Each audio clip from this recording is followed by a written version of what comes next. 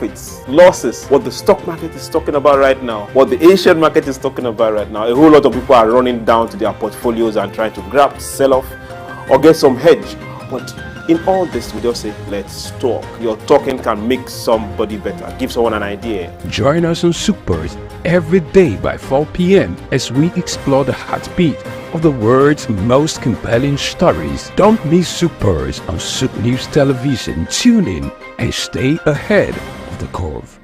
In today's fast-paced world, staying ahead of market trends is crucial. Whether you're an investor, a business owner, or just curious about the economy, you need reliable, up-to-date information to make informed decisions. When we pay our tax, or when participants pay or contribute their tax, there will be development in such an organization or country. It's the Ministry of Marine and Blue Economy that is going to address that alone. The National Security Advisor and the Office of the President also need to see to it to ensure that the security situation is being addressed.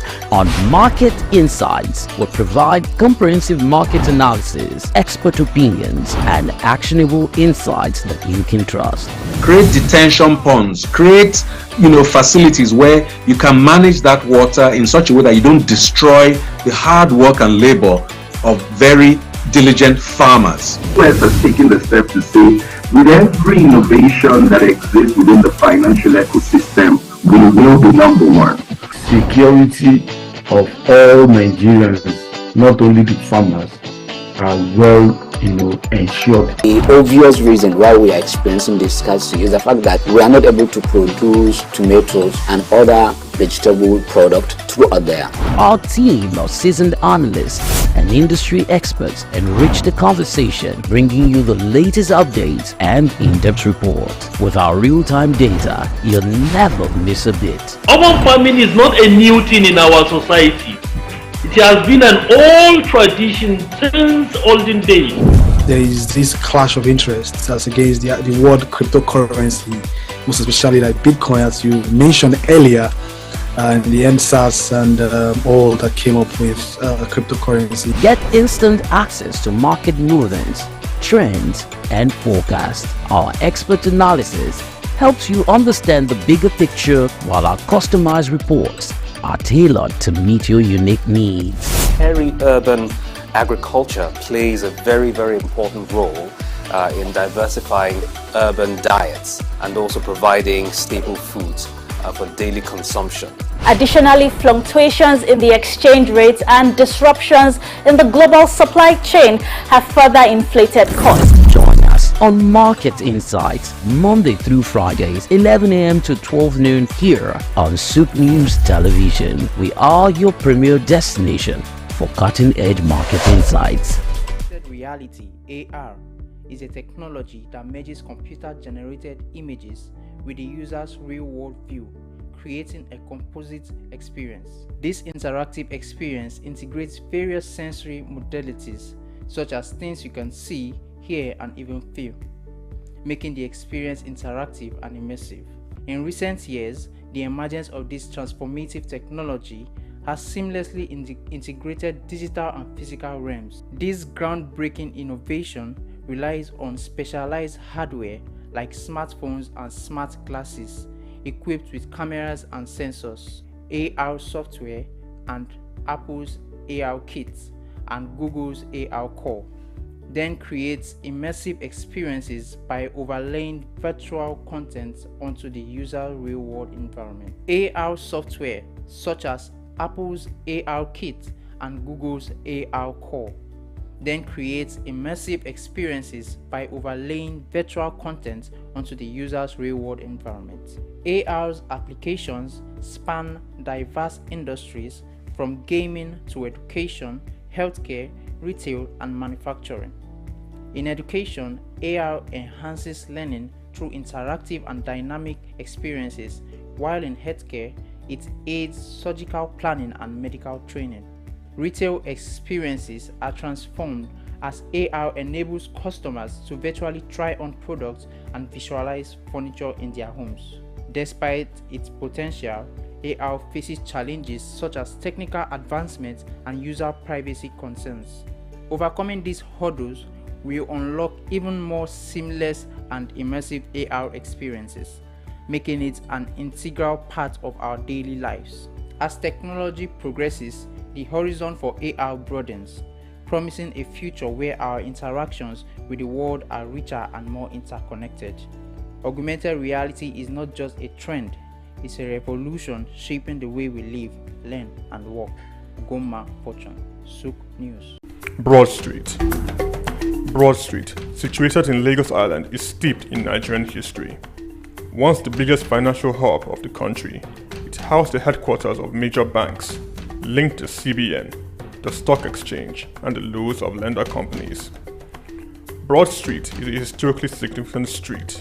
It has played a central role in the development of Lagos and history, an important commercial and administrative center for the British colonial authorities. It was also home to some of the city's earliest modern buildings. Broad Street was a residential area in the pre-colonial era. With the British came the Methodist Boys High School in 1878 and the Broad Street Prison in 1882, renamed Freedom Park. The General Hospital, which was a British military hospital, was built in 1893, being the first general hospital in Nigeria. The old British Secretariat building, which is now the Federal Ministry of Justice, was built in 1906.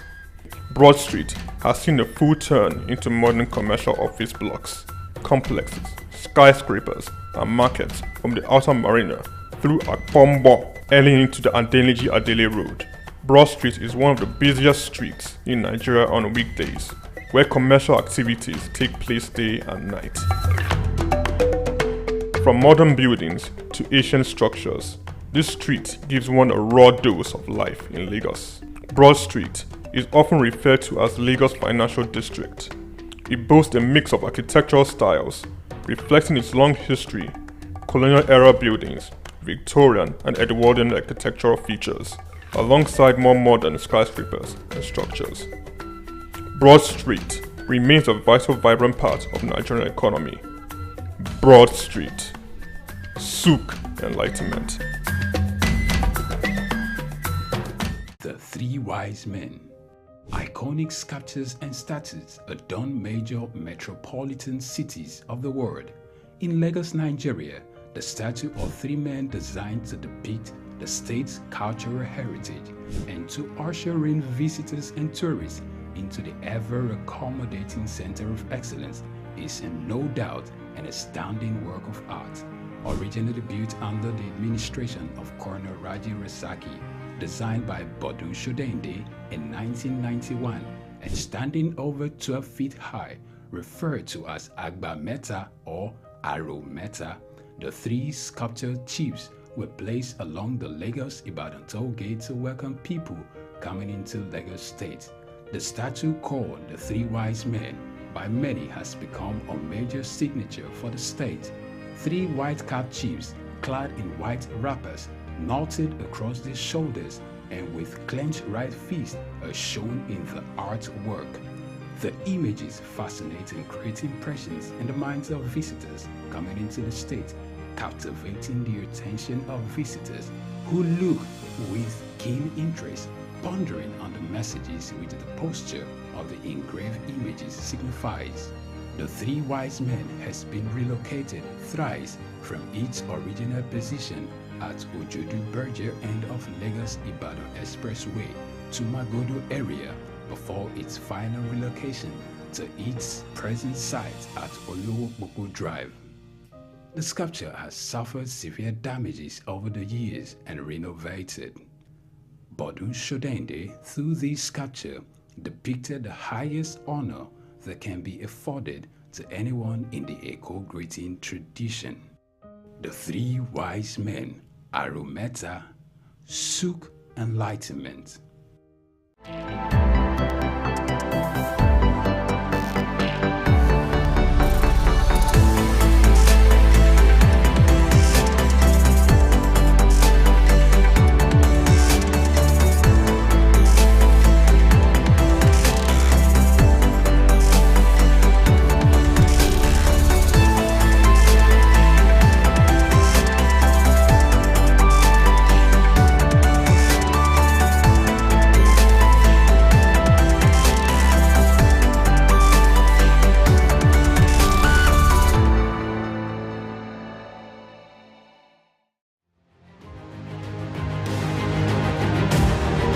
world of business is one filled with men and women willing to dine with risk. And when we seek African business shapers, we see individuals who have denied self to build conglomerates. From controlling over 90% of diesel trade in Nigeria, to almost throwing in the towel, then getting on the Forbes list, we present Olufemi Peter Otedola.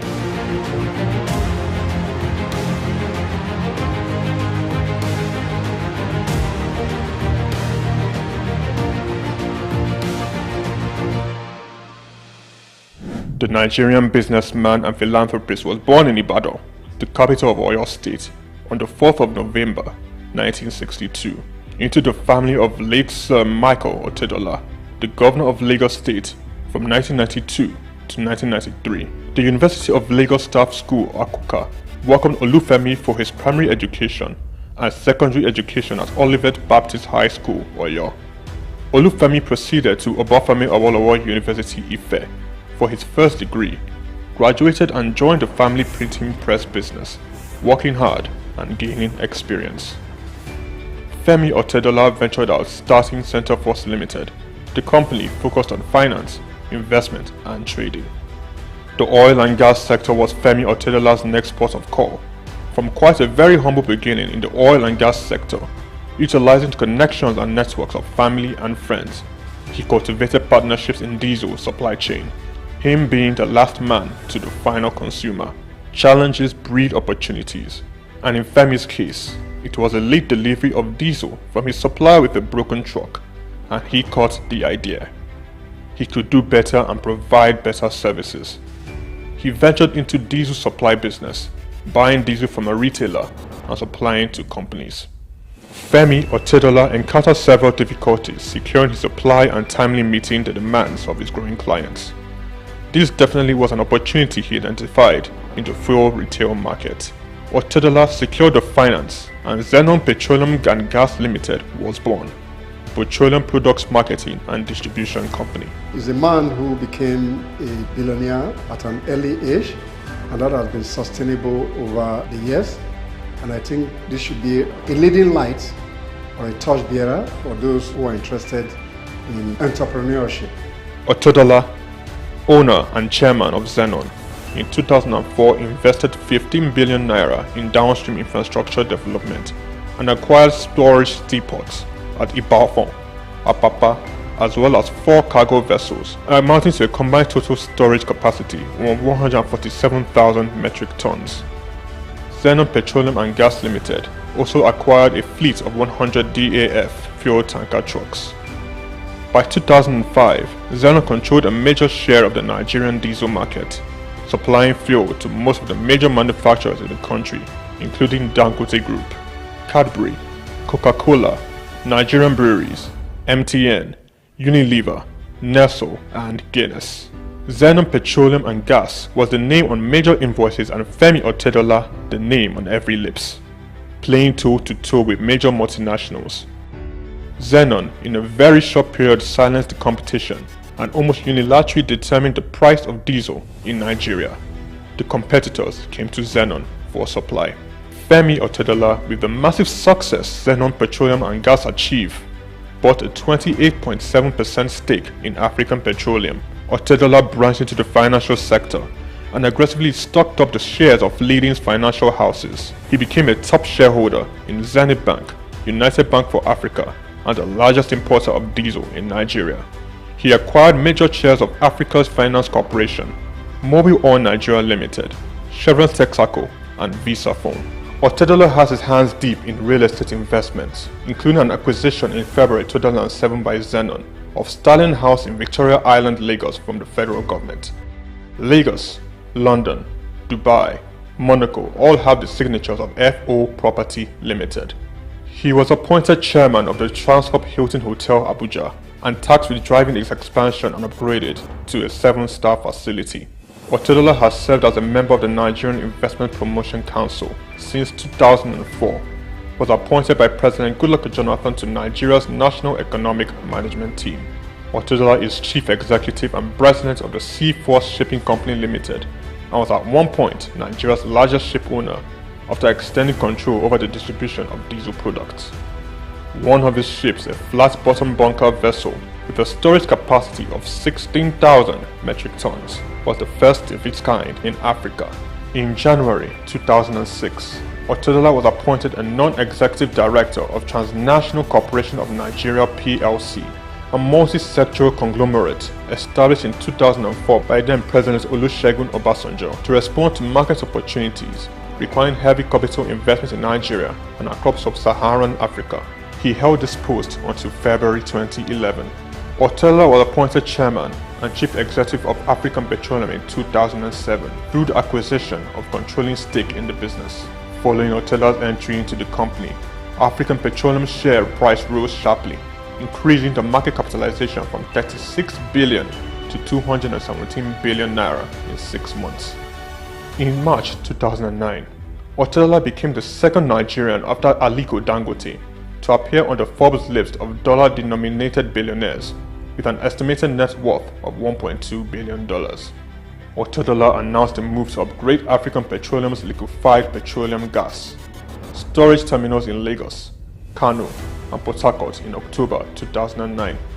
Harsh economic conditions necessitated by the slump in the oil prices and credit squeeze of 2008-09 led African Petroleum to record a loss in 2009. With the world oil price crash came difficult moments for Zenon and Otedola. He was very close to complete bankruptcy. By selling some of his assets and turn them into liquidity that helped him to pay off his outstanding debts, particularly with the banks. I think this is very remarkable in the sense that to a very large extent is driven by core personal values, where he could have made a decision to file for bankruptcy, which is not really popular in Nigeria. But that decision he made to be able to pay his debt off shows a man that is disciplined, a man that is driven by value, and to that extent, these lessons can be taken by other entrepreneurs who want to venture into some uncertainty when they make business decisions. I said to myself, I was not going to have friends and enemies. I was going to have only competitors. I had two options: commit suicide or weather the storm. African Petroleum, rebranded in December 2010, changed its name to Fort Oil PLC. Otedola paid his near $1 billion debt and invested in the financial industry, making him a top shareholder in Zenith Bank and United Bank for Africa. Otedola restructured the business, focusing on technology and improved corporate governance, and in 2012, Fort Oil returned to profit.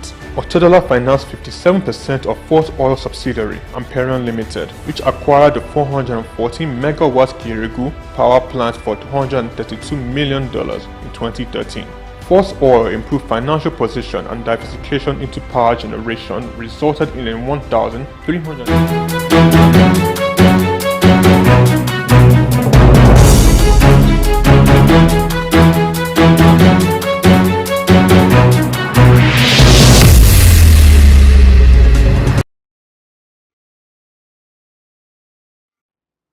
Hello there again, good morning and welcome to Market Insight for a week starter edition here on SOUQ News Television. I'm hoping you had a brilliant weekend. It's time for us to take a look at all the matters that affect the market as aware and also shape thought processes regarding these issues that affect the market and affect your businesses and or the smaller and wider economy. Welcome once again. I am David Chiedu, and today on the program we're taking a look at what is going on in Libya, the current oil shutdown there, and how it is going to affect the African continent, first of all, the global economy, of course, and of course circling back here to our very own Nigeria, who is a big player as far as the oil producers in the world are concerned. This morning we are joined, in fact we do have the privilege of being joined by one of our own. He's Mr. Sam Oroje. He is a public affairs analyst, a public and international affairs analyst. Good morning, sir. Thank you for joining us. David.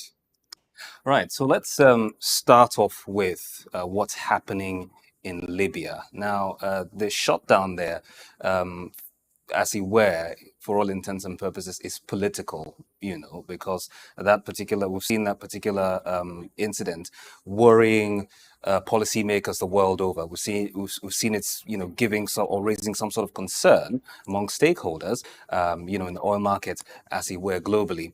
And last week, as a matter of fact, it fell to half, by about 450,000 barrels per day, which was, as it were, a response by the Eastern government to what the originally or the internationally recognized Western government in that country had, initially done. So again, as I said, it's raised some concerns in the League of Oil Producers, globally, as to what is going to happen to the major players under OPEC and OPEC Plus, as you were. And of course, back here in Nigeria, there are also some concerns as to what it would mean for us economically, what it would mean for our energy sector and our drive towards diversification. So for starters, let's, get our bearing from what the global market would look like, what the implications for the global market would look like following what has happened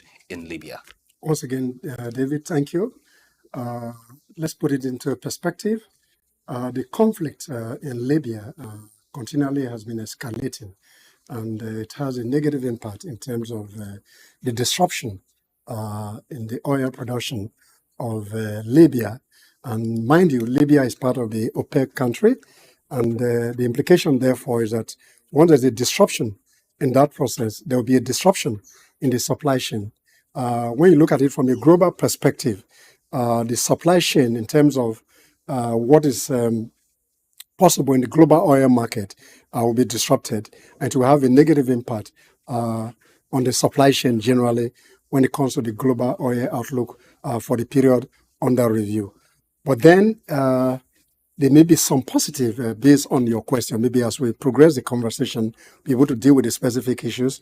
Nigeria is a member of the OPEC countries. By implication, there's a likelihood why Nigeria is independent of Libya in terms of the daily production quota as a mark by OPEC.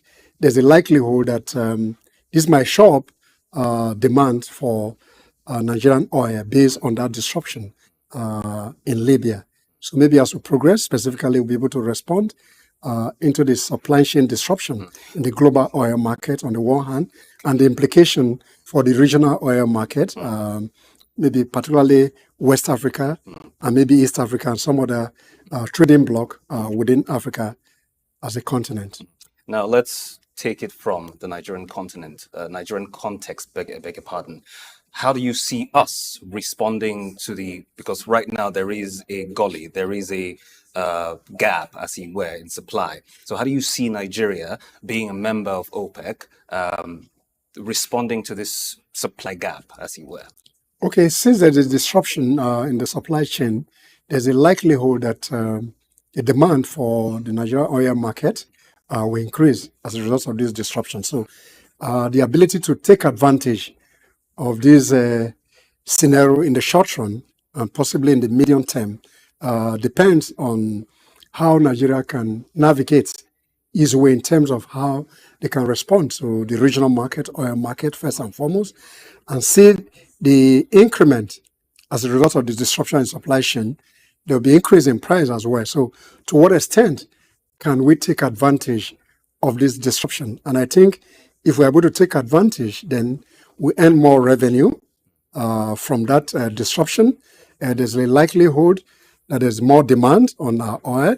Then there will be increase in terms of how we play at the regional oil market. And globally, some people who takes oil from Libya, since they are not able to get it as a result of the tension, there's a likelihood that they might look towards Nigeria for import of that product. So the extent to which we can take advantage on this gap rely essentially on the management of NNPC to take advantage of this disruption. Now, there's a school of thought that Libya originally would always bounce back from this sort of what do I call it, this sort of setback, so to speak, because initially they were hinging on, the prices, as you were, oil prices remaining low so that they can, so they don't fall short of what is expected as far as the quota is concerned. But in this case, there are, as I said, stakeholders who believe that before too long they will bounce back. Now, given where we are and how our own system is shaped, and despite the fact that we have our own problems, do you see us actually, leveraging on our membership of OPEC to really dig in and, take the advantage while it does last? Because, you never know what might happen tomorrow. From the perspective of competition, and I think, not speaking for the NNPC, you should be able to take advantage of what is happening in Libya to show up some of the exports that they are able to make during this period. Mind you, Libya will always come back from their political tension and they will bounce back. But in the interim, that gap, Nigeria should take advantage of that disruption and to see how best they can take advantage of the shortfall in their quota and see how we can improve on our quota, on daily quota in terms of production, so that that can show up revenue in terms of what comes to the country, and see how they can play even at the regional market and remain competitive while this tension in Libya remain. Now, let's speak more about our economy and what this would mean. Taking into consideration where we are with regards to revenue, and you know that a lot of what we make comes from that particular sector. So, given the immediate issues at this point in time, how exactly do you see it impacting the Nigerian economy, particularly with regards to revenue and our fiscal policy? I think what is important is that when there's a gap in terms of disruption of supply globally or regionally, and we're able to take advantage of that gap, then we earn more revenue, we stay competitive and take advantage of some of those who normally will have imported oil and gas from Libya. And since that gap exists, then we can take advantage and show up our revenue, because we actually have a need for incremental revenue currently because of the shortfall vis-a-vis the amount that is available for capital expenditure and recurrent. So if we're able to exploit this opportunity, then it will increase our revenue profile. And once our revenue profile increases, it will impact positively on the economy. Because once you're able to get more revenue, then government has sufficient funds to be able to take care of welfare and security, as it were. Now let's go on a tangent to what we are doing with regards to, diversification plans in the energy sector. For what seems like forever, we've hinged most of our exports, as you were, and all of what constitutes our GDP to the oil and gas sector. But in this case, still speaking about what's happening in the energy sector or in the oil and gas sector, we're looking for other ways to veer off on a tangent, and while we still maintain what we have currently as constituted, we can have other means to produce what we produce and make it cleaner, as it were. So in this regard, considering what's happening there, what exactly is going to be the impact, the immediate impact, dare I say, on our diversification, that's our energy transition or diversification plan or agenda under the current administration? Because I reckon it didn't even start here and now. It started a while back. So can you help us draw a nexus or draw a connection between, what we had and what we have vis-a-vis what's happening in Libya?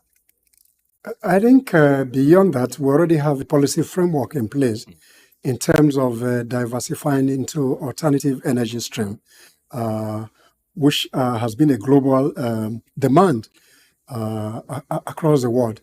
But what is key here is to what extent can this gap show up revenue, and to what extent does the government diversification policy will impact on the economy? But if you talk about alternative energy, it terms of transitioning, I think Nigeria is trying to make a transition in that regard, and that will impact generally on the economy.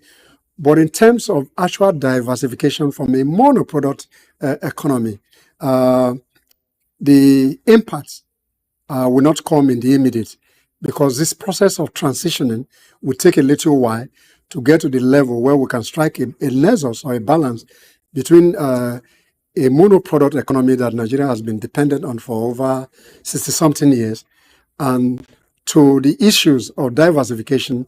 To a very large extent, the government, in my view, had paid lip service over the years when we always talk about diversification, and we are not really putting investment into the other sectors, particularly agriculture and other revenue drivers that can level up in terms of the revenues that we get from oil and gas.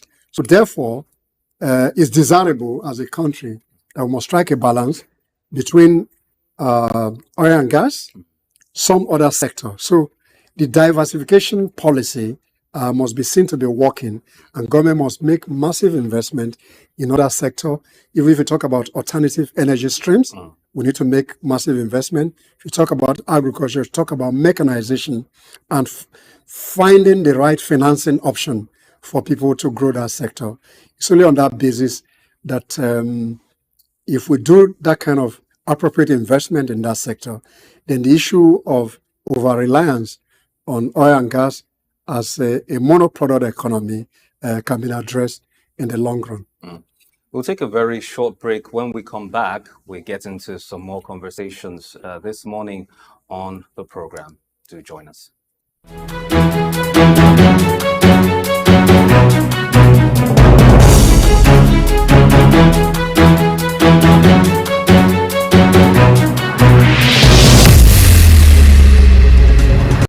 In today's fast-paced world, staying ahead of market trends is crucial. Whether you're an investor, a business owner, or just curious about the economy, you need reliable, up-to-date information to make informed decisions. On Market Insights, we'll provide comprehensive market analysis, expert opinions, and actionable insights that you can trust. Our team of seasoned analysts and industry experts enrich the conversation, bringing you the latest updates and in-depth reports. With our real-time data, you'll never miss a bit. Get instant access to market rulings, trends, and forecasts. Our expert analysis helps you understand the bigger picture, while our customized reports are tailored to meet your unique needs. Peri-urban agriculture plays a very, very important role in diversifying urban diets and also providing staple foods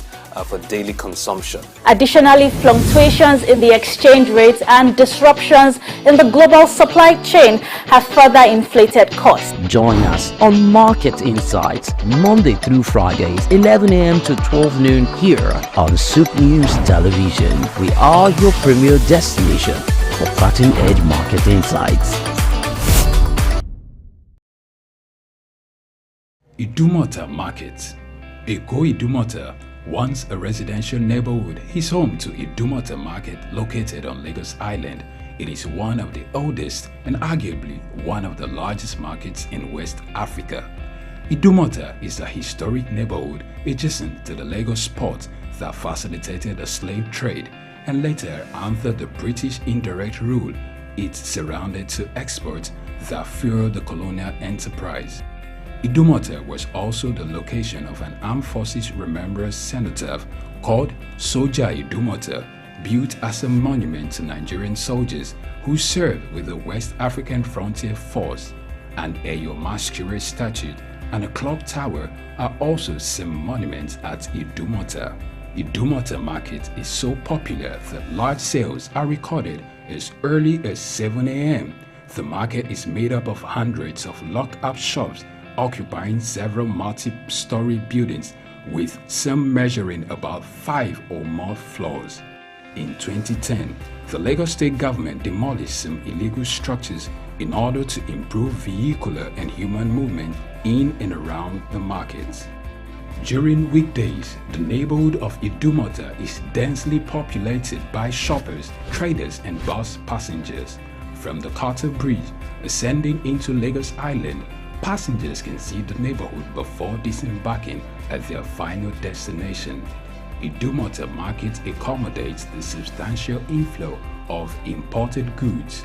The bulk of import from abroad are routed first through Idumota and then on to other markets through Nigeria and other West and Central African countries.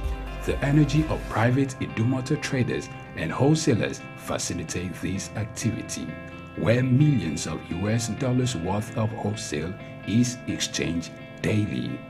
Idumota Markets, SOUQ Enlightenment.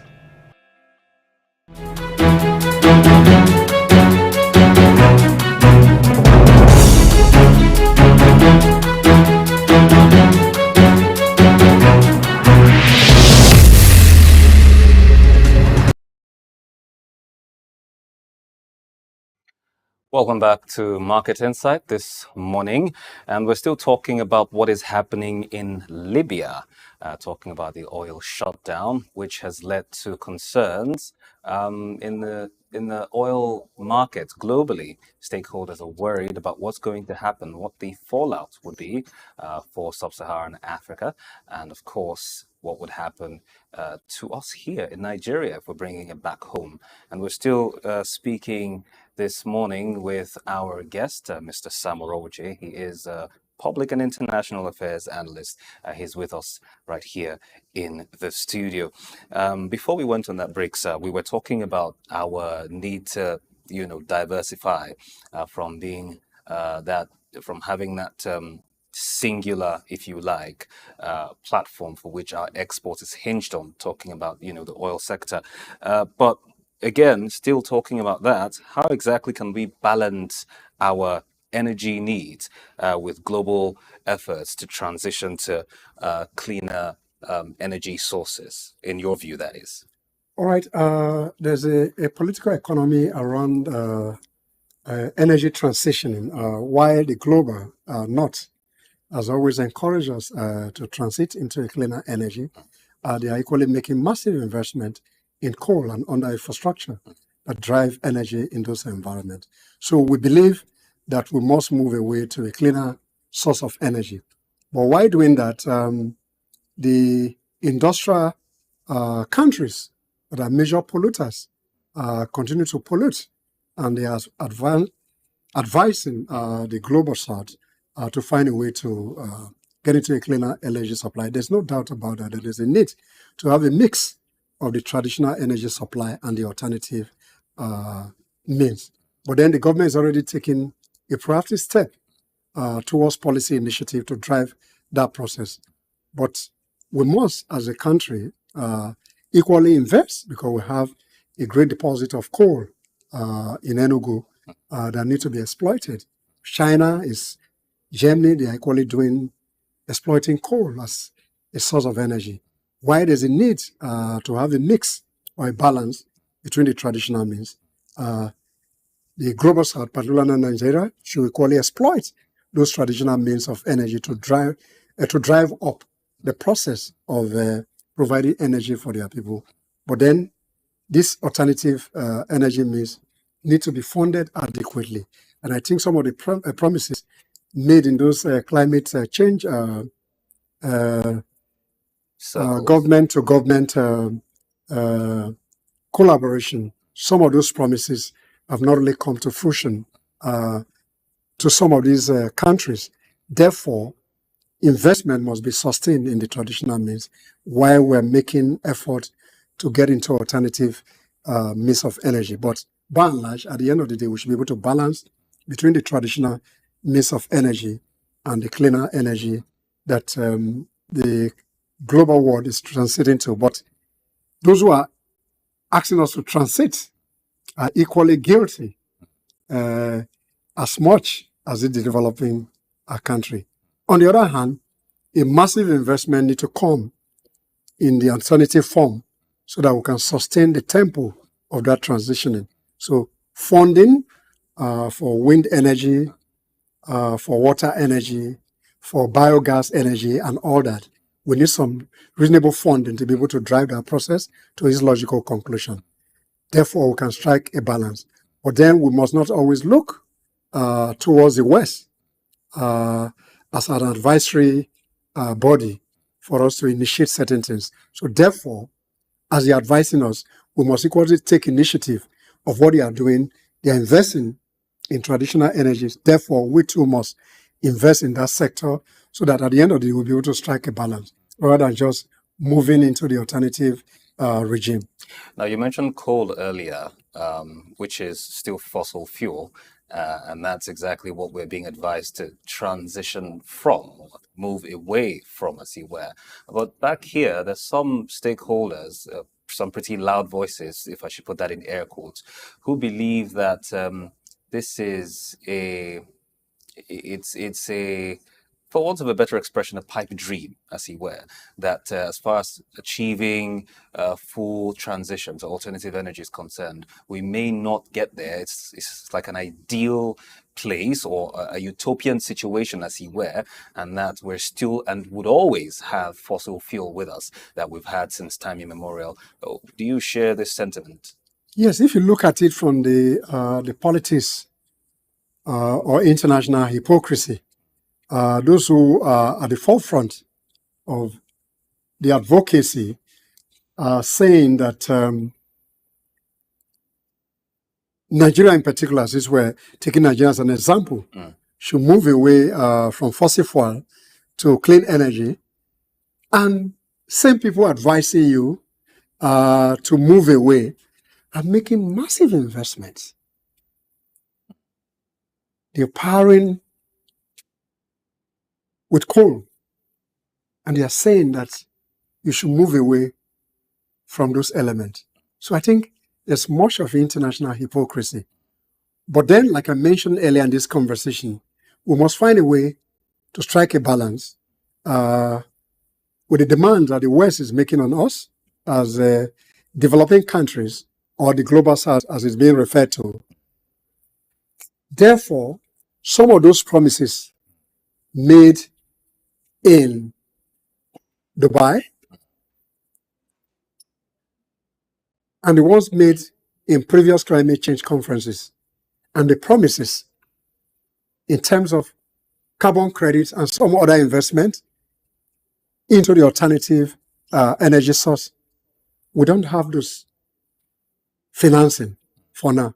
Therefore, why it's expedient to transit into a cleaner energy, it's also important that those who are selling this idea to us are equally using the traditional fossil fuel to drive their source of energy. Therefore, we must be careful to strike a balance and understand the politics involved, what I call the international conspiracy. When anything comes from the West, it becomes something that we must work with. Whereas those who are advising us are, to a large extent, say, practicing what they are asking other people to practice. So they must remove the politics, as it were. Alternative means of energy is important. That will create some jobs. That will create some new initiative for people who operate in that sector. But we must strike a balance in the short run, even in the medium and the long term. Now, away from that, do you see there being any risks associated with this incident that happened in Libya, or the development, as it were, happening in Libya?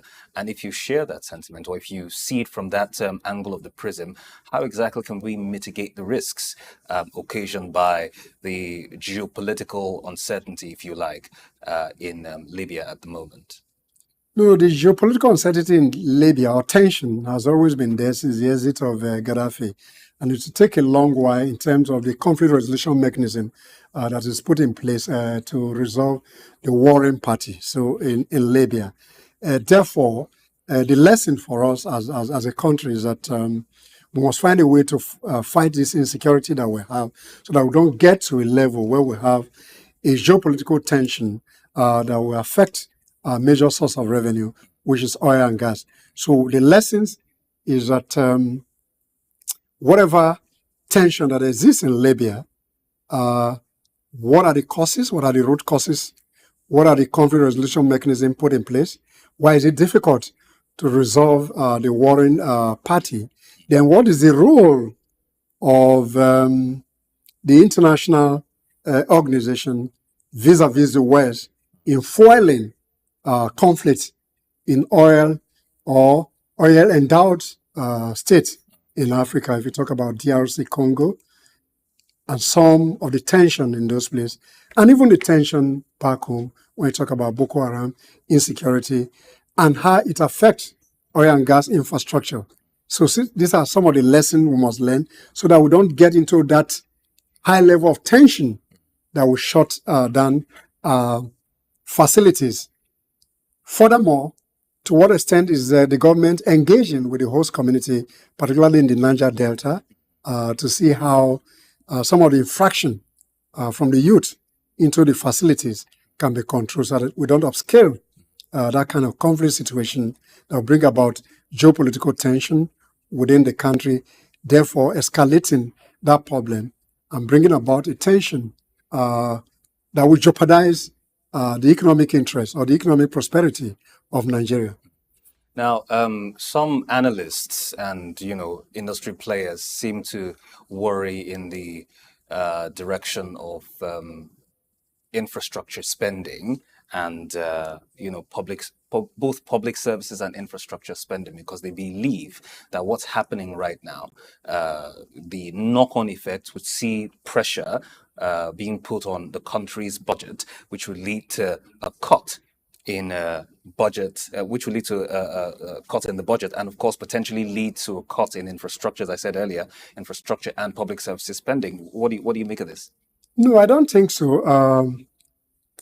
That tension, if it's well managed and we're able to leverage on it, it was supposed to be beneficial to us because, like we mentioned earlier, that disruption in the supply chain that comes from Libya in particular has created an avenue for that country, particularly Nigeria, to take advantage of that gap and see how they can provide a supply that will fit into that gap and we can earn additional revenue.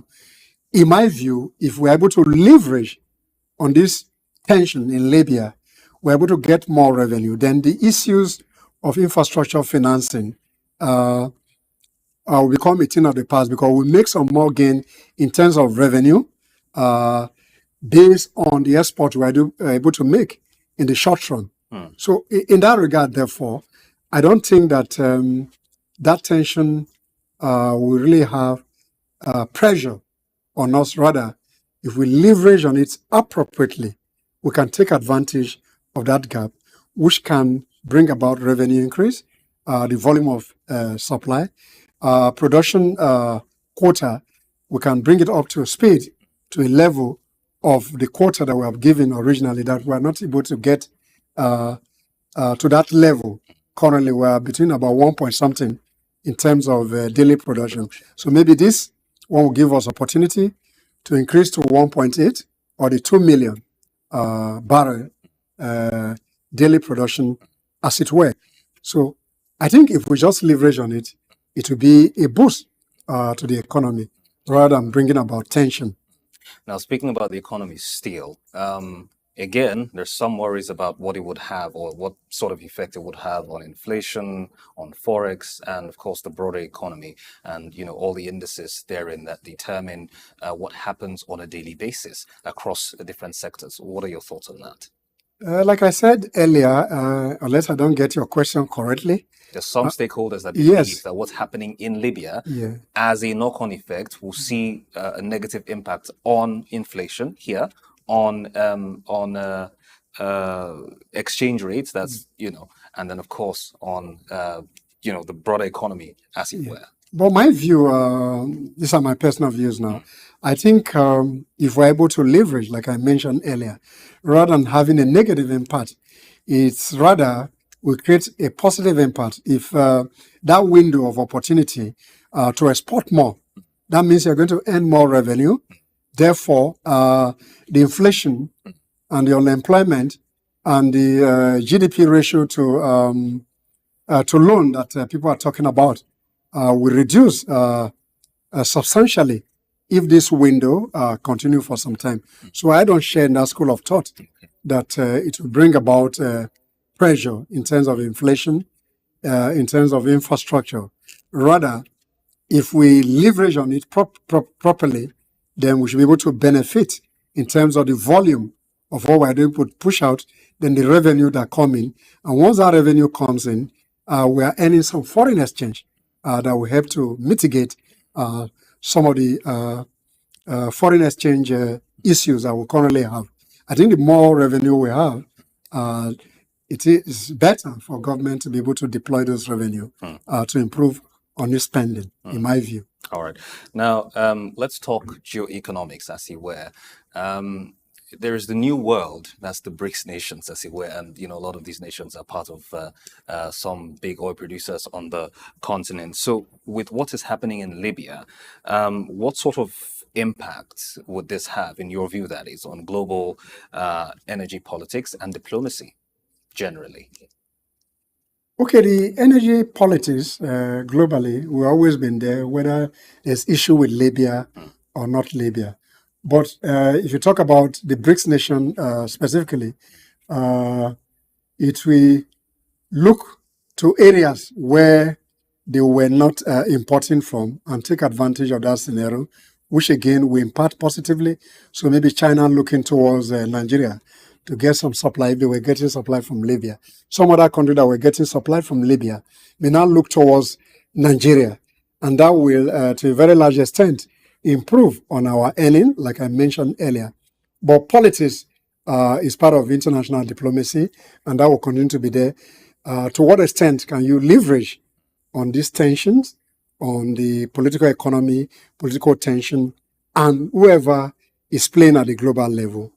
Whatever it is the politics of leveraging on these short gaps that is important to a particular nation. So like they say, what is important is our national interest. So if this tension favors us for a little while and we can exploit the advantage, whether we're dealing with the BRIC nation in terms of exports, in the short run, that will be good for us. In addition to that, the over-reliance on the dollar as a means of international trade will reduce substantially, because BRICS nations are looking for alternative ways of providing financing without using the dollar as a unit of transaction. So, and more people are coming to that economic union, the BRICS. Some country has come in there. So if we can take advantage of the relationship that now exists among those BRICS nations and we exploit it to our own advantage in terms of the resource endowment that we have, that in the long run will help us show up our revenue, and that will improve on the economy. Now we're big players on the continent and in the region, and by virtue of our status, we should be, integral to global energy policy shaping. So, in your view, how can we, be this ideal quote-unquote global partner? How can we, what role can we play in shaping global energy policies, as it were? As a member of OPEC, we're already a major player. Yes, we are. In terms of being a cartel member of oil-producing, exporting countries of the world. So Nigeria is a major player, and Nigeria has been represented at the highest level of policy making of that union. So therefore, I think as a major oil exporting producing country, we have been a major player. But when you talk about the politics of the West versus Africa, that's a different ball game. And I think we will not be able to deal with it from this conversation. But the international conspiracy, international politics will be a major currency in international trade. How you play depends on how you're able to leverage on your power currency, on your resource endowment, and how you relate with players in the global arena. So the politics depends on how you play, depends on who are your friends, who are your enemy at a particular point in time. But what is constant is your permanent interest and what help in driving your national interest. But in terms of global policies, oil and gas, we're already a major player since we're one of the largest producer. And in terms of the hierarchy of leadership at OPEC, Nigeria has always had its way at the highest decision-making process. In that regard, therefore, I think we're a major player in that industry. All right. That's more or less where we're going to pull the curtains down on today's edition of Market Insights. We've been talking about what's happening in Libya with the shutdown, with the oil shutdown, that is, occasioned by political tension there between the East and Western faction, which is, of course, the latter being internationally recognized. Of course, we know that it didn't exactly start today. It started well over a decade ago under the regime of Muammar Gaddafi. And right now, players, both on the global scene, on the continent, and even in the country, are worried, wondering what the implications will be for them economically and geopolitically, which of course we have been talking about. Our guest this morning has been Mr. Sam Oroche. He is a public and international affairs analyst, and he's given us his thoughts regarding some of these issues today on the program. Many thanks, sir, for joining us. My pleasure, David. On the program. Thank you for having me. Right, and we will take a very quick look at what is happening on the currency market and give you the updates both on the official and the parallel markets. The dollar on the official market today, Monday, the 9th of September, is trading to the Naira at 1,575 Naira, to the pound sterling, 2,095 Naira, to the euro, 1,773 Naira. And on the parallel markets, the Naira to the dollar trade is 1,000, or exchange rather, is 1,607 Naira. And to the pound sterling, it is 2,102 Naira. To the euro, 1,783 Naira. That's what it looks like both on the official and the parallel markets. Many thanks for joining us on the program. Until another time, we'll bring you another edition of Market Insight. Do have a wonderful day and stay close to your mobile devices or your TV set as we bring you much more engaging and insightful programming. And do follow us on social media. You'd find that scrolling on your device. Thank you again for watching. I am David Chiedu. Good morning.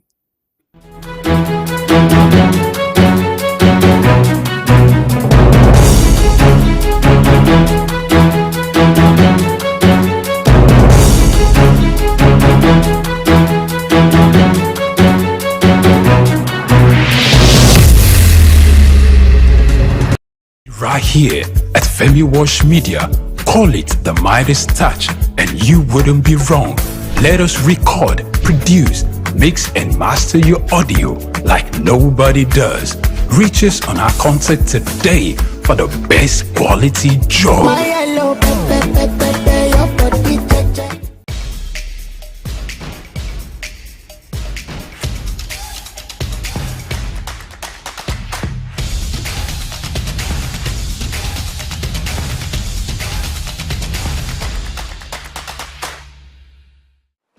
Welcome to another edition of Inside Life, where we have exclusive communications and discussions and every other thing about special people from across the country, across the city, and at large across the world. Today on the show, we have a very, very special guest. He needs no introduction. His name precedes him. His work precedes him. Cocoa has more than tripled in costs over the past year and is up 129% this year. The rise in cocoa prices is likely due to a global cocoa shortage. Climate change-induced drought has ravaged crops in West Africa, which contributes around 80% of the world's cocoa output. According to the International Cocoa Association, global cocoa supply will decline by almost 11% over the 2023-24 season. The world produces nearly 6 million tons of cocoa beans each year, and consumers may begin to feel the impact of this shortage by the end of this year or early next year. Nigeria's cocoa earnings in the first quarter of this year surged by 279%, driven by sharp increase in its prices in the international market. Data from the National Bureau of Statistics (NBC) indicates that in the first 3 months of the year, the value of cocoa exports totaled 408.66 billion naira. This represents an increase of 279% from the 179.5 billion naira recorded in the first 3 months of 2023. When compared to the preceding quarter, total cocoa exports increased by 138% from 117.29 billion naira recorded in the preceding quarter. Despite the significant depreciation of the naira in the first quarter of the year, the dollar value of cocoa exports saw a significant increase both year-on-year and quarter-on-quarter. There was a 63.3% increase in the dollar value of Nigeria's exports between the fourth quarter of 2023 and the first quarter of 2024. Using the closing rate of the dollar to the naira at the end of December 2023, cocoa exports for the period stood at $188.83 million.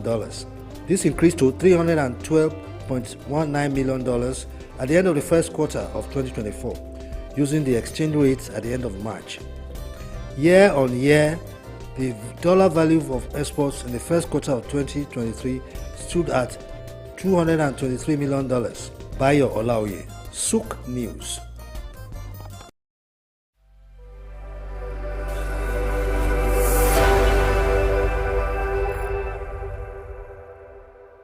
One thing that worth being treasured and celebrated is having a family of intellect, especially a father full of wisdom to lead aright. On Saturday, April 20th, a heartwarming ceremony unfolded at Brookstone School Hall in Owode-Onirin, Ikorodu, Lagos, as the UK-based Nigerian Pa Michael Onafuye launched 3 inspirational books. The event not only marked the culmination of Pa Onafuye's literary endeavors but also served as a testament to his zeal for intellectual exploits, spiritual gifts and guidance, as well as laid down legacies for his family. The books titled War Against Limitation, Maximizing Divine Mandates of God on Your Life, and God's Word of Assurance is Your Sure Word of Insurance, brought together family, friends, and religious leaders from within and outside the community.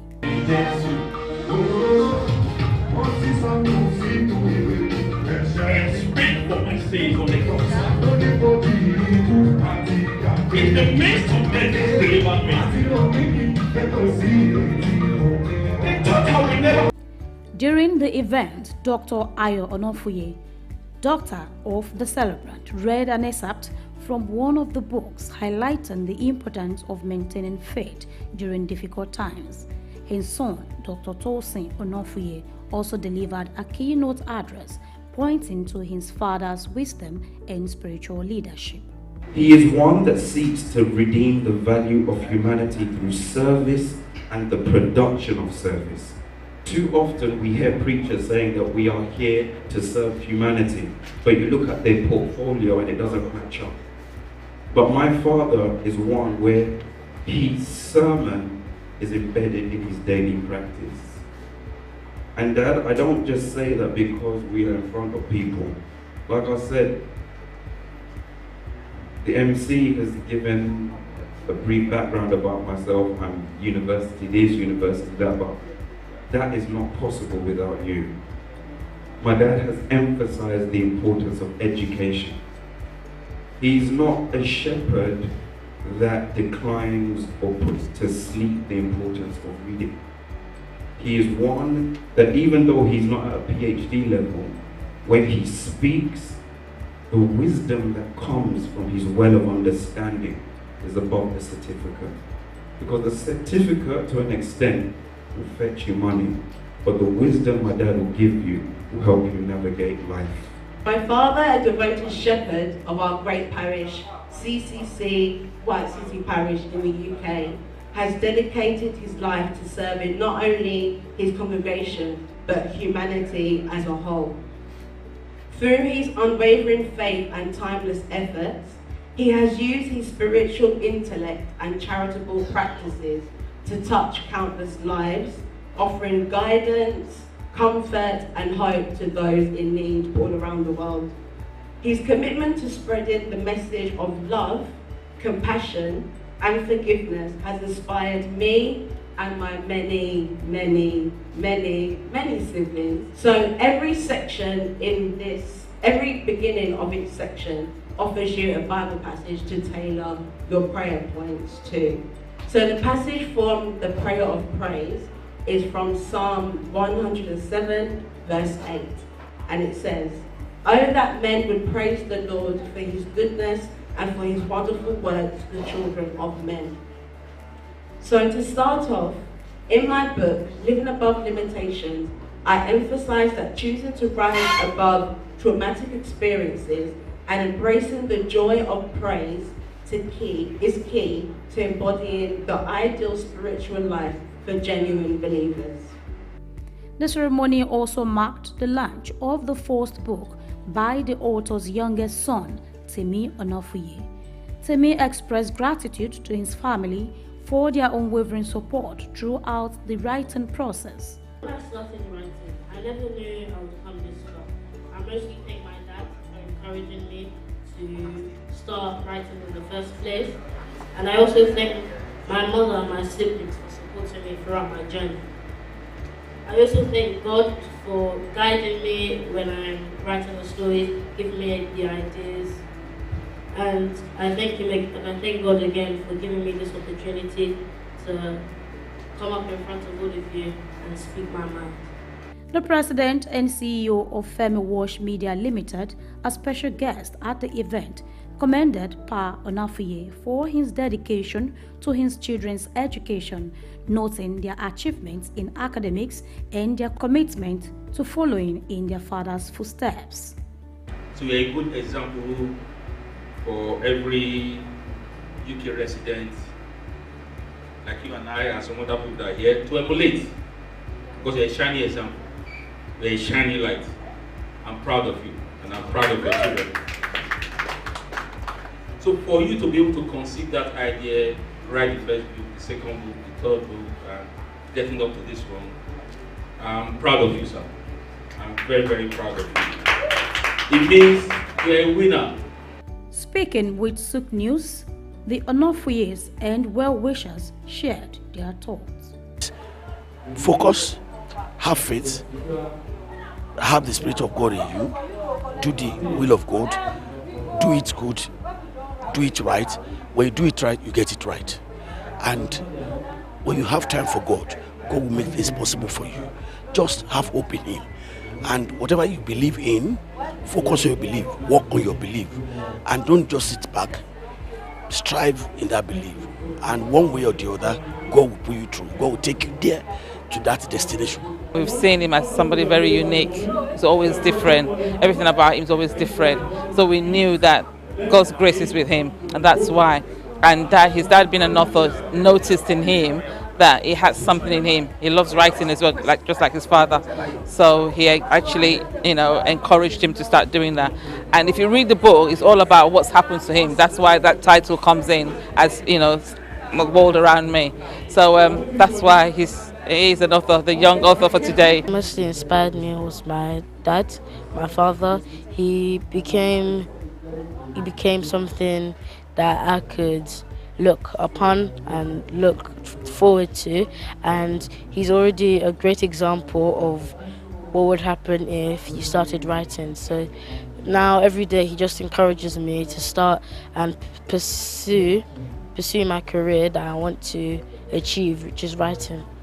To be fair, I saw him go through a few challenges, which hasn't always been easy, obviously, as his child, but at the same time it was remarkable the way he came from those challenges and how he handled them first of all, and then what he produced through those challenges, and that's always been something that has inspired me. We've been for a few years, and since I've been with him, I really like him. I really enjoy him. Having him as my in-law because he's very quiet, jovial, then intelligent. Then accommodative and very spiritual. So I learned a lot of him from him. Even I told my niece that I feel jealous of him. One thing I want to say mostly that I know about him is he's always learning. As he is always learning, he's always also teaching you.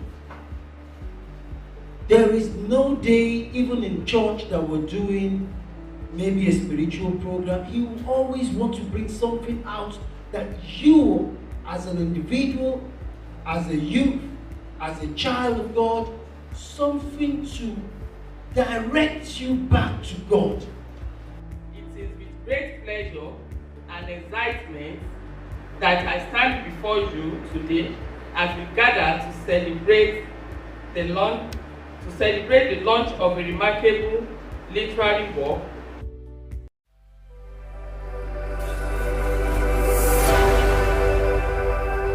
Sub-Saharan Africa, where commerce meets progress.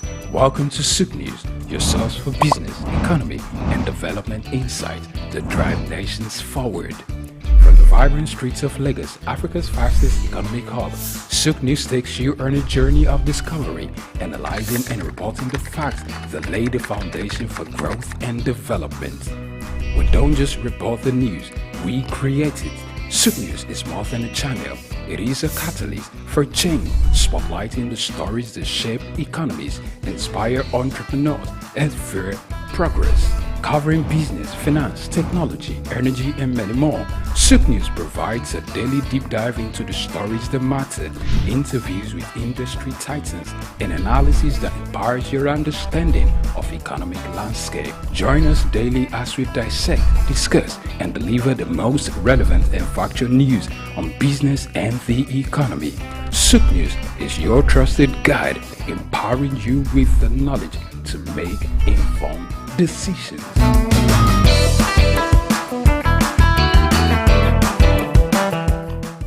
We've got just what you need right here at Femi Wash Media. Call it the Midas touch and you wouldn't be wrong. Let us record, produce, mix and master your audio like nobody does. Reach us on our contact today for the best quality job.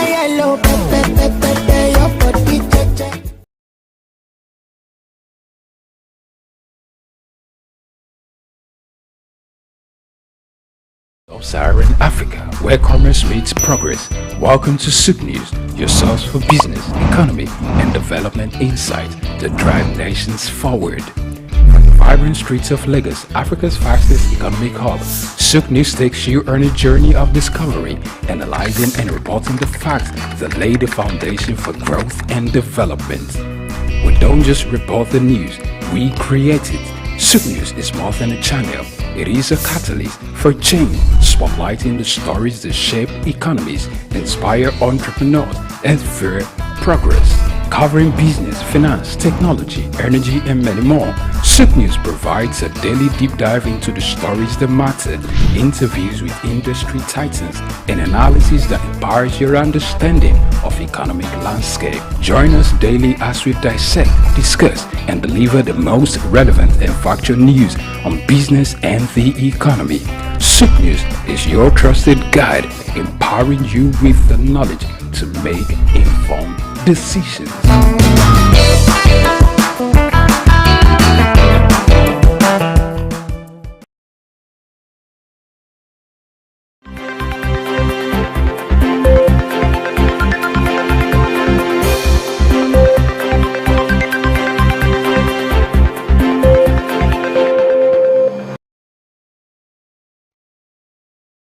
Welcome to the news update on SOUQ News Television. I am Grace Komalafe. The Central Bank of Nigeria, CBN, has revealed that the federal government of Nigeria spent $2.78 billion on debt servicing in the first 7 months of 2024.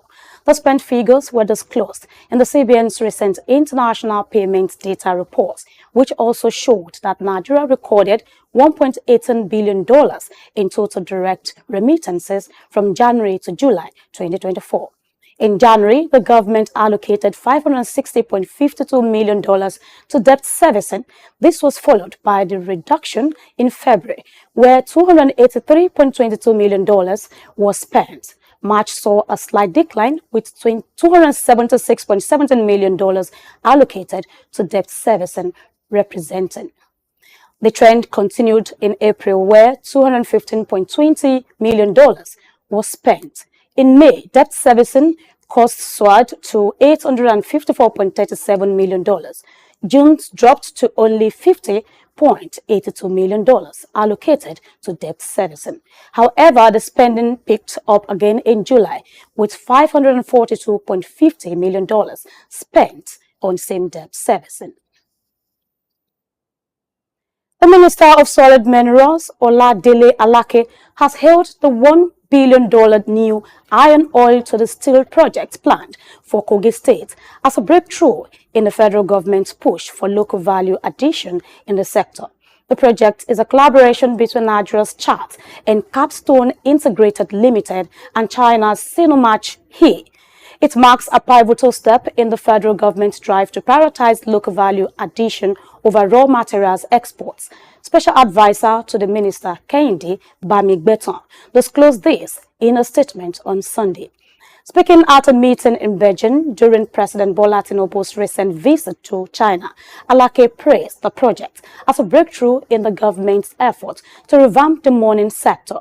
Alake also said that trade balance between Nigeria and China is over $1 billion in favor of China because the minerals imported from Nigeria are essentially in raw forms. According to him, once Nigeria starts to export finished or semi-finished value-added mineral products, our balance of trade will be more valuable and our foreign exchange earnings will improve. Away from that, Chief of Staff to President Bola Tinubu, Honorable Femi Gbajabiamila, has advised the Nigerian youths to embrace leadership responsibilities and support the current administration's effort at tackling the social and economic crisis currently confronting the country. Gbajabiamila gave the advice during the third graduation of the Fellows of the Legislative Mentorship Initiative, LMI, held at the National Institute for Legislative and Democratic Studies, NILDS, Abuja. At the ceremony, Gbajabiamila urged the youth not to be afraid of the current situation of the country because similar economic and social crises were happening in many countries of the world. He urged them to embrace leadership trainings with a view to coming up with ideas that could help leaders at all levels and tiers of government in their attempt to rescue the country from its current challenges. He congratulated the 50 new fellows of the LMI program, saying today marks are more than the completion of your journey through the LMI fellowship program. It signifies your readiness to step into the arena of public service, to embrace the responsibilities and challenges that ties ahead of the leaders. And that's the news updates at this hour. Many thanks for watching. I am Grace Komalafe. Good afternoon.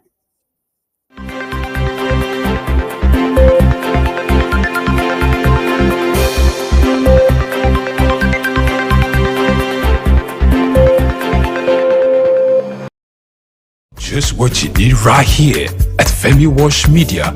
Call it the Midas Touch and you wouldn't be wrong. Let us record, produce, mix and master your audio like nobody does. Reach us on our contact today for the best quality job.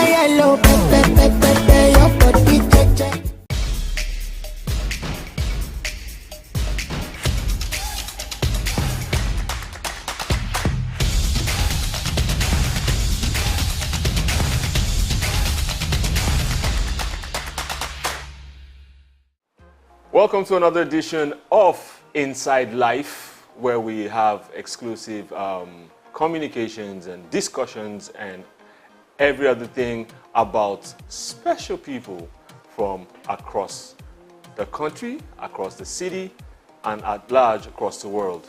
Today on the show, we have a very, very special guest.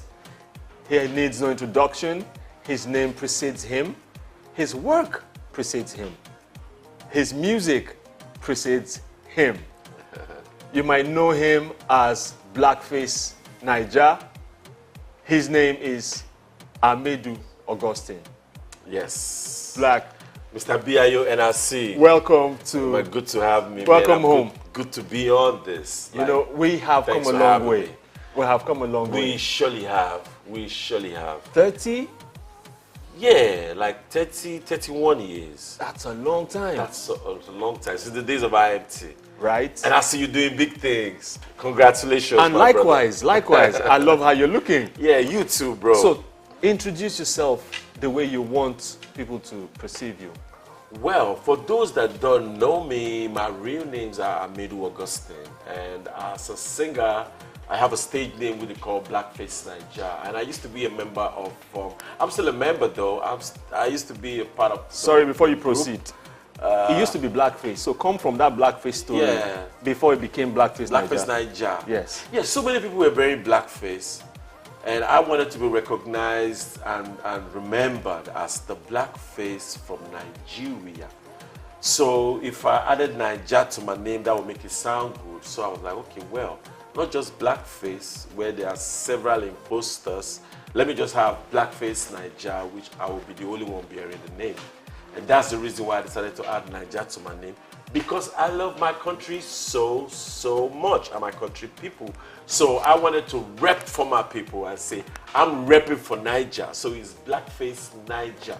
Hate it or love it, that's Blackface Niger. So I hope there are no lawsuits, because I know some other people that had name changes and from common sense to common and all that stuff. Yeah. I know they had lawsuits, they had court things and all stuff. Yeah. They wrote him and they said, listen, stop using this name, if not, ... you know. Maybe there was a common before. Yeah, that's what I'm saying. The people that were common sense. They were common sense. Oh, so you're saying common didn't have that? No, so he had to take out the sense and he became common. So I hope that's not what happened. That's not it. It's just totally different from mine. So you were going on with your introduction, please. Yeah, so Blackface Niger, and people know me as the leader of the band Plantation Boys.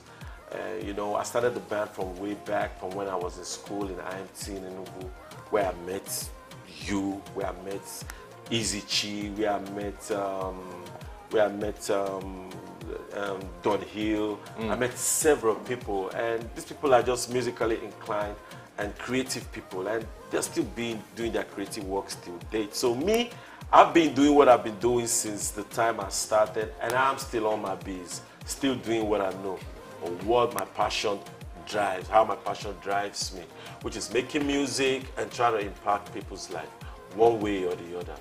You know, that's just my... Blackface Niger, you have done this so long, so I'm going to ask you some pertinent questions about the music. Okay. Some intricate questions.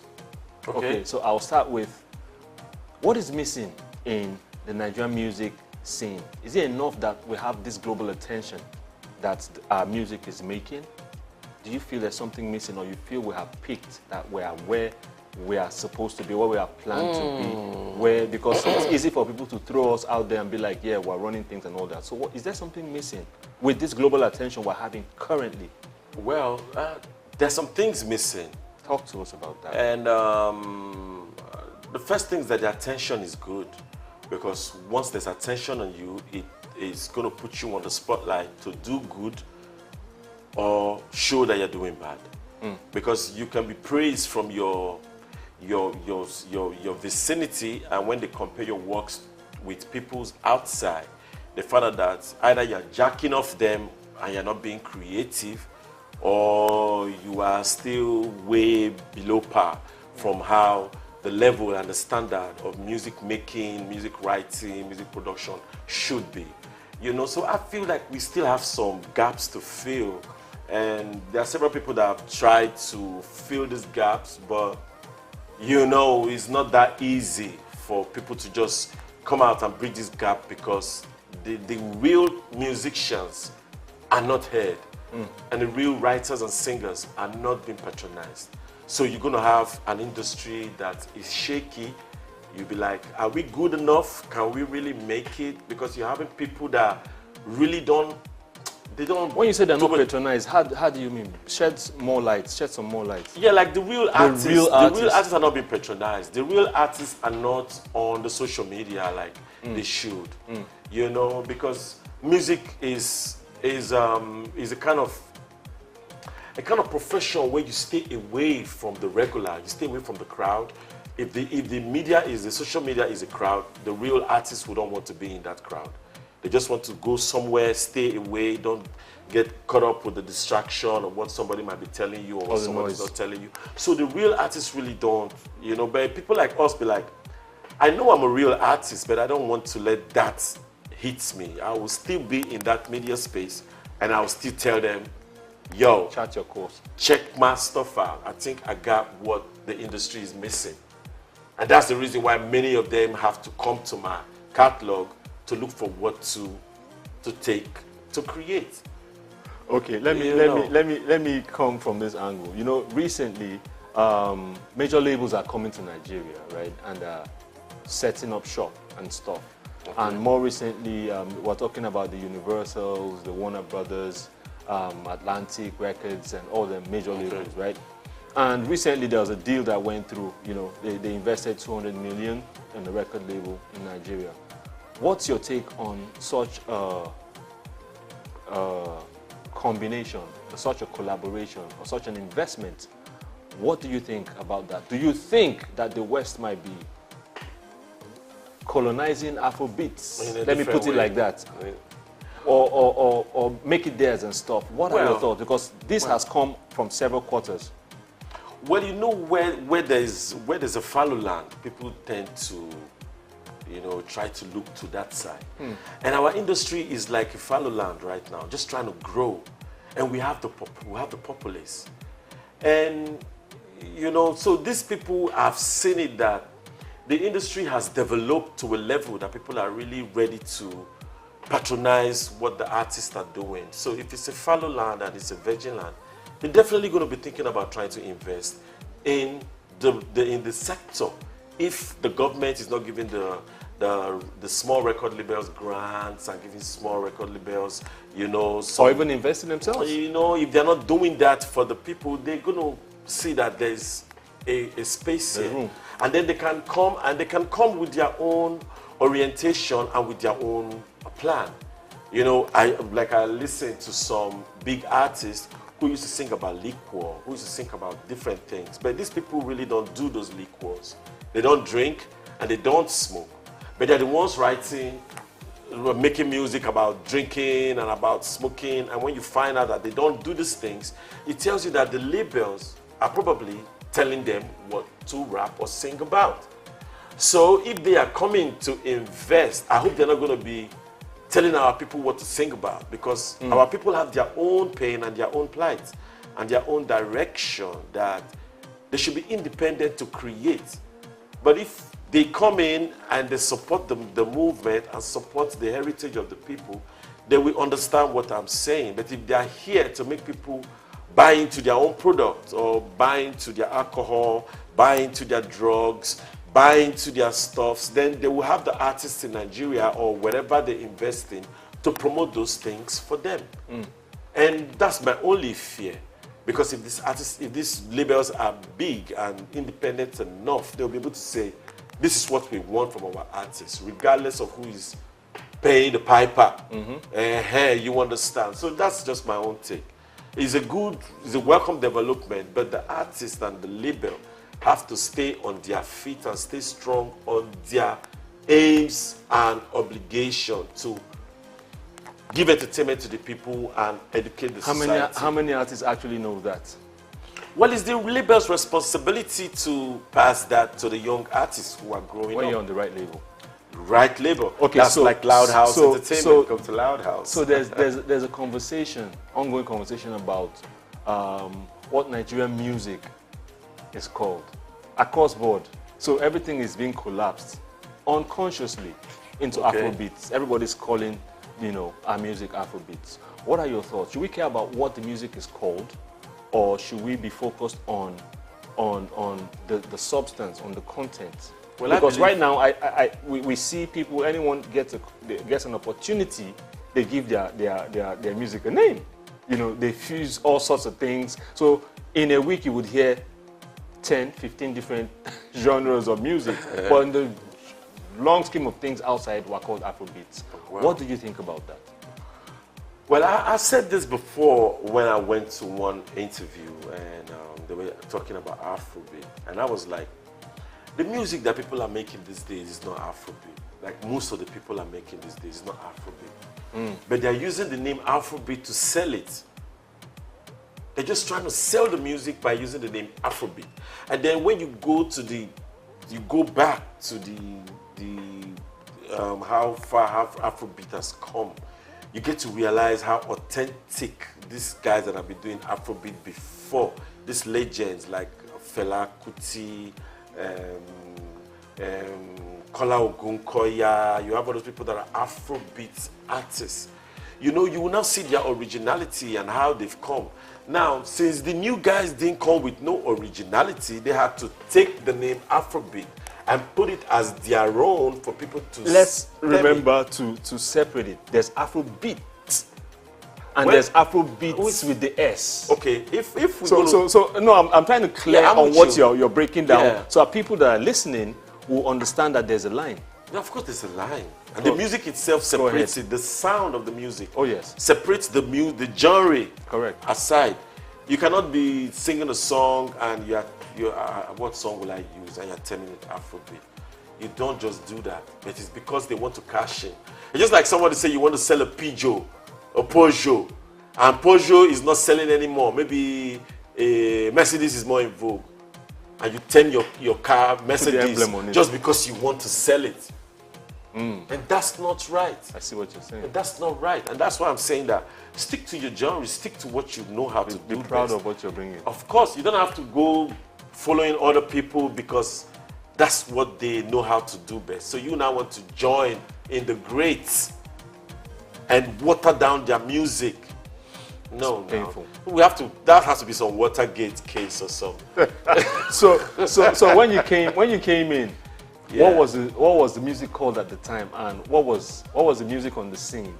And talk a bit about that. Yeah, when we came in, basically there was really no particular genre that was like, you know, because there was rap music was also in vogue. There was reggae music, rap music because of Felix Amozis and Julian Pretty and all those people. Mode 9 at the time. Mode 9, yeah, Mode 9. You yourself. Yeah, but I'm talking before we came. Okay, before. Okay. So we had those. You know, there were different genre. There was Raskimono, which is reggae. There was Magic Fashek with his own reggae and his own style.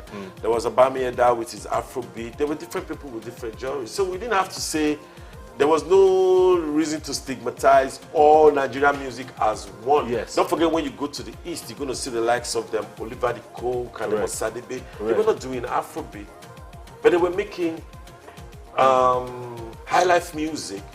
Just like everybody tell me Nigerian music not to be high life music. How would that sound? Exactly. When I'm rapping, Kenny Big Deal, Mini Big Deal. I'm cruising through the hood with big wheels. Is that Afrobeat or high life? I'm doing rap music. So there's rap, there's Afrobeat, there's R&B, there's dancehall, there's reggae, there's different genres. So I don't feel good when they try to term all Nigerian artists as Afrobeat artists. They don't even make Afrobeat. It's sad. So at the point that you came into the game, so let's backtrack. Okay. A few years back, when did you decide that it was music for you?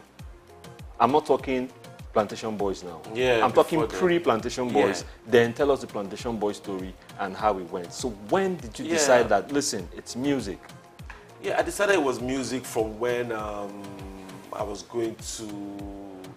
went to Shevu nightclub. Where's that? Shevu nightclub. Shevu is in Onisha.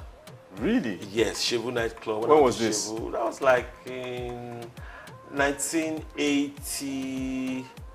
That should be 1989, 88, around that time, you know. Wow, That period. Very, very long. Okay. You know, and then while I was in school, I used to go to, you know, Enugu, you know, go there, perform, come. Even in school, we used to go to all this normal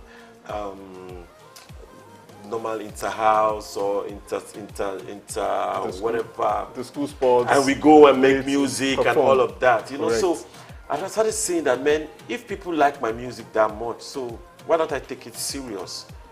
And so I decided to take it serious from that time.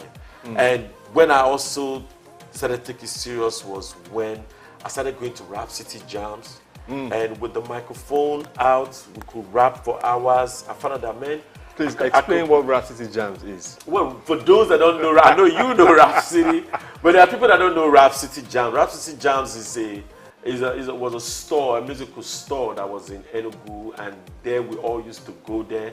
And from DOH, definition of hip hop, to adding to NRS, Corporate G, and everybody, we used to go there. It was a place where we all used to rap and pass the mic. So then I was like, man, I think I can keep doing this, because what am I going to do again? And I just fell in love with music, and so many people being involved. It was really, really nice, because my friends there, they really gave me encouragement. Yo, I like your rap, I like your flows. And I was like, yeah, you know. And that was how I built my courage from, to say I want to take it as a professional job. And that's what I'm still doing till today. So from that time, segue into Plantation Boys, how did that begin to take shape? Yeah, I had to leave school. We left school. I left school because I finished my ND, and I didn't want to wait another year. It was like, I'd waited like 2 years with a strike. And you had taken this decision? Yes, I'd taken the decision, and I was like, man, I'm not going to do this school anymore. I'm just going to go straight to Lagos, where they say that's where the city of dreams. Yeah, and I was going, and then I had my friend who was with me then, Mr. Innocent, you know. So I was like, man, I'm going to Lagos though, you know. And it was like, he's going to come with me. I was like, well, if you want to come, it's cool. I just need to finish 1 or 2 things. And so we came to Lagos and started the journey as a band, Plantation Boys. And as Plantation Boys, we made some records. We made like our first single was a smash. Our first album was a smash. At least we changed the mindset of the Nigerians, thinking they can't make that international sound. Although there have been people before us trying to do it, respect to them. I'm not trying to downplay their effort. But I know that the moment I came in the game, I know what I brought in, because I've been prepared for me to bring my contribution in. And it wasn't like I was just caught up, I was surprised about it. No, I knew. So that's the reason why when they give shower praises, I'm like, no, I know where I'm going. I don't really take it to heart. Like, yeah, maybe they felt I was too pompous because of that, but they don't know that. You know, you have what you are striving for and all of that. So the Plantation Boys started. I made Face to join the band, and we became a trio. We made some records, and we parted ways. Some people went to different record labels. You know, just like talking about different record labels. Do you remember that time? I think it was Christmas. You were in Enugu with your brother. Innocent, one other person. You had was it a Supra? Yeah, my Supra. We had a problem with my car on the road. No. You guys were in Enugu at that time. You were talking. That was the first time you talked about leaving Dove. Was it Dove? Yeah. So you talked about leaving Dove, and that when you get back, you were going to shop for new labels and stuff. Yes. At the time, Dome Workers was in Enugu. You know, we had a meeting. Yes. In Jerry at Chris's house. If Dome had tried to make you an offer, would you have taken it? I don't know, depending on what the contract would have stated then. But then, you know, when you're ambitious, you're just looking for that headway, you know, and it's good for you to be sought after when you're already aware of who you are. Because sometimes you might not be aware of who you are. It gives you a negotiating power. Yes, because then you can negotiate. But then, there wasn't really total cohesion about what we really wanted to do, because there were individual preferences. Some persons wanted to be on the label. I wanted to be independent. I wanted to be independent, like start up my own label, start up my own publishing house. I wanted that. But I couldn't do that with the beginning. I had to, first of all, be able to work with some other persons, learn the process, learn how this thing works. So that's why I was open to working with anybody. But not just anybody, because I turned some people down to work with them, you know. And can you divulge one of those people? No, everybody knows. It's not like it's you know, they offered me their contract, but I didn't accept.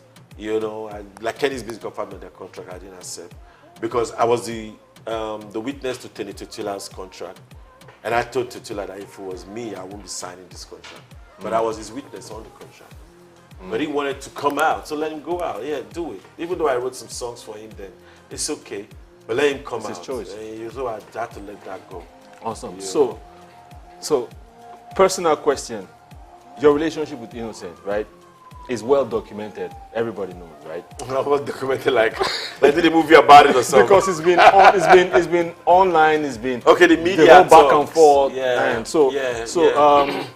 one other name that has featured in the story is Efe Omorogbe, right? So it was recently said that they split up. Efe used to manage Innocent, right? Yeah, I heard they split so. up. Do you have any thoughts on their working relationship and how it concerns you? Well, I made my views very, very open and clear the moment I heard that news.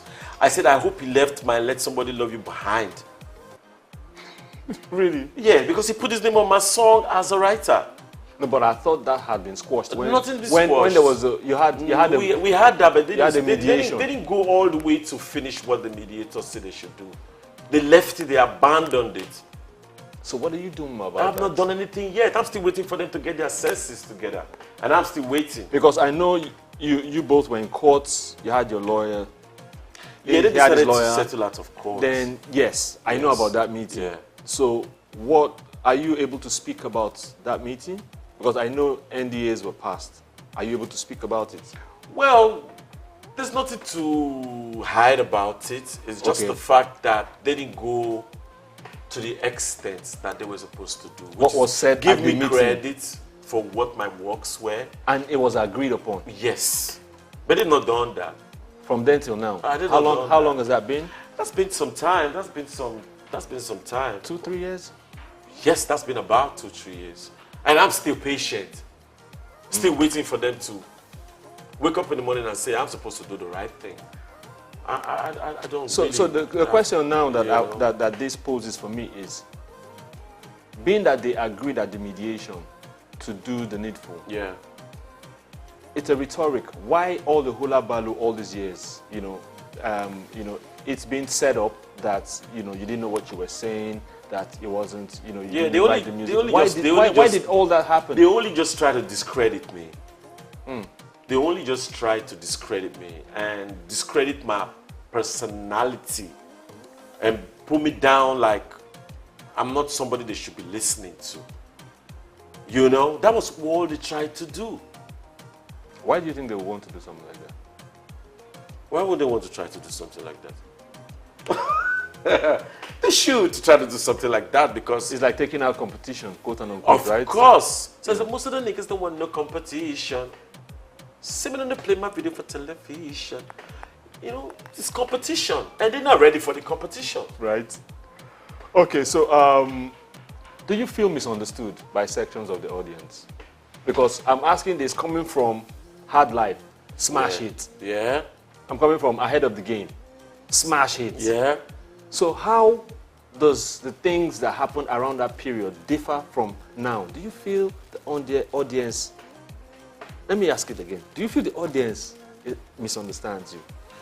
And if so, why? Well, I don't think it's the audience that misunderstands me. I don't think it's the audience. I think it's a set of people with their agenda trying to make it seem like the audience don't like my music.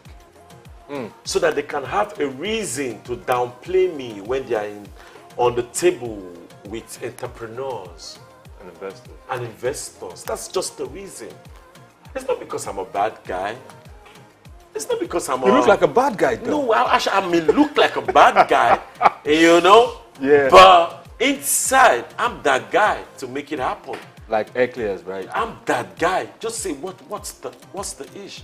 That's the reason why you can see me doing the Plantation Boys project on my own. Because I'm that guy to make it still happen. I was going to regardless of whether there's sponsorship or there's no sponsorship. When I came to the game, there was no money for Plantation Boys. We didn't have any money. I kept on the program. I kept on the process. I believed in the process. And I kept telling them, believe the process. until the process paid out when we went to the Rothman's Groove and we were able to have money to record our debut album. If I didn't believe in the process, I won't be here today. I won't be here today. I remember Rothman's Groove. Yes. 97, 98? Yes.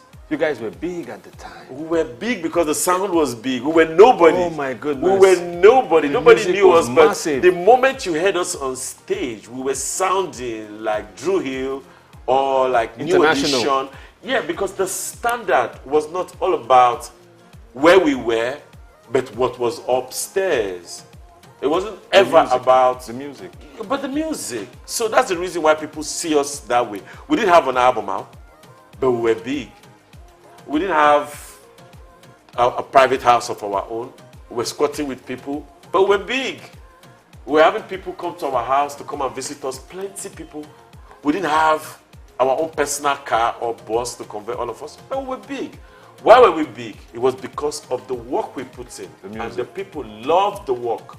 So they regard us as our work. So you are as big as your work. You're not as big as how much money you think you have in your bank from last year. You're as big as your presence What you're doing now. Currently. And that's how the people took to us. And they really respected our craft. And they saw the vision about where we were going. And they respected us for that. You know, until, while they were respecting us, until people got to realize that the more they are respecting these people, almost,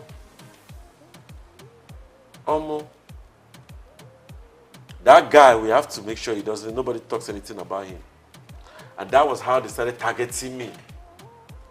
Again, I'll ask why. As then, yeah, because they don't want no competition, bros. They don't want no competition. You were actually ahead of the game at the time. I told them I was ahead of the game in 2005. I told them I was ahead of the game in 2005. And I was even asked to take that song down, and I refused to take it down. Whoa, please speak on that. Yeah, I was asked to take it down. I was asked to take it down. I was actually approached. Take the music down. By whom? I was approached by the owner of Hip TV. Okay. I was approached by him in Abuja. I was not approached in Lagos. I was approached in Abuja. Like they traveled to Abuja to meet me in Abuja. Why would he ask you to do that? Because the damn hip hop world made them check my profile. Say me better than you. Let them got myself signed. Mediocre. Time to resign. I knew they'd be mediocre since 2005. They'd be mediocre. So they took my awards that I thought I was supposed to get. Best album was supposed to be Ghetto Child for 2004. Or best single was supposed to be Hard Life. Or best collaboration was supposed to be The Pain Me, Mal and Spicy, Rock Steady. Those were supposed to be the awards given to us for the work we put in. Because those songs were big at the time. They were the but biggest they songs gave that it year. to other people because we were not part of the people that they want to promote. That's what I feel. I may be wrong, but that's what I feel. And that's the reason why it propelled me into being, I know you people have your plans about me, but no problem. Keep doing what you're doing, and we'll see it's going to last long in this game. Because they say, I'm nothing without the press. The beginning will be the press, and the ending will be the press. I said it's a lie. The press can't press me. I like the sound of that. That's what I told them. I said the press can't press me. And this is me 2023, 24. I'm still here, bros. The press have tried to press me for how long? Go to my Facebook page. They're out there. What are they doing there? Just talking about me wrongly. I wear my suit. Oh, this your suit is too hot. Why don't you wear a suit? Do you know the car I drive if I have so much AC in my car? Oh, this your glasses. Why don't you change it? It's my glasses. Oh, you should, because they always say that once they want to cancel you, they always have a reason to complain. And they send people to your page and to complain and complain and complain. Even if I've heard that thing, right? That people are actually engaged to sit in a room and do that and type. Yes. Either to promote a song or promote an agenda or a person, yes, or to take or discredit. Yes. I've heard that. Yes, they do that. And see, I got songs for this. Wait till I release it. But I have a line that I said, I've been a victim of it. So many times they try to take my peace. Some of them wish make a RIP, trying to separate me from my family. But I kept my head up, I stood strong. court cases for what are known at, eviction from houses I paid for, deleting my works from my catalogs, but now fake friends with them evil agenda. And when you die, then go post you for media. But now them be the architect. The fit will sponsor your burial. So these people are there. They are there with envy and hate. They are there just looking at you like you can't be more than them. You shouldn't go further than where they go. You shouldn't set a standard more than what they have done. The moment you're setting a standard that is more than anything they've achieved or tried to do in their life, you are a problem for them. They're going to always get at you to tell you to stop what you're doing. I can relate, totally. So I tell them they shouldn't play that. I can relate. I'm not going to listen. So talk to me about Chibuzo.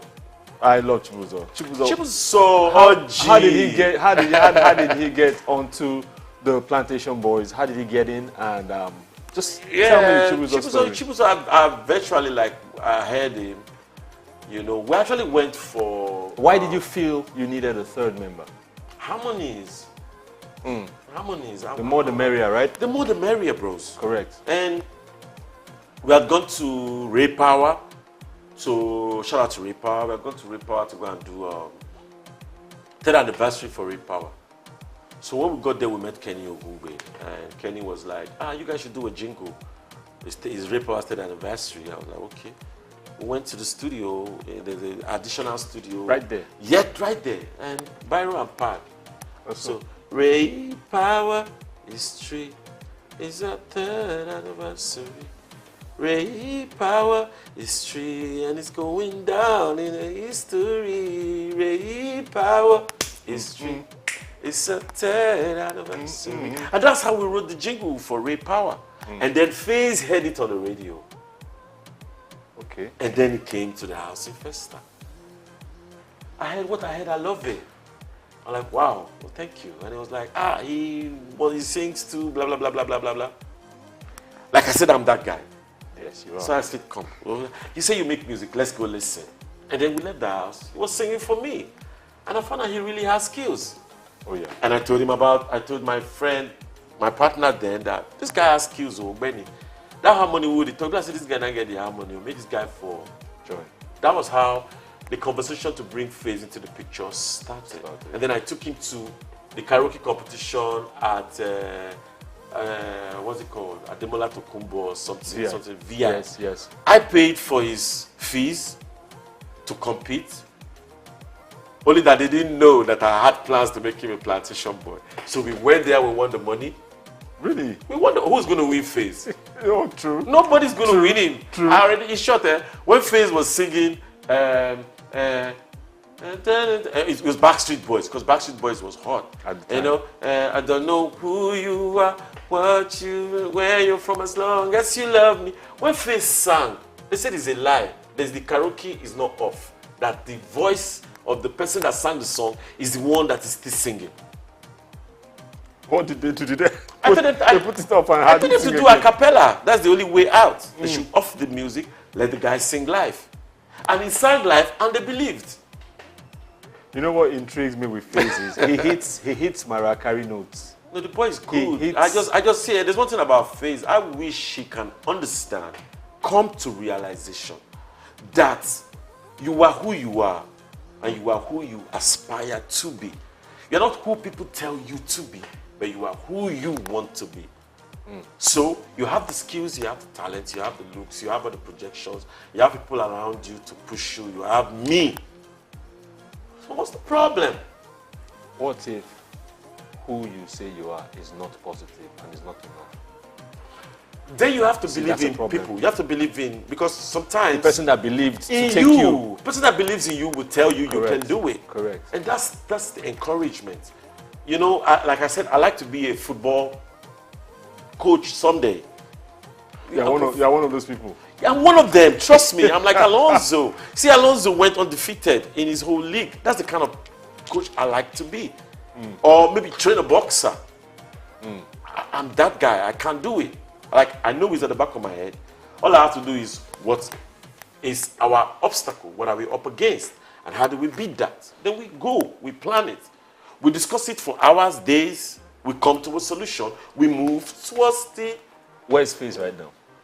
I wouldn't know. Maybe he's in Abuja or he's in Lagos. Does he have new music? I don't think he has any single out yet. Maybe he's working on some. You know, he should be working on some because his fans are really... even me, I'm waiting to hear from him. And, you know, just like I'm waiting to hear from Two-Face as well.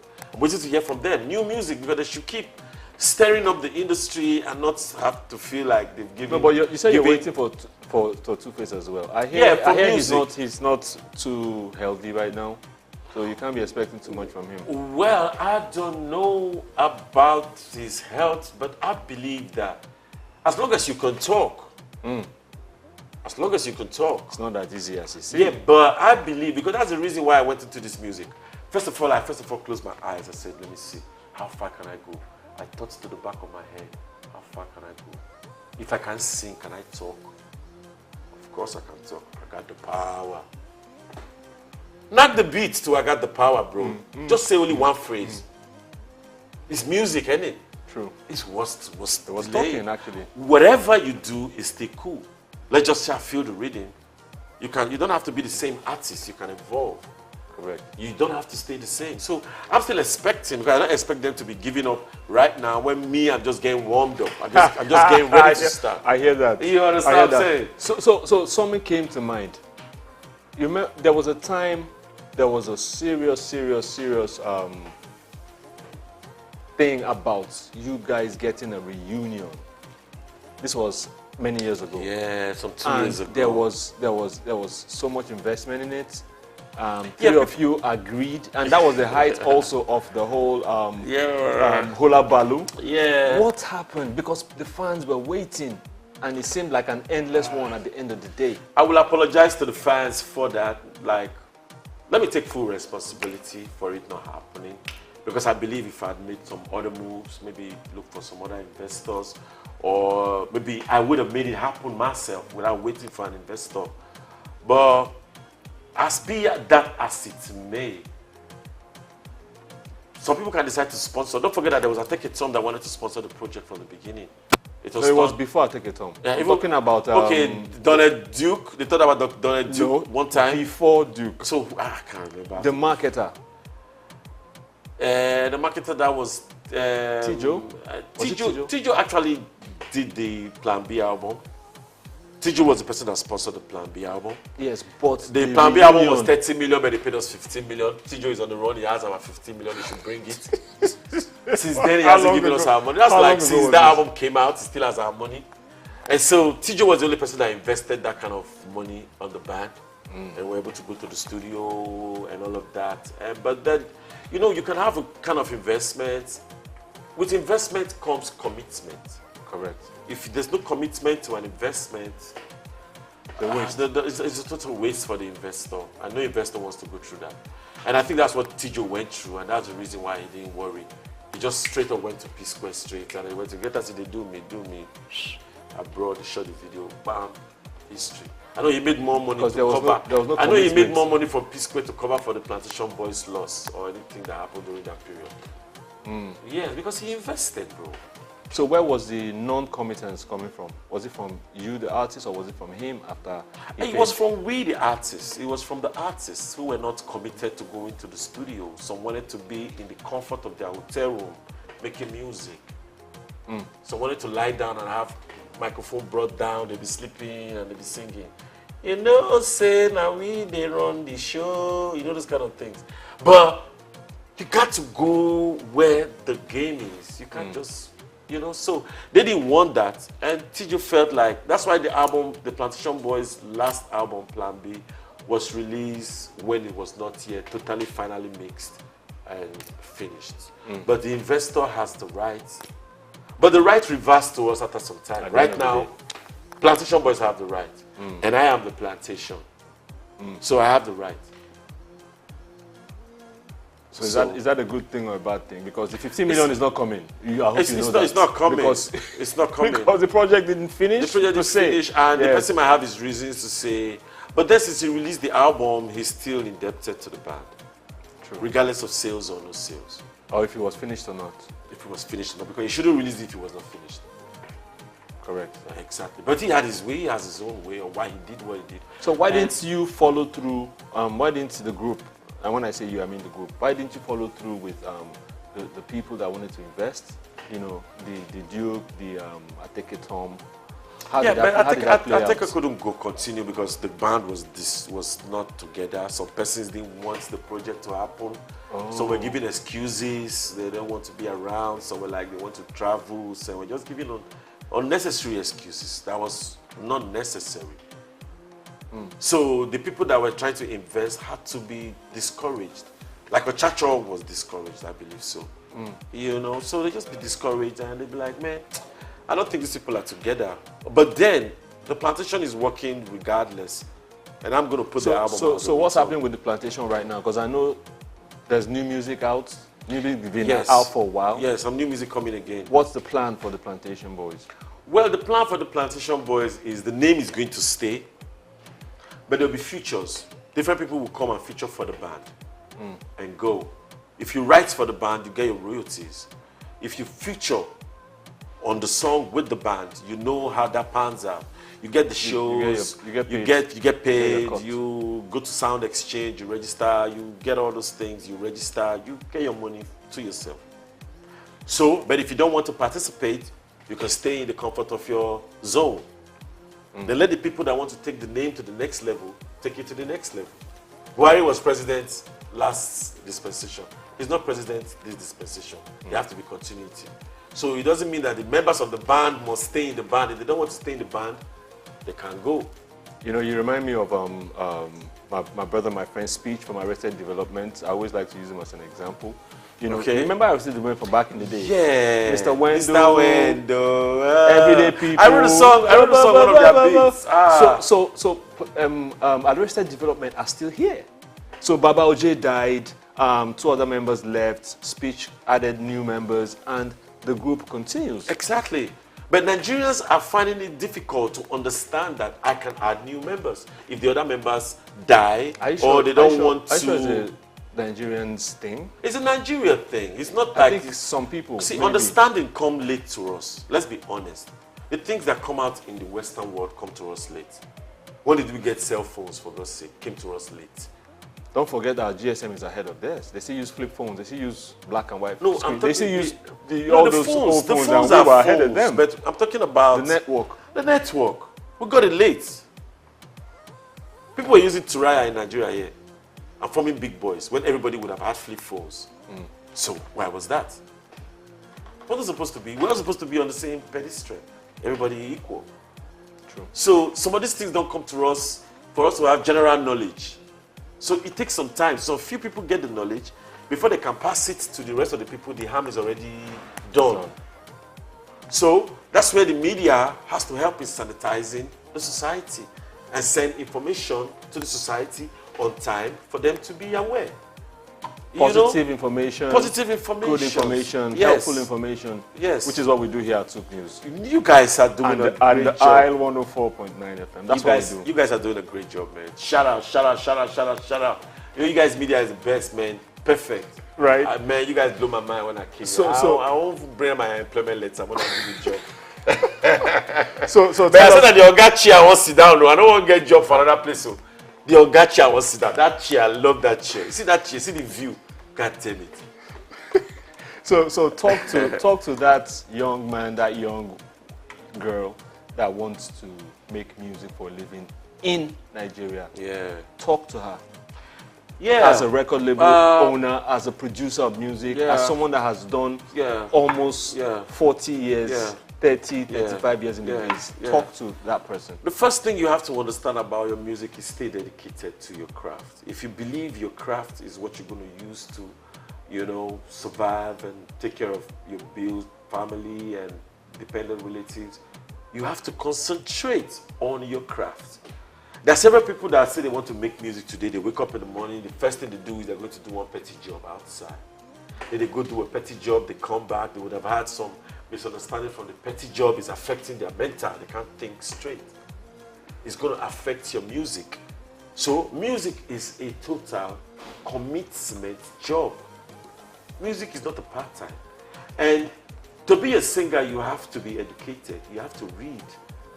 Because you need your similes to write your verses. You need your metaphors to write your raps. You need all the things that encompass an English language. Unless you want to rap in your own particular language or sing in your language. You study your own language and learn how the language works and master it to put it to your craft. And then copying somebody else's work is the first thing I'll tell you, you can't do that. You know, I know when we started, we did Plantation Boys, but that was because we were trying to introduce ourselves. That was the first thing, yes. First thing, because it was the beginning. So that beginning, we have to introduce ourselves. And we chose the name that is Plantation Boys. Title of the song. We had to just sing Plantation Boys because the song actually was Plantation Boy by Bonnie M.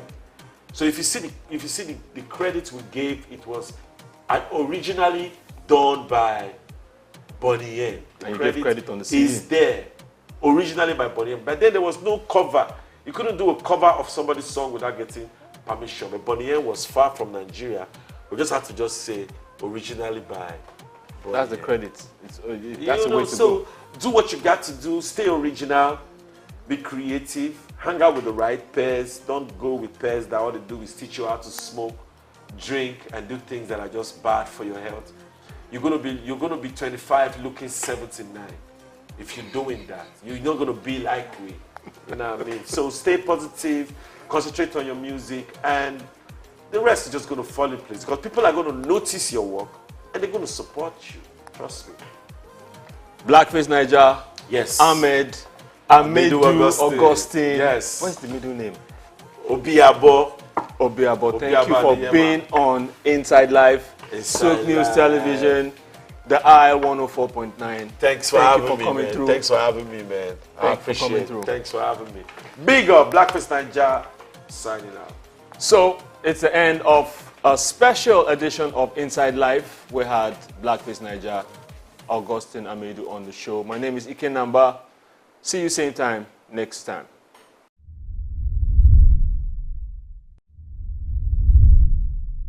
Get ready to feel the pulse of the world around you. Welcome to SOUQ Pulse, your insert track on the stories that matter most. From the hearts of breaking news to the forefront of culture and innovation, SOUQ Pulse brings you the stories shaping our world every week. On SOUQ Pulse, we'll deep dive into the topics that drive our lives, from the latest in technology and science to politics, culture, and fear. Investment, courage, and that commitment in spite of the challenges that entrepreneurship presents in Nigeria in particular. Perception is propaganda, malinformation, misinformation can be created for you to perceive a certain thing that is false. Sometimes it's true, but many times it's false.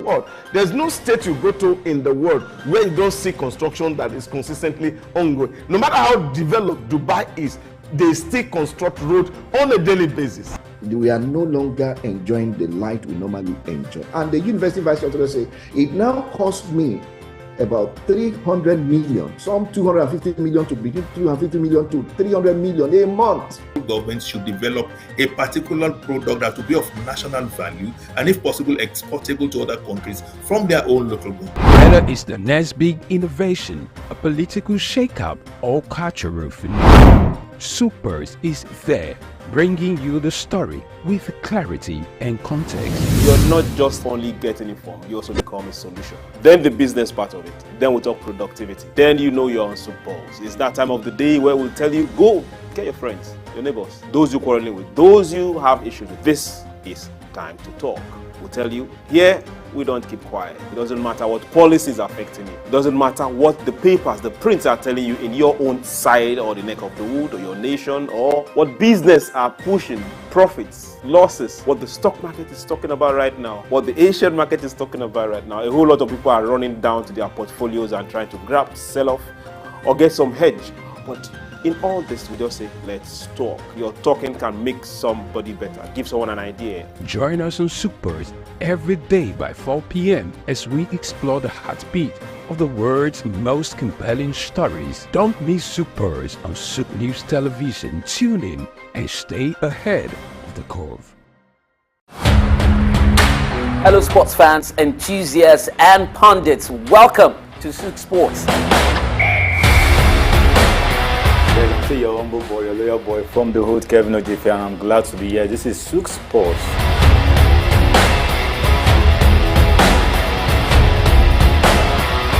To do the business, the money that makes the wheel go round. Barcelona and Napoli. Napoli is out and Barcelona has qualified for the quarterfinals of Champions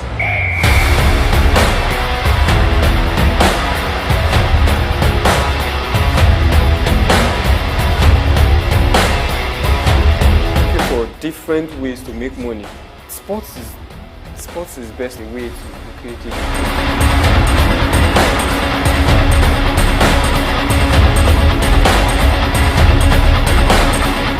Now the next 45 minutes are going to be very exhilarating.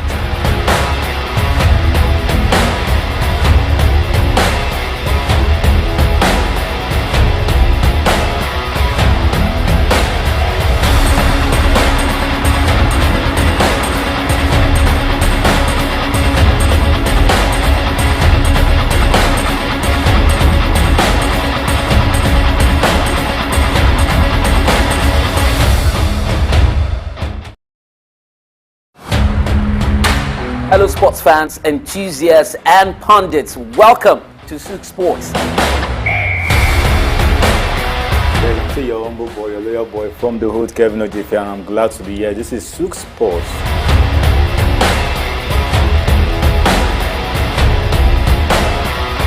To do the business, the money that makes the wheel go round. Barcelona and Napoli. Napoli is out and Barcelona has qualified for the quarterfinals of Champions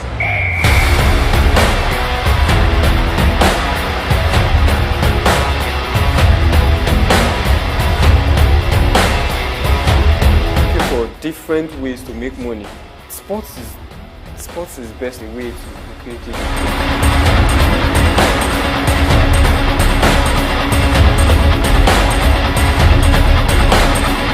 Now the next 45 minutes are going to be very exhilarating.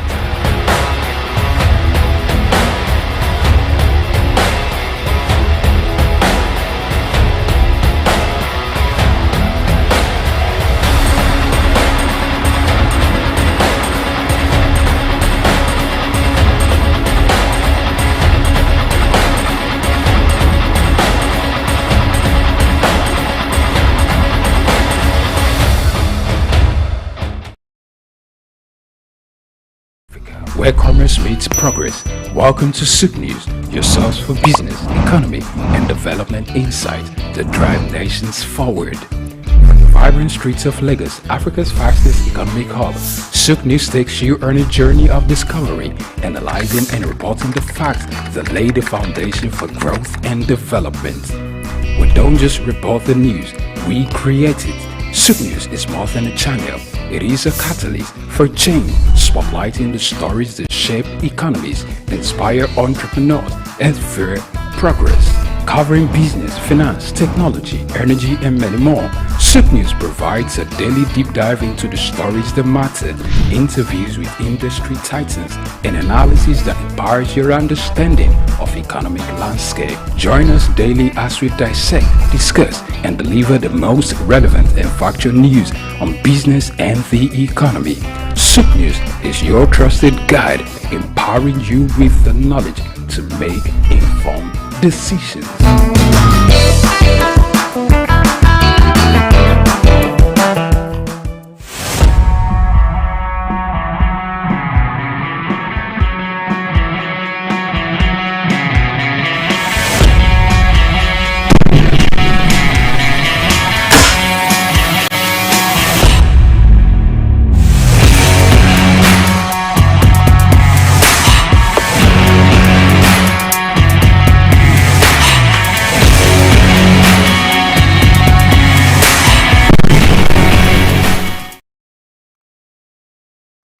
Yes, hello sports enthusiasts, fans and pundits. Welcome to SOUQ Sports. And of course, in the next 45 minutes as usual, I'll be bringing you up to speed with what has happened, what will happen, and what can happen in the world of sports. I am the top cat, TC Barra, and with me, as usual, I got the tag team partner. Yeah. Yes, the flyest, the finest, freshest of them all, Charlie Montero. I mean, it feels like it's heavyweight wrestling, ladies and gentlemen, weighing 50 pounds. No, I'm more. I'm more than 50. Come on, don't look at the body. More than 50. Okay. Really more. 50 pounds, Charlie Montero. Yeah, it's good to be back on SOUQ Sports. I mean, I would say I will absolutely say I lived my time away, but Yeah. it's good to be back. It's Charlie Montero, guys, and you are welcome to SOUQ Sports. It's time for us to get this show on the road.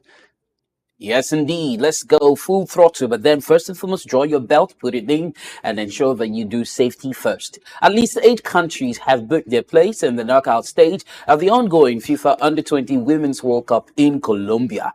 Now, the 8 countries, of course, include Nigeria, Germany, Spain, USA, Brazil, France, Mexico, Colombia, and most recently, because of the fixture yesterday, North Korea. So this follows Nigeria's 4-0 win over Venezuela on Saturday, and Germany defeated South Korea by 1-0. Of course, you know Nigeria's Falcons booked a place in the second round of the 2024 ongoing FIFA Under-20 Women's World Cup after beating Venezuela. Chris Danjuma's side finished second in Group D, and that was behind the leaders Germany. The 2 countries recorded 6 points from 3 games, but the Germans had a superior goal difference, and it gave them the edge. I don't know what you think about the Under-20 girls, and so far how they've come. They're energetic.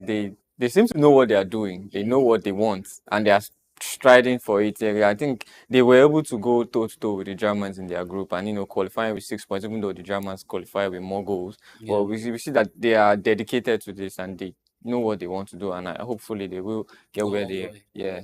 Well, we're rooting for you over here. We're hoping that it works out for you guys. Congratulations to the Falcons for making it to the next stage of the competition, and we've been monitoring that to bring you up to speed with how it unfolds. But then, what happened over the weekend at the Netflix Champions? Some persons have described it as nothing, short of very, very great, and that is the performance of the Super Eagles at the Godswill Akpabio Stadium when they took on, before they used to be called the Squirrels of Benin, and now they are called the Cheetahs of Benin Republic. So at some point, let me take it down memory lane. I think it was in 2022 or something when they decided that the Squirrels of Benin Republic wasn't, it wasn't suitable for them anymore, and so they decided to go for Cheetahs of Benin. But as contrasting as it were, squirrels are they're not slow. Squirrels are fast, but the cheetahs are more faster if you had to place both animals side by side. So despite the change of name, the Beninois national team could not wasn't a change of fortune, led by former Super Eagles gaffer. Now here's the twist: they had played a first leg, or they played a game before that. I think it was last year, and General was, just resumed his role as the head coach of Benin Republic, and they defeated Nigeria 2-1. Crazy outcome. But then Ademola Lookman came to the party. Some say it was rescue for Nigeria because it was in additional minutes of the first half that Nigeria went, into the break with a slim lead, and that's a 1-0 lead. But they held them until after the hour mark, and Victor Osimhen was brought on, and within 6 minutes of his arrival on the pitch, he got his goal in the 78th minute, and then we went on to see Ademola Lookman make it 3 for the Super Eagles.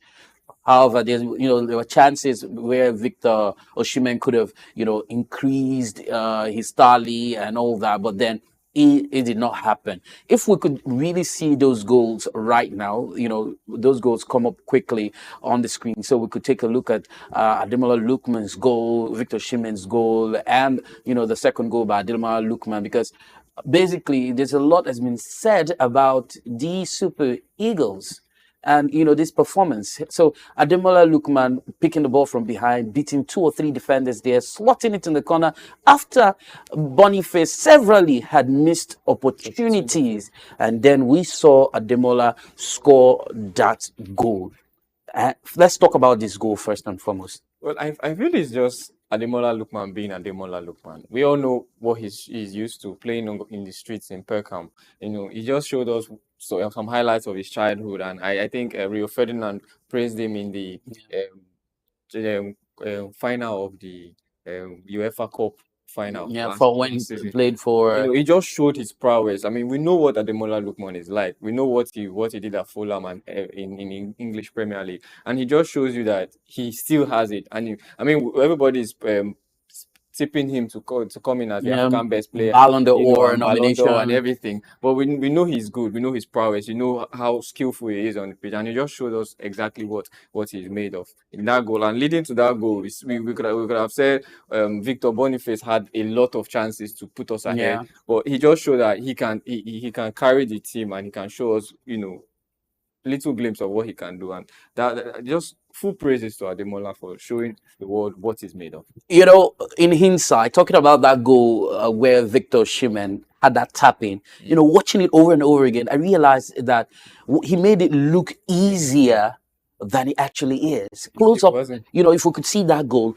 where that ball had come from the side, I think it was Wilfred Ndidi who provided that assist, and he just tapped in. Not necessarily a tap. That was a great shot. I mean, watching the build up there and that beautiful sublime pass from Wilfred, then you see that beautiful, finishing there from a top quality player. I wonder, why Napoli would let such a quality go. It's a centre forward finish. I mean, the instinctive nature of the goal. He just put his foot through it, whipped the shot in, deceived the keeper with the bounce, and he top corner of the post. And what a sublime goal. I mean, we know the quality, we know his quality, we know his pedigree. It's just sad that with recent complication about his transfer, him forcing his way out. But I think this is just a show of what is to come at Galatasaray and what he's made of. I mean, we can't take anything from Victor Osimhen. He's top class, and he just showed that on Sunday. Well, a lot has been said about the performance of the Super Eagles, but then let's listen to the captain, SOUQ Exclusive, and of course, standing coach, Elston Eguavon. After the match, they had a few words to say. We prepared to win the game. We respect Benin. Last time we played against them, they won the game. But yeah, like I said, maybe only yesterday, that we have great belief in our team. We have great belief in our coach. He's like a family member who's come back to us now, and we knew we had to take the responsibility today. I think with the attacking talent that we have, we don't have to name them, but I think everybody knows how dangerous we are. That if we play well, we try our best to keep the door shut to the back. We're going to create chances and we'll score. So. I have a great belief that if we give the boys enough balls up front, that they'll put them away. And I think today was a good indication of the direction that we want to head in, and the first step of many that we have to take to be back at AFCON. Formation is only information, and we have players with quality. You can decide to play in any system. This is something we discussed. And I also observe, I slept over it, and I know, with the caliber of players that we have, we can decide to play any formation and be successful. The players are always there. And, when much is expected from Nigerians, that's where we see performance. People have been, we've been getting a lot of backlash, and then the boys didn't know it, and we know we have the caliber and quality to be able to beat anything, but we respect teams anyway. So anybody can come in and do the same job. It's not a problem. So there's the mindset. We have the potentials. It's how you check out your opponent and give information, and then they'll go out and do the job. We prepared to win the game. That was Coach Eguavon, and of course, sounding very modest. He's like a spare tire. You bring him in, you fix him in, and he gets it on the road. I mean, he's delivered the goods a couple of times. And some persons have said, why don't you give him the job? But I think the role he has in the NFF, which is like technical director, is a lot more prestigious than just being on the bench. I don't know what you think about that.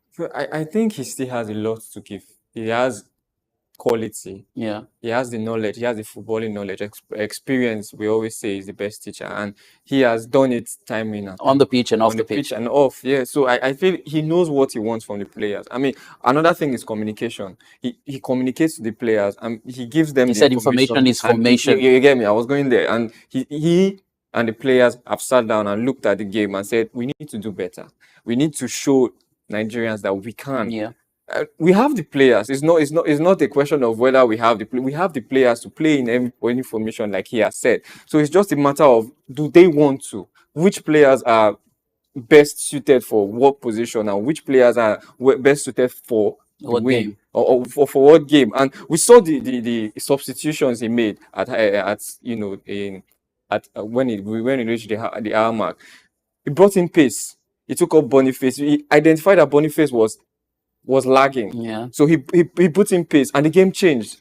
And every time the midfielders had the ball, they wanted to put it up front. And you see Ademola Lookman switching from left to right, Yeah. allowing Victor Carlo to also show his dribbling skills, and he gave the assist to Ademola for the third goal. So you see that he identified the problem and fixes it in time enough to get the result that they want. Well, a game in hand, and that's going to be against Rwanda tomorrow. But first, former Super Eagles coach, the German tactician Ghana Raw, has acknowledged the gap in quality between his players and the Super Eagles after the 3-0 defeat to Nigeria, and that's in that qualifiers on Saturday. He previously had praised his team's victory against Nigeria during the 2026 World Cup qualifiers in June, and concluded that the class disparity was evident in the most recent encounter. Now, he, while reflecting on the match, emphasized the difference in resources, pointing out that Nigerian players are high-level professionals with significant playing time at their respective clubs, while some of the Benin Republic's players have limited club exposure. I'm hoping that we have Chimela Roha standing by.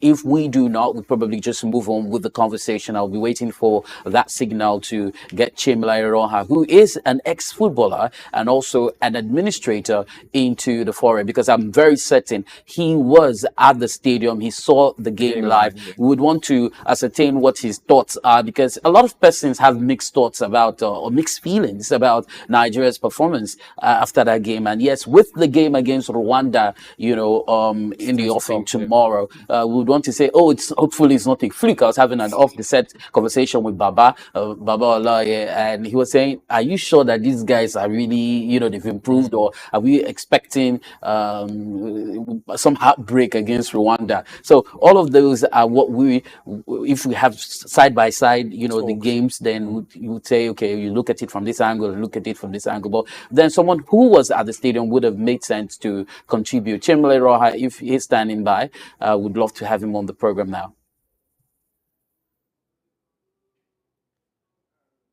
Hello, Chimela. All right, so let's move on now. We might get Chimla later on, but then the Paris Olympics have come and gone. And there was a lot of expectations from Nigerian para athletes. And that's as a result of the fact that other athletes didn't do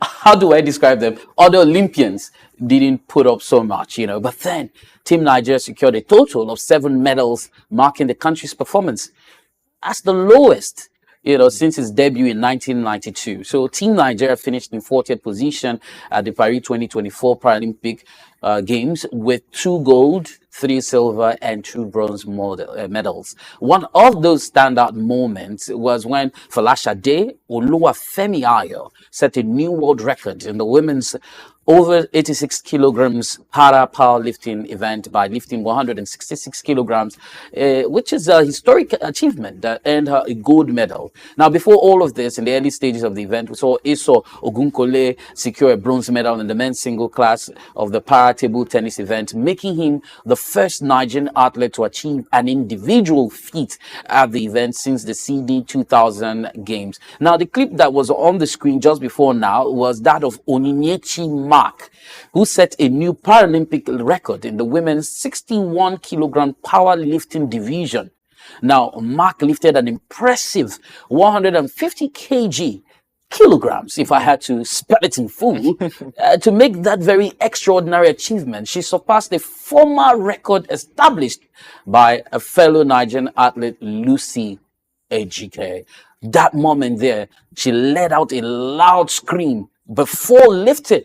It's the true spirit of Niger. And there you see her grasping up to move 150 kilograms of weight off the stand from her chest and back up to win that gold medal. Congratulations has been pouring in from the Minister of Sports, talking about Senator Eo. And of course, the governor of Abia State has also lent a voice because Onyechi is Abia athlete. And I mean, in recent times, we've seen Abia athletes do well at the center, representing the country. And we cannot help but give kudos to her. Of course, the director of the Ministry of Sports, this in Abia State, and the Sports Council, led by the name skips my head now, but then all has been a collaborative effort to ensure that we get the little. But then, in comparison to what Nigerians have been putting out in the Paralympics since 1992, this is a far cry. Yeah, it's a far cry, like you said, and it's a decline from what we used to be. I mean, getting a total of 7 medals in total and not having enough gold medals to go around. I mean, we are known to perform well or to perform better than this, but it's just a shame to see that we, fell short or in some categories and in some segments. But we expect that we get better, and with time, with more investment, with more, opening these things to more people to participate in. And scouting is our problem. There are people that can do this, people that can, go out there and compete. Don't limit it to people that have already established themselves in the game, or we like say known names. We can also get people from the street, from the grassroots, inculcate these people into this and let them go out there and showcase themselves and let the world know what they can do and show themselves out to the world. Is what I'm just saying. That I mean, look at her trying to show that she's quality, show her quality, and there are a lot of qualities out there in the street, a lot of qualities out there in grassroots sports, and that can also bring us out there and show us what we can do as Nigerians. But just like you said, the praises have been pouring out for her, going out there, setting the record, beating the record, and showing the world that she is quality and she can also be quality. Well, without any iota of doubt, I must add that we're looking forward to improvements with the London Olympics in the offing. I think 2028. So there's ample opportunity for preparations to be done to ensure the team's success. So taking it back to what it used to be, we've seen better performances and outing. But in the general classification, I mean total table at the end of the Olympics, we saw China winning the tournament. How many now? 2-0. 2-0. It's a lot of medals. A lot of medals, I must add. Just to see if we could put that up, back to the numbers, 2-0. And they were a little bit shy of winning. That was in the Olympics proper, when they lost closely to the United States.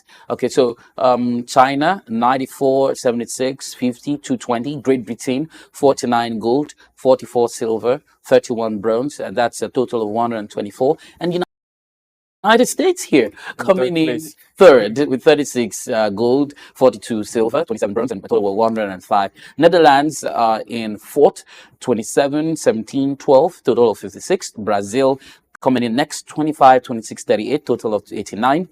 Italy, 24, 15, 32, total of 71. Ukraine, 22, 28, 32, total of 82. France in 8th position, 19, 28, 28, total of 75. Australia, 9th position, 18, 17, 28. Those are the number of medals coming up to 63. And Japan completing the table, first 10 on the table, 14, 10, 17. That's a total of 41. All right, so we are trying so hard to see if I could get in my guest, virtual guest, talking about Chimele Rohan, who used to play, football back in those days, and it's seeming a bit difficult to get across to him. But eventually, when we do, we'll put him up. But then we have to change formations now from a 3-2-1 to a 4-2-2. And so we'll be stepping into the Nigerian Premier Football League, which we've been talking about for a couple of episodes now. And the conversation has been back to back. Would the NPFL be able, or the organizers of the league, be able to keep to the date? Would it be sacrosanct, 31st of August? And so we saw that the 31st of August happened, where Economy Warriors now, who took on the Flying Antelopes in Enugu Rangers. That game ended goalless in a stalemate. And so the game resumed across 8 centers, with Sunday matches providing or producing 4 home wins, 3 away victories, and 2 draws. 18 goals in total were scored. Now, the only game without a goal was the contest between Bendel Insurance and Rivers United, which happened in Benin. So the first ever goal of the season, after El Kanemi Warriors and Enugu Rangers played out a goalless draw, in search of the season's best goal, continued. And it was this weekend we saw that goal happen. Well, it was Plateau United defender Doyemi Olawole who broke the deadlock in the 23rd minute, scoring from the penalty spot, the first goal and the first penalty of the season. So big wins in Ijebu. Big wins for the visitors in Umuahia, and big win for Kano Pillars. So just before we talk about all of that, let me just run it through quickly for you. Kennedy Boboe, of course, led Sunshine Stars as they kicked off their campaign with a resounding 3-0 victory over Bayelsa United in Jedbu. Saidu Salusi opened the scoring in the 42nd minute with Promise Awusami and Stephen Chukwude adding goals in the 54th and 74th minutes respectively. Eyimba International, they do this with me. Nzobu, Nzobu, Eyimba. I'm on with some ghost, man. Eyimba, Nzobu. So one of the most successful teams in the NPFL, Eyimba, continued their dominance over Heartland FC. It was a 3-1 victory in the Oriental Derby. Now, despite Heartland taking the lead through Lawal Soraju in the 54th minute, the advantage lasted only 11 minutes, with Eyimba responding with 3 quick goals from substitute Ifeanyi Emekwele scoring in the 65th minute. Clinton Jefter completed the route with a brace in the 70th and the 73rd minute. Now, here's the twist about that particular game, my brother.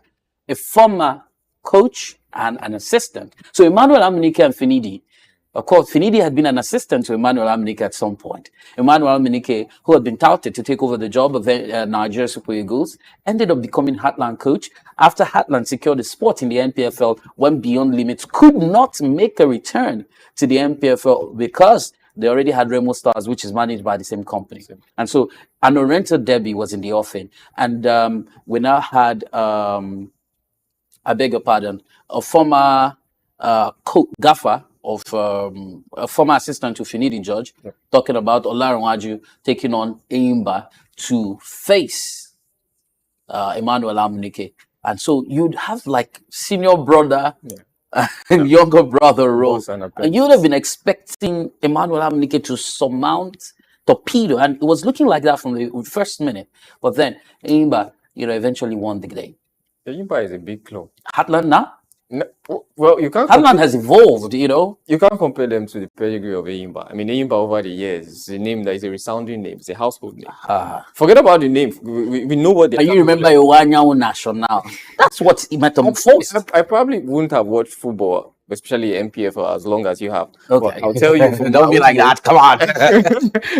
But for my own experience, Eyimba, they always have the players. They always have the excitement on the pitch. They know what it is. They go for it and they start from the beginning and they finish the game. And it's no surprise to see that they put these guys inside. Well, Abia Warriors, despite missing their head coach, Remo Stars missing their head coach, talking about Daniel Ogumodede, who was on national assignment, beat Abia Warriors and no more had 2-0. And the Sky Blues were clinical. Ismail Sadiq broke the deadlock in the 49th minute, while GJ Fatakun doubled the lead in the 62nd minute. Let's get Chimla Iroha into the frame now. We hear that he has connected. A very good afternoon to you, Chimela. It's good to see you. It's good to see you. Hey, same here, PC. You look fresh from the oven. Oh, that sounds like a cake or something. Okay, okay. Come on, don't make my head swell. Are you still in Uyo? Are you back to your palatial home in the city of Umuahia? Yeah, I'm back.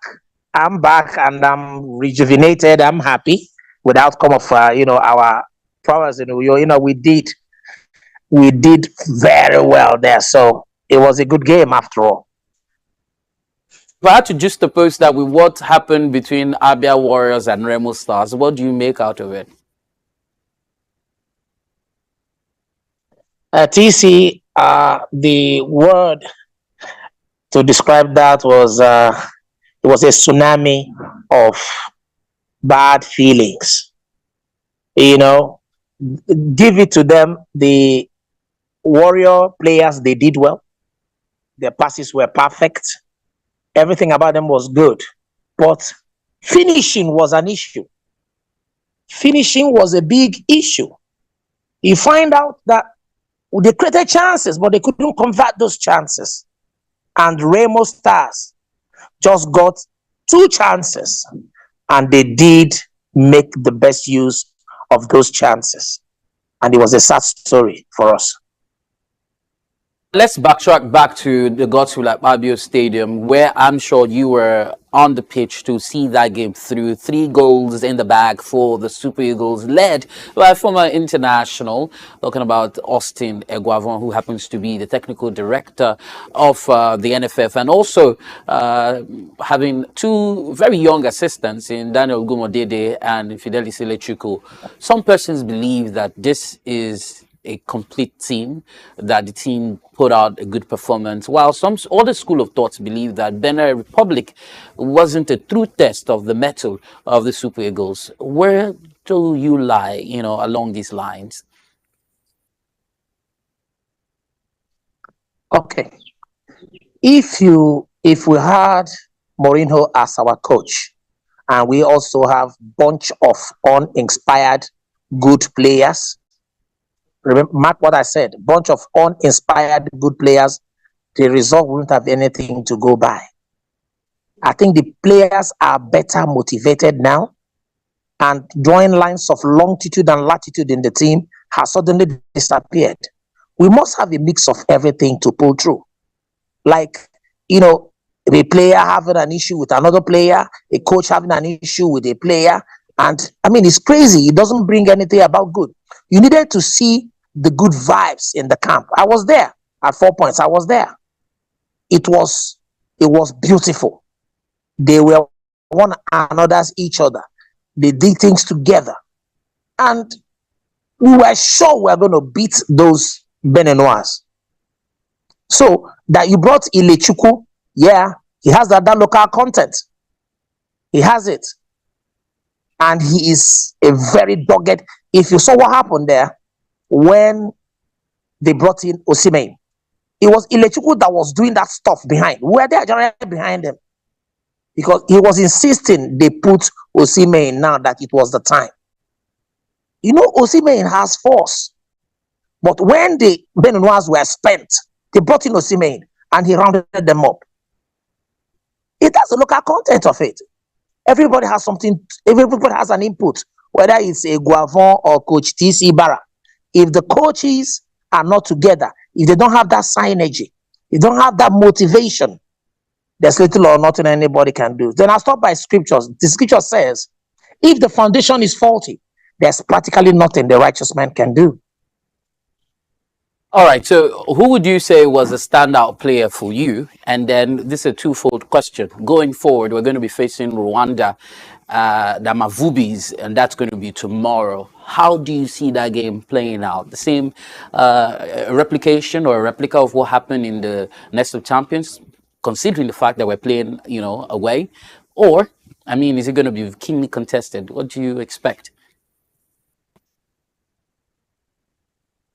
For me, the best player there, pardon me if you think I'm eccentric or not being nice, is Chukwueze. He's my man. I don't care. Chukwueze is the best. Okay? Then, for what's going to happen there in Kigali is a done deal as far as I'm concerned. If what's happened at the Nest of Champions is replicated, it will be a done deal. The least they can get out of that place is with an outright win of 2-0 again. Words, and I'm looking forward to having a conversation with you on Wednesday after that game. So it's a date, you and I, on this program, same time. All right, TC Bara, stay away from my son. He now loves you more than he loves me. Thank you so much. I appreciate my regards to him from all the way here to all the way wherever he is. I love him too. We love you, TC Bara. You are the man. Newcomers Ikorodu City were handed a chastening 3-0 defeat in Kano by Pillars. Mohamed Omar and Rabiu Ali, who scored a brace, scored for the 4-time champions to hand the newly promoted side a very shocking welcome to the league. Now, Kwara United also suffered a home defeat, losing 1-2 to Niger. Now, we've talked about how we're going to be supporting Ikorodu here. But the way they started off, well, let's listen to Ikorodu's coach, find out, what he makes out of that loss before we talk about it. This is the MPFL. Yes, performance was key for us. Yes, that was there for everybody to see, for us to be proud of. Yeah, but again, we lost concentration. And going back, we need to work this area, yes. We allowed the error happened, and the boys switched off, and the goal came and it opened it for them. Yes, you play a team like 100 players and you allow a sloppy goal come in, then you give them the advantage to want to play. But again, the boys did show some level of resilience, trying to come out to want to play. But again, the errors keep coming and they keep scoring. The next game we're going away as well. Yes, we're playing Kwara, and we've learned, and we're going to correct those areas going forward, and hopefully next game will be better for us. Good luck. So Kwara lost to Niger Tornadoes, and of course Ikorodu City had gained promotion to the MPFL after finishing second in the Southern Conference of the Nigerian National League, and that was behind Beyond Limits, who have gone back to the NNL, like we talked about, because their owners, own another club, which is Remo Stars. So during the preseason, we saw Ikorodu, bustling, raring and revving with energy, defeating reigning Sudanese champions Al Merrikh SC, even Rivers United at the Valley Jet preseason tournament in Ikenne. And there was a lot of expectations, from them. But they were beaten very well by Kano Pillars, who are a very traditional side, by the way. And it was a tough account. I don't think I expected anything different. But going forward, against Kwara, who have just lost to Niger Tornadoes, do you see them picking up? Well, they should. I mean, it's just the preliminary stage of the season, and we're just getting to, get familiar with their style of play. They're still getting to know their way around the MPFL. So this is they're playing away from the Mobology Johnson Arena. So I think it's just a lesson that they can learn from, or it's more or less like a tutelage. Like, okay, welcome to this. This is what it is, man. This is how it goes here. So take your L, move to the next one. Forget about what happened. Take your L and move to the next one. Forget about what happened before, and you just move on the next game. Take your L and move on. Yeah. So move on to the next game. Yeah. Prepare yourself, just like their coach said. You shouldn't be losing concentration. Yeah. Especially in the top. Most of these guys have not played in the MPFL. Exactly. So you should be ready to play from the get-go to the end. So don't lose concentration. Don't when fatigue comes in, it's time for your mentality to be top notch. And another thing is mentality. These players are not used to the MPFL. Most of the players in the Kano Pillars are more or less champions. Have moved around, played in different clubs, so have a feel of what it means to be in the MPFL. Also, gone and played renal duties, or that mentality that comes with playing in and week out in the MPFL, competing with top talents, and being around top managers, and just experiencing those feelings, in a packed stadium full with fans hailing your name or chanting. The pressure comes in at some point. So I guess it's just a learning process for them, and they will do better. I would like to cheer for them and see them pick up their first win or pick up points on the table. Well, Lobby Stars will be playing host to Aqua United today. That will complete the March day one in the MPFL. Let's see how it goes. Aqua United managed to survive relegation last season. I'm glad they're still here. The promise keepers hopefully will get something out from Lobby Stars, who are no pushovers and have also been title contenders in the last couple of seasons. So from football, let's get into the game of ping pong, and that will be after the break. We'll just take a minute. When we're back, tennis, the rest of the sports, and of course, sports business. Don't move anywhere. Hello, sports fans, enthusiasts, and pundits. Welcome to SOUQ Sports. Yeah, say your humble boy, your loyal boy from the hood, Kevin Ojefe, and I'm glad to be here. This is SOUQ Sports.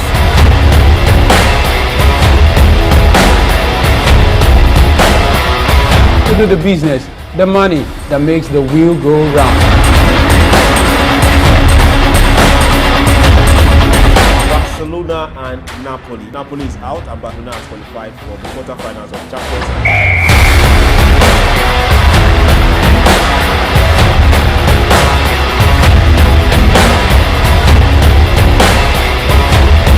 For different ways to make money. Sports is best a way to be creative.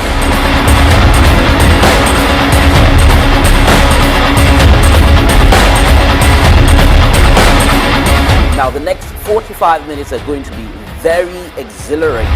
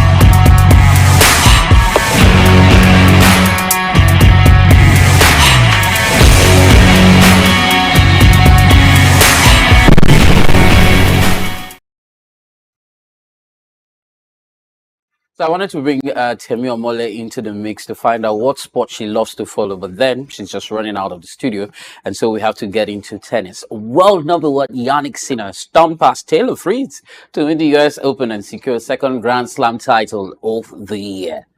The Italian won his first major title at the Australian Open in January, held of a late charge from American 12-seed Fritz. I mean, you can imagine the support from the crowd for the American, but then he powered to a 6-3, 6-4, 7-5 win and held his arms aloft and looked up to the sky as he became the first player since Guillermo Vilas in 1977 to win his first two Grand Slam titles in the same season. He's also the first Italian man to win the singles title at Flushing Meadows, and Sinner said the title meant so much to him because the last period of his career was not easy because he became tearful and dedicated his victory to his aunt. We just, get a feel of his on the court interview, after the game.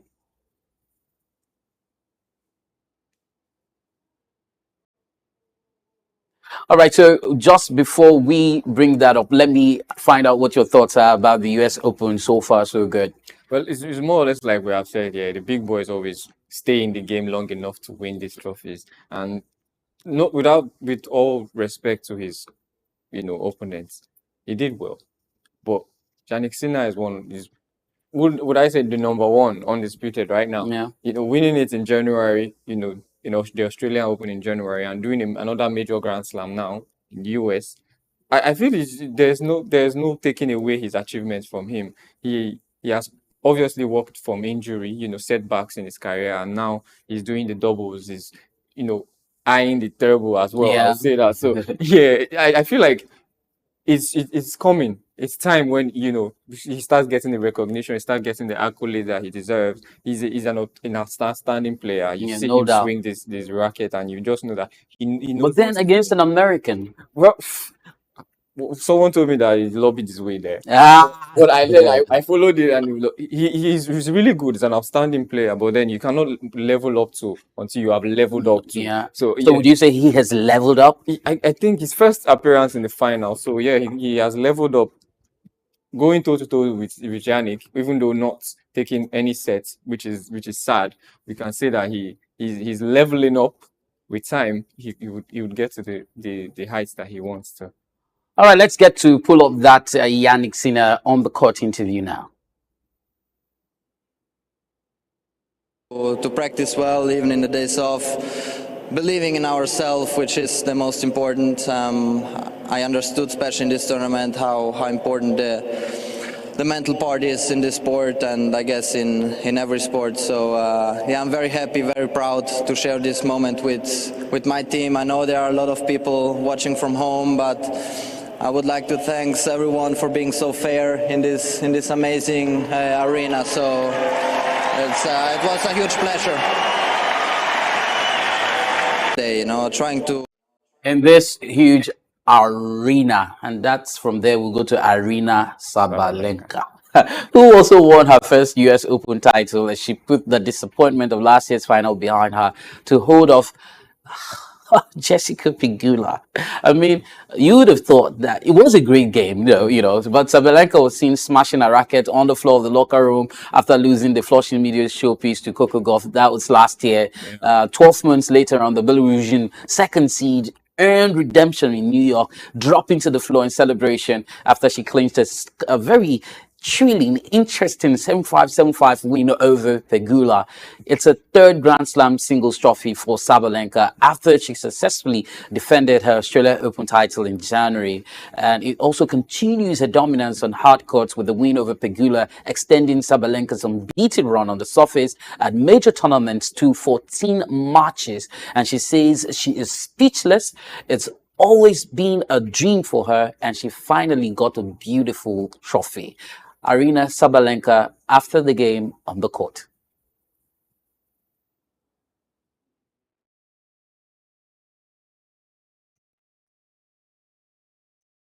I mean, guys, thank you. I heard a lot of support. You were cheering for me on those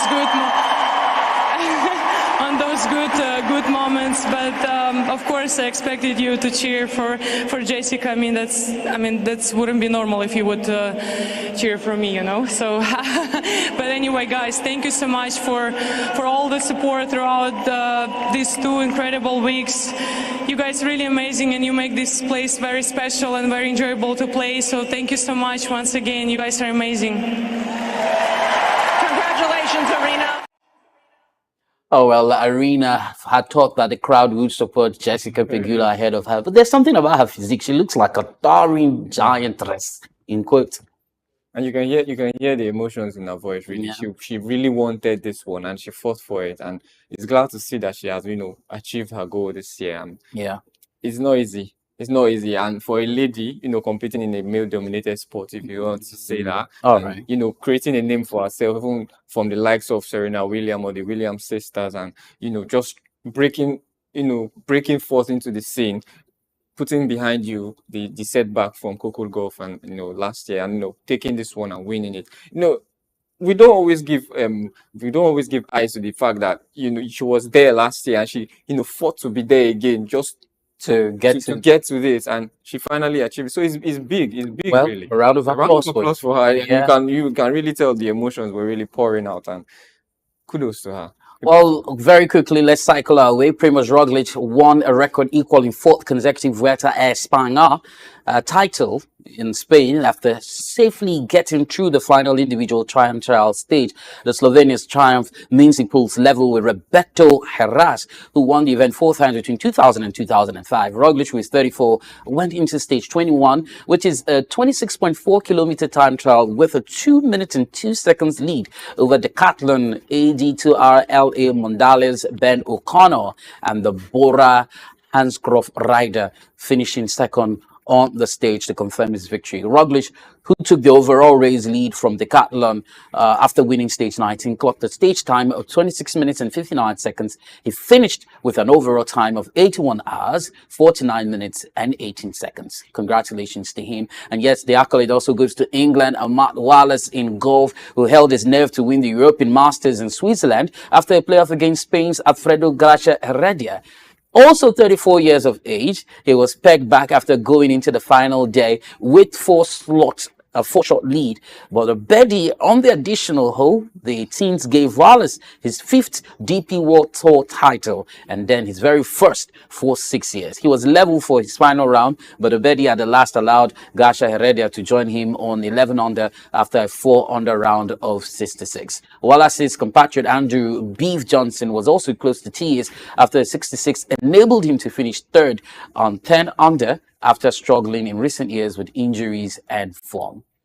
A quick race to athletics. George Kerr won the Fifth Avenue Mile Race in New York for the second straight year and smashed the 43-year-old course record. The Scot came home in 3 minutes, 44.3 seconds, more than 3 seconds faster than the previous best set by Sidney Marie in 1981. Now, just 3 days after finishing fifth in Zurich Diamond League meeting, the world 1500 meters champion and Olympic silver medalist finished ahead of American Josh Hoey and Kenyan Amon Kimboi. Kerr, who's 26, now holds 2 of the 3 fastest times in the race's history. Let's take a look at football. Some international game over the weekend. 10-man Spain dug in so hard to beat Switzerland by flattening Scotland in the Nations League 4-1. The European champions led when Giselle headed home Lamine Yamal's cross. Beautiful cross from Yamal, by the way. Despite Gregor Kober's best attempts to claw it off the line, he found a way to the back of the net. Denmark, on the other hand, beat Serbia 2-0 in the group's other game to go on 6 points. Defending Nations League champion Spain drew goalless away to Serbia in their first match last week. Meanwhile, Cristiano Ronaldo reached a significant milestone on Thursday, scoring the 900th goal of his very illustrious career. And so those arguing Messi and Ronaldo, can we start that argument now? I think we should bring Kelvin to this place for starting the argument here at SOUQ Sports. Anyway, it prompted an emotional celebration by the forward as he dropped to his knees by the corner flag in tears, and it was his 131st goal for his country, while he has also scored at club level for Sporting Lisbon, Manchester United, Real Madrid, Juve, and current club Al Nassr. Great stuff. It is important to add that he has made that 901. He's heading to 1,000 goals. Yeah. He did that over the weekend, and we can see that there's no stopping this. There's no stopping Ronaldo, and he has that set of achievement in his mind, and he's working towards it. 1,000 goal. I beg your pardon. 1,000 goals, and he's on his way, and he will get it. Let's see. Anyway, Liverpool captain Virgil van Dijk wants to be on his way as his contract runs out next summer. The 33-year Netherlands international states he wants to sign a new deal to stay at the club until 2026. Those are some of the gist making the rounds, or rumor has it. Mohamed Salah is another man on social media. I think apart from the Napoli Osimhen, it's Salah now that's, he's been attracting interest from Paris Saint-Germain and Juve. His contract is also, expiring. I don't know where you see him going though. Well, I know he wouldn't really want to leave Europe, but if the money is lucrative, he might go elsewhere. Yeah. He's already getting to the penultimate stage of his career. So I guess, anywhere will do for him as long as the money is good. Well, Arsenal are unwilling to let Italy midfielder Jorginho leave the club, despite Galatasaray reportedly being interested in bringing the 32-year-old before the Turkish transfer window closes. Barcelona, we hear, targeting Bayer Leverkusen defender Jonathan Tah, and of course, midfielder Joshua Kimmich, who played for Germany. And there's a bit of uncertainty about the future of Uruguay defender Ronaldo Araujo. Paris Saint-Germain are working to extend manager Luis Enrique's contract with current club, and of course is running until June 2025. Canada striker Jonathan David, who was linked to Chelsea in the summer, has said he has held talks with a couple of teams, but chose to stay at a French club, Lille. Atletico Madrid, Barcelona, and Juventus are among the clubs interested in 31-year-old Ghana and Arsenal midfielder Thomas Partey. Partey after Partey. Anyway, we'll be running from there to sports business real quick because we're practically out of time. Let me just bring you up to speed with stuff, where money has changed hands. Formula One is an undisclosed talks, held talks with brands like UBS and HSBC before landing on the deal with Spanish bank Santander. And the electric off-road racing series Extreme XC has scrapped the remaining races on the 2024 calendar, including a planned debut in the United States, and is also evaluating how best to complete the season.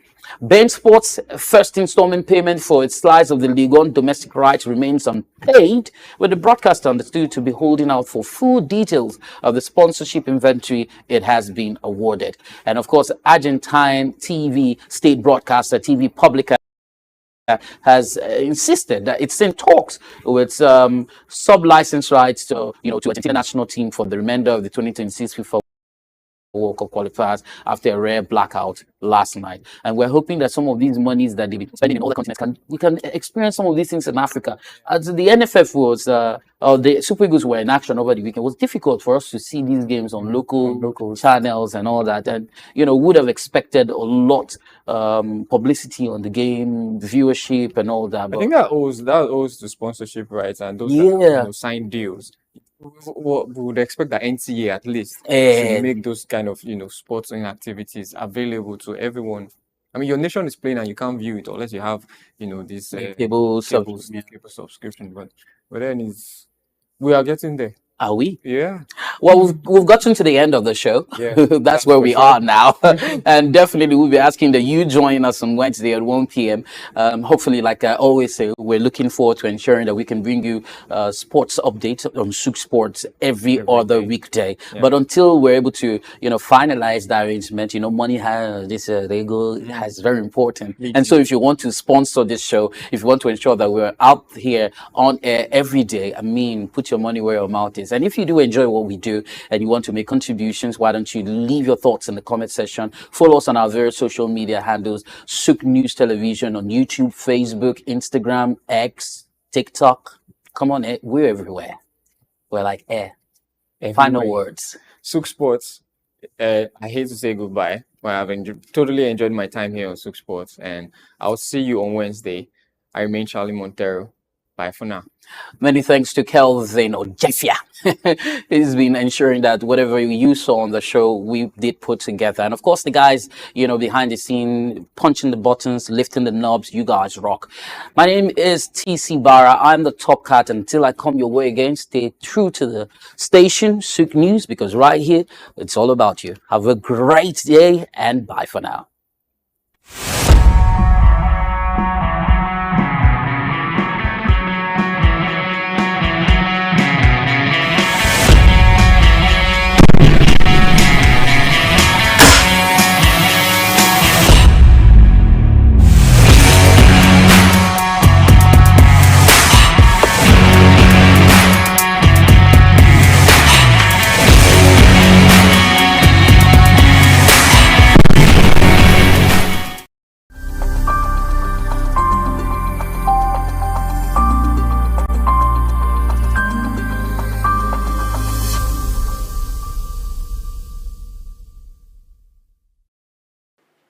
Well, Prince Raymond Adekunle Olaya Kishemoy. I was born into a Catholic family. I was raised maternally by the Cardozo family. My paternal family, the Olai Akshiman family, are from Isaleko, and they own the entire space called Makoko. I grew up in Lagos Island. I'm a Lagos boy. I went to Holy Cross, my primary school. Got into St. Finbar's, but because of my interest in going to Greg's, I had to leave Finbar's and I went to Greg's to complete my secondary school. Had a run with my education. They first went for NCE. Then it used to be Advanced Arts College, Onitolo. We changed it to Lagos. It was during my tenure. We changed it to Lagos State College of Education, Otto Ejaniki. I was a school student union PRO then. Then went, after that, during that period I was a journalist too. During the period of the Second Republic, I was the Lagos State correspondent for Radio YO. When I went for NYC in 1982, I was made a press secretary to 2 commissioners in Ogun State. That's Chief Yemi Adefulu and Chief Isiaka Abiodun Adekunle. I was the press secretary to the 2 commissioners there. After that, I went back. I did a short period of teaching for 1 year at Agaway Secondary School. Then I left for one school to a very interior part of Ogun State, Okiri Ojule. The full meaning is Okiri Ojule Mobile Begbedu. Secondary school there then. Then I left, went back to my journalism. I was with Community Concord. Then I joined Guardian. I was the one in Abeokuta with Tayo Awotusi, who later left for this one newspaper. Then he went to Liberia and he died in Liberia. You know. Then after Guardian, I started Republic with them. I was the first Ogun State editor of Republic newspapers. Then going back to Guardian Concord. But within that period, I was the NUJ. I started the general in Ogun State during the period of media, you know. Demola Badejo was the secretary. I was the assistant secretary. And after that stint, I was the national financial secretary of SWAN, Sports Radar Association, during the time of Fan Ndubuisi. So I got fed up with journalism when we had June 12th, and I saw the whole country in that terrible state. So I just left. Went back to school. I had OND, HND, Masscom. Then went back to school again for postgraduate marketing at the NIJ. And I did law. And right now I'm practicing law. I also was in politics. I contested several elections on Lagos Island, chairmanship, House of Assembly, House of Reps. I didn't make it, but I was given the essay to Governor Tinubu when he became the governor. That's it. And really, I don't feel like joining politics any longer, because the way I sit now, may God help Nigeria. With the kind of politicians who are around now, there's nothing to write home about them. There are still some honest ones among them, but a lot of them are there for what they just want, not for what Nigeria will take to develop. I mean, we have so many things in this country. We have not even many, we have so much. We can't count them. The resources are there. We have everything that God can use to bless people. But we as a people, we are not ready to take advantage of all these things. And that's why we are here where we are today. That is it. All right, from your story, it's proper to refer to you as proper Okoeko. Now, I would like you to give us a picture of what I'm a Nigerian. I'm a Nigerian. The first and foremost, I'm a Yoruba person before becoming a Nigerian. There's no part of this country I've not been to. But my Omoyoko in me, the Omoluabi in me, will always be there. Yes, you're right. I'm an Omoyoko person.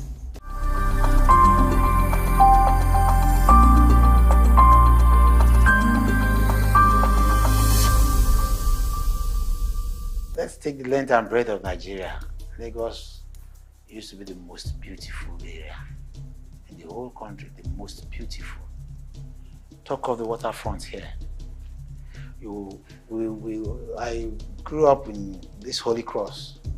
After the mass service at Holy Cross, where the young kids will all come there, flock down to the marina side, serve all the breeze, eat fruits, you know, look at the boats, the ships, and we'll all be happy. The breeze, you know, you will just be there enjoying yourself. It's not like that any longer. Later, the quayside came, you know, and there were shops. You could buy as many as you wanted. Then, Lagos was beautiful. Our taps went dry. We would do these small paper boats, and we'll put them in our gutter in the house, and we'll follow it to the flow. Where are those ones now? The drains are now just there. They are not moving. You see? They are like ponds. In those days, I could remember, if you have thieves, there were not so many. Even the issue of stealing started becoming rampant, I think, after the Civil War, if I could remember. We were all sleeping outside our houses. We have our houses. Comfortable houses. Small as they were comfortable. But we were all sleeping outside, getting the breeze and everything. It used to be C&N, Electricity Corporation of Nigeria. These days, you see armed robbers everywhere. You see armed robbers everywhere. So, that is, you see, it's a pity that things like that are happening now. It was shortly after the war that we started seeing the case of armed robbery. And Babatunde Foronsho got himself in the history book as being the first set to be shot. You know? I could remember when my mom came back from England, 1967, and she got the house, I think number 6 or number 8, I'm not sure again, at Lawanin Street. She was working at Lutz as a nurse then. And this man went to, she fought good enough for her, she went for night duty in the hospital. By the time she came back in the morning, all these Babatunde Foronsho people had visited her apartment. We were in Lagos with our granny, in Lagos. They had visited our apartment, and while they were going, whether they were living in a hotel or something, they left their submachine guns and everything on the window. The police couldn't do anything. It was shortly after that he was arrested. So that actually spurred me into going to see his execution at the beach, and that was 1970. Yes, that was 1970. It was the first set. And shortly after, we started having so many cases of armed robbery. You know, because the guns were so many after the Civil War. I pray Nigeria goes back to its old self, where people were safe. I wonder how the government can do that. Now the security people can do that. But I pray that Nigeria should go back to its old self.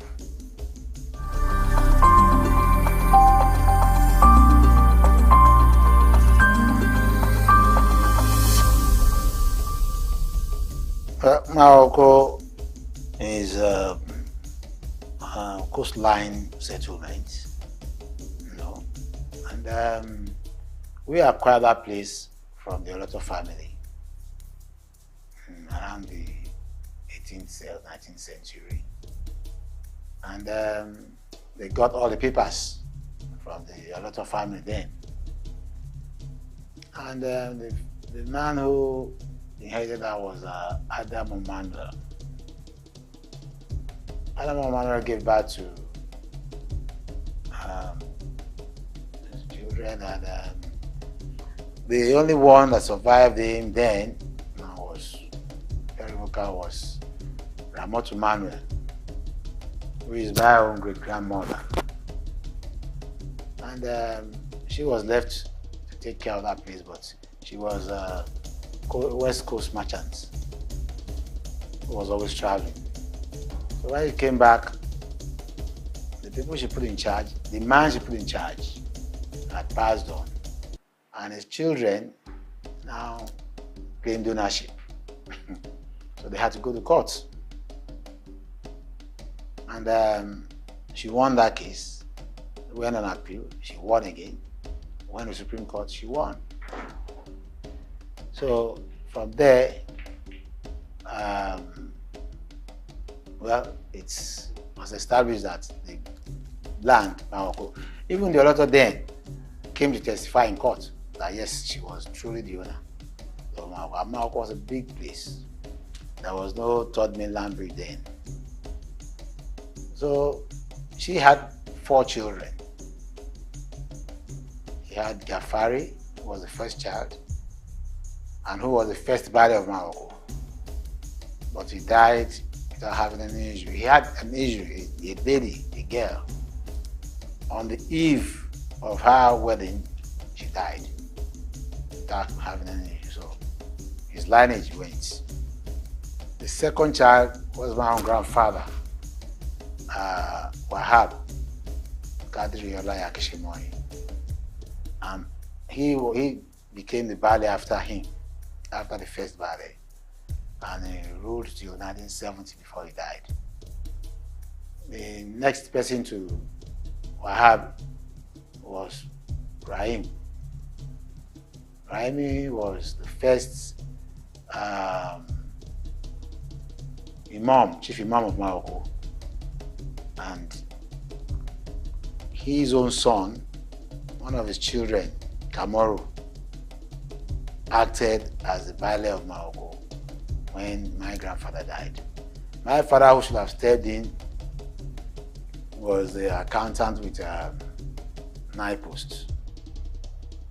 Then, before he went to custom to become the accountant again, and internal revenue, federal inland revenue. So he didn't have time for the traditional things. So his junior cousin, Kamaru Adewale Olaya Kishimoyi, took over.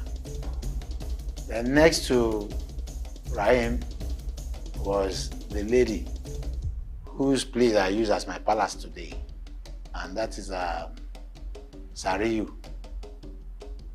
Sariyu too didn't have any child.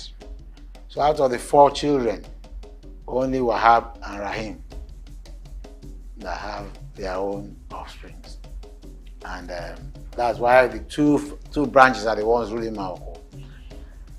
The third we would have called part of us were people that Mama Ramotu took to be with her and she was taking care of them. Their father's name was Yakini. So in her will, she put it there that they should give them, treat them as children too. So those are the four basic children of Ramotu Mandela. And Morocco, it was Ramotu who welcomed or who employed the Egun people to be fishing for her. And I have papers where they were even pleading that it should be given a space to use, to be staying while fishing, because they used to fish and would leave. And they told her that where they were coming from was far. So she told them to settle at the river bank, and she specifically instructed her children to collect rent from them. But over the years, because of the friendship and everything, they left them, and they've been going ever since. And that is why we have that chaotic situation on the waterfront, where everybody just comes now, build your stilts house, and you are good to go. That's why I have now told the government now that, look, come, let us redevelop Morocco, which is now being kicked against by some people. They think I want to drive them. No, I'm not driving you away. Let's redevelop Morocco in line with new developments in the world. We cannot continue to be looking at Morocco. People will be flying the third mainland bridge and you'll be seeing that death, that rot. Once we redevelop that place, unlike what the governments are doing in many places, because the government will take your land, build a house where the masses will not be able to buy into again. We can give those who are there, part of what we've built.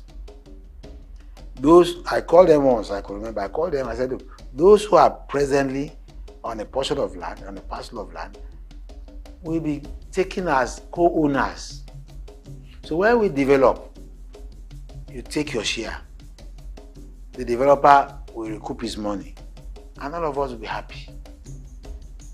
But God knows, things are changing in Nigeria. Things are changing. It's a pity. I hope and I pray that one day we'll have those who will think positively for the development of this country. Because we go out of this country, we go to other countries and see that these people are far developed. Why are we not developing? Morocco has a lot of resources. Morocco is known all over the world for fish industry.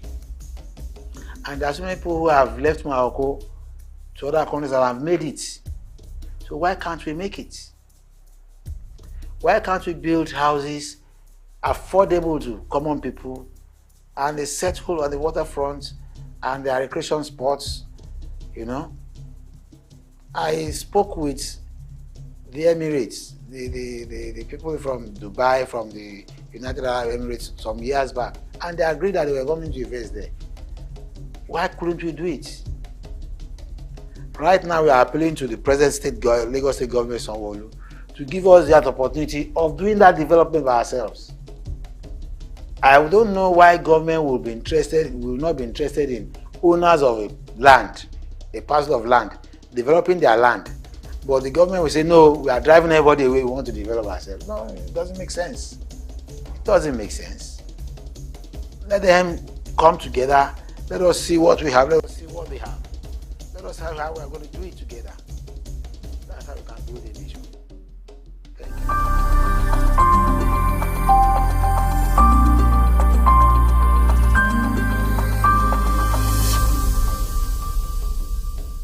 The first I would say is misinformation.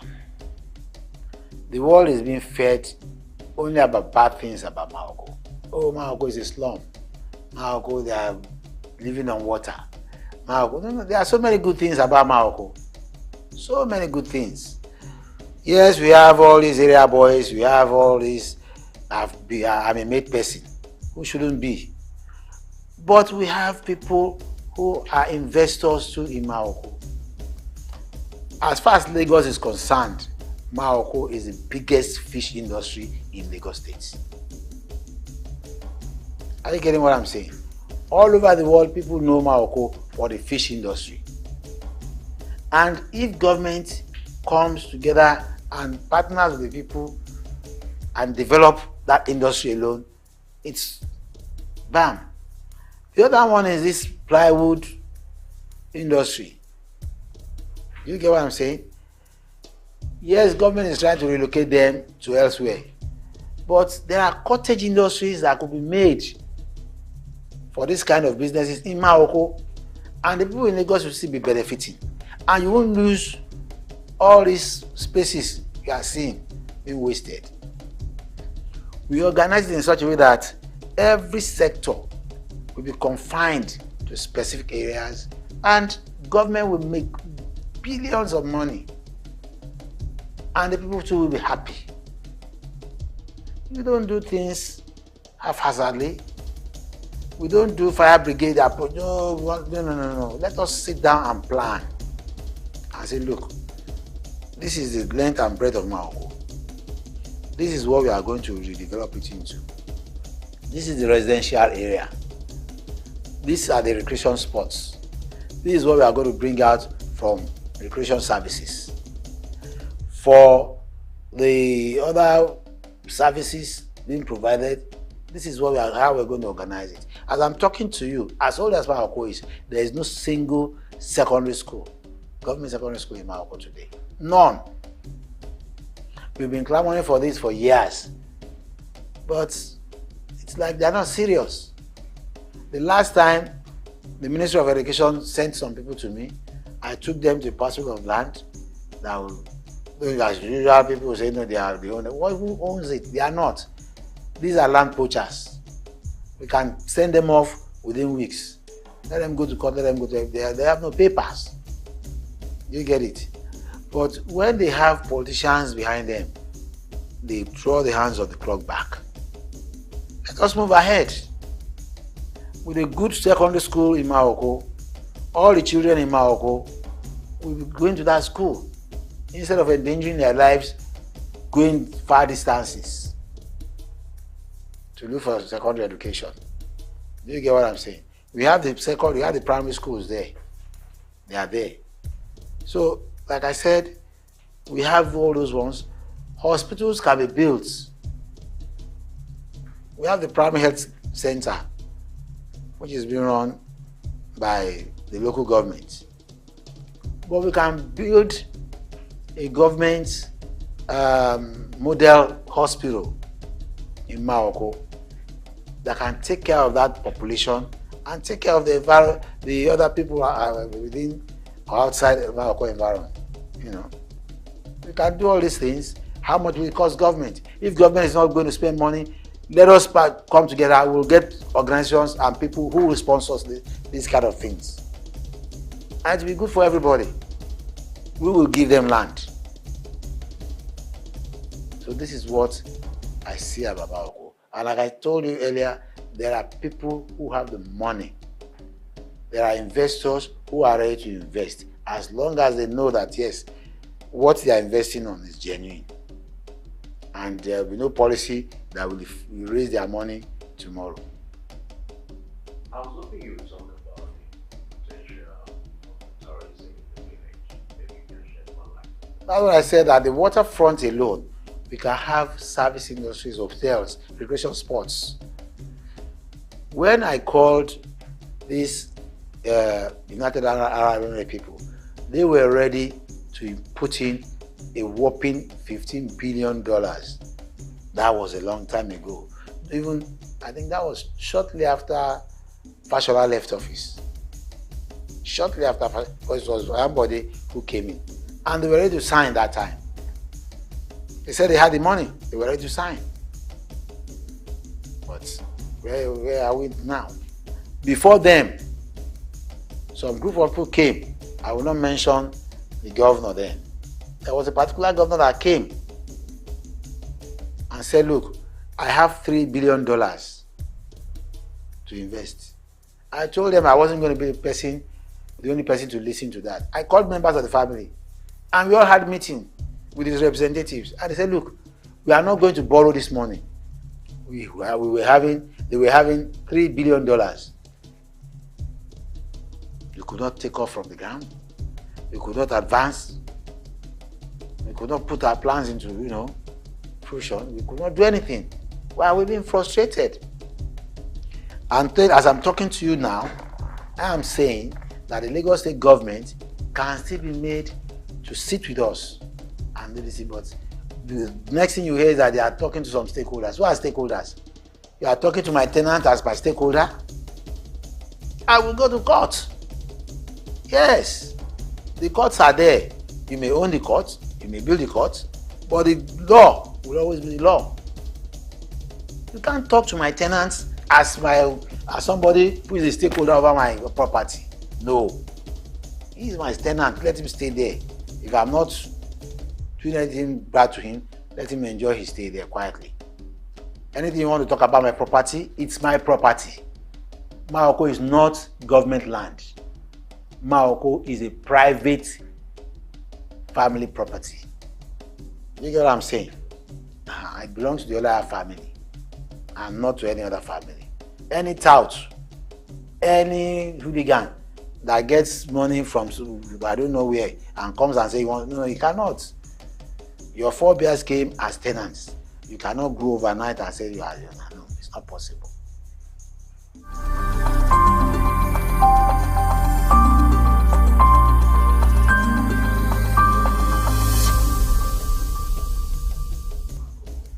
Well, the initial joy to me was that when I got there, at least I minimized criminal activities. I brought in the police, I brought in the security agencies to assist me in apprehending those hoodlums and bringing sanity into that, because before I got there, on monthly basis, they were killing themselves. They were raping openly.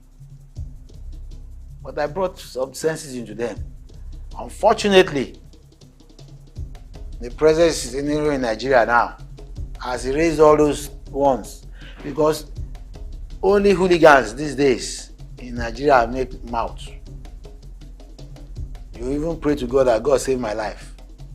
Because when you talk and you say police should go and arrest them, they won't. I have lists of a lot of people they can arrest now. Those who are doing arbitrary things in Morocco, that they should be arrested and prosecuted. But if you arrest them today, in fact, the police will arrest them. They will tell them they are still searching for them. And if you arrest them today, I'm telling you the next day, they are out. I could remember there was a time I brought in police. I was called that they were robbing. I brought in the police and we saw those boys robbing. I have lists of a lot of people they can arrest now. Those who are doing arbitrary things in Morocco, that they should be arrested and prosecuted. But if you arrest them today, in fact, the police will arrest them. They will tell them they are still searching for them. And if you arrest them today, I'm telling you the next day, they are out. I could remember there was a time I brought in police. I was called that they were robbing. I brought in the police and we saw those boys robbing. And we chased them. We chased them to a hotel and they disappeared. Went just inside and disappeared. So I told the police to arrest the hotel manager. Because for them to have run into that hotel meant that they knew about that hotel and they were being harbored there. Before the next morning, the manager had been released. Apart from that, the police came back in the night around 2 a.m. and met those boys again robbing. So they fired them. I was told they killed about 5 of them who jumped into the canal and died there. Before 8 o'clock the next morning, they had buried all of them. Then they called me to a security meeting at the council. And I told the chairman, I said, you should be arrested. I told him, I said, you should be arrested. He said, why? I said, who owns the government cemetery? Who owns the cemetery? Aton Cemetery. He said it belonged to the government. I said, who controls it? He said, government. Fine. This incident happened on a Saturday night, stroke Sunday. Sunday morning, before 8 o'clock, all these girls had been buried in government cemetery. How did they get in? Who authorized it, their burial? He saw where I was going. He now turned to the people. He said he didn't know anything. He now said he should go and call the people in charge of the cemetery. He put in charge of the cemetery. They called the boy. When they called him, as soon as the boy saw me, he started raining abuses and invectives on me. This is the head of armed robbers and that. The man said, keep quiet. That's not what I brought you here for. Answer this question. What happened with those boys the police killed overnight? And so and so. He said, I don't know. He said, you don't know. Were you not the one in charge of the cemetery? Were you not buried in the cemetery? He said, yeah, my guy, will see you there. Don't see me in front of everybody. You know what the boy did? He now turned and looked at, there were 2 DPOs sitting with us, and looked at one of them and said, but you two, you were there when they were burying them now. While we were discussing, the DPO didn't say he was there. So the boy now told the DPO that, DPO, but you led them to us to be buried. Now you gave them cover now. So why are you not talking? Why is it me alone you want to put it on top of me? How do you now solve that problem? Are you getting what I'm saying? One of the legacies I would have said I had was, I brought sanity, but it's been erased off. Even my own brothers are involved in this criminality these days. In fact, they are the heads of those leading criminals to perpetrate terrible things in Maogo, and yet the police cannot catch them.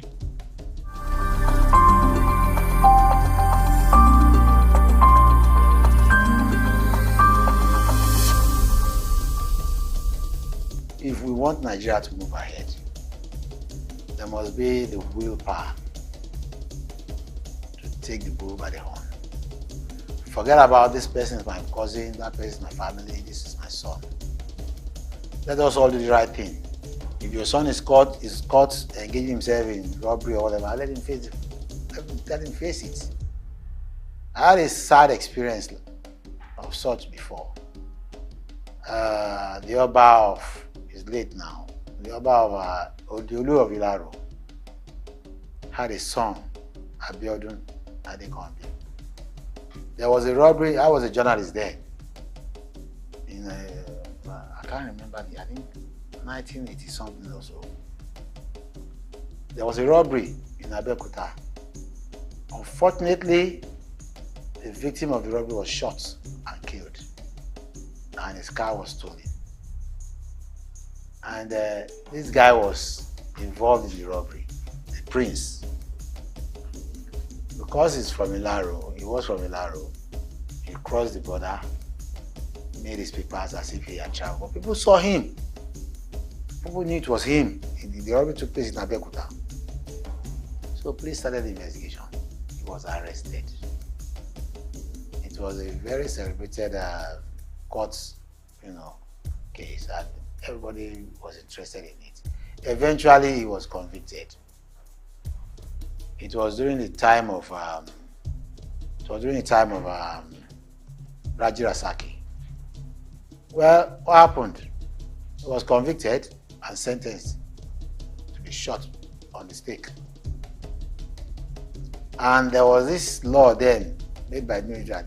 If anybody should do that, and your sentence has to be done in your community. In fact, they took him to Ilaro to be killed. All eyes were on his father, because his father was a traditional ruler in Ilaro. And there was this heat that his father should be dethroned. I felt for the man that period. He didn't send his son to go and rob, but the boy was shot in his community. That day we went there to see the man. All his palaces, all the gates were locked up. The man could not come out. And I'm sure that would have been a sore point, for that man. Well, if he's gone now.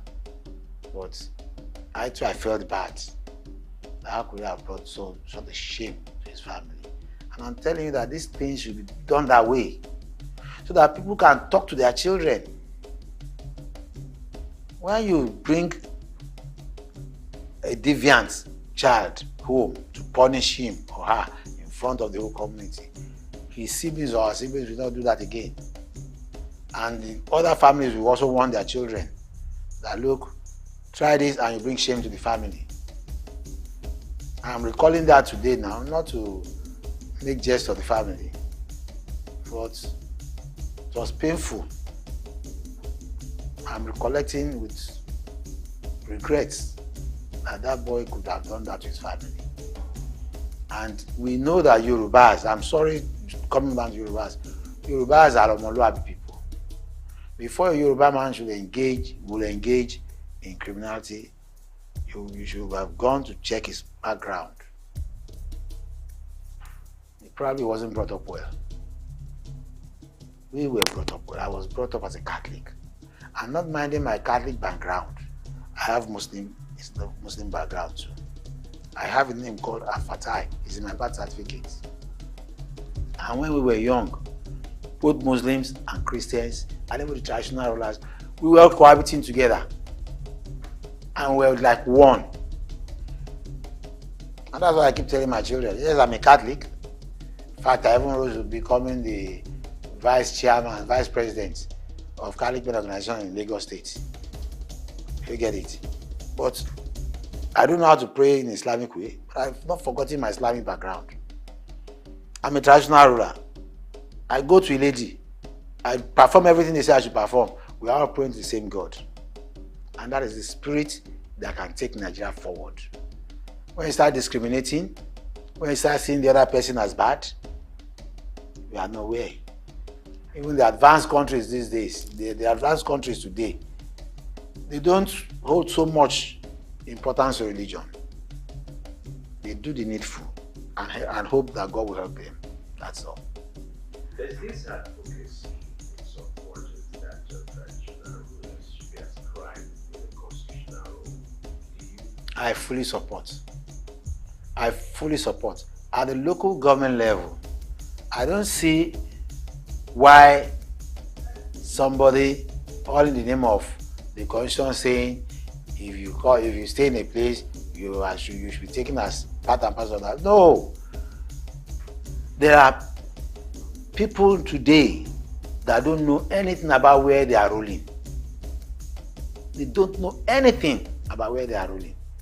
You call that local government chairman, the chairman of a local government, where he cannot even tell you the history of the local government. What kind of nonsense is that? The traditional ruler who is there must have been somebody from that area, must have grown from a family in that area, and should be held responsible for the minuses or the positive things in that area. Are you getting what I'm saying?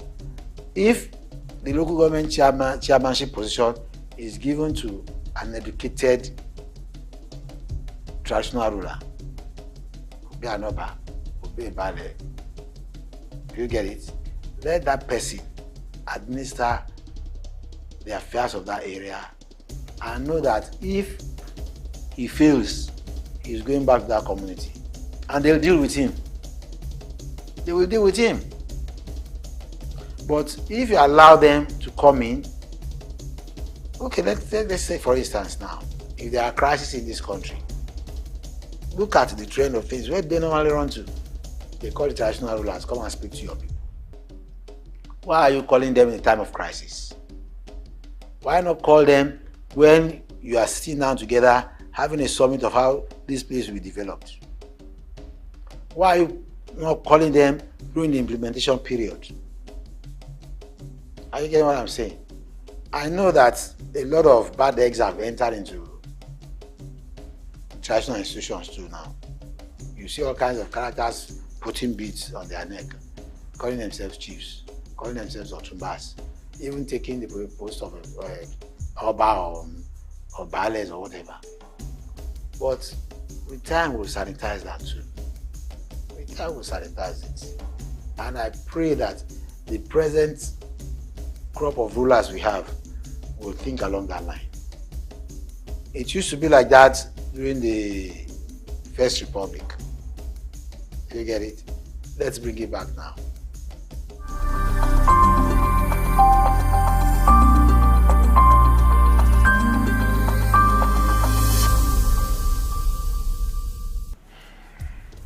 Yeah, I said I'm optimistic. I say I'm prayerful. I will pray for him that he succeeds. That's what I'm going to say. I'll say he succeeds. I wish he succeeds. I hope he succeeds. Because let me tell you something.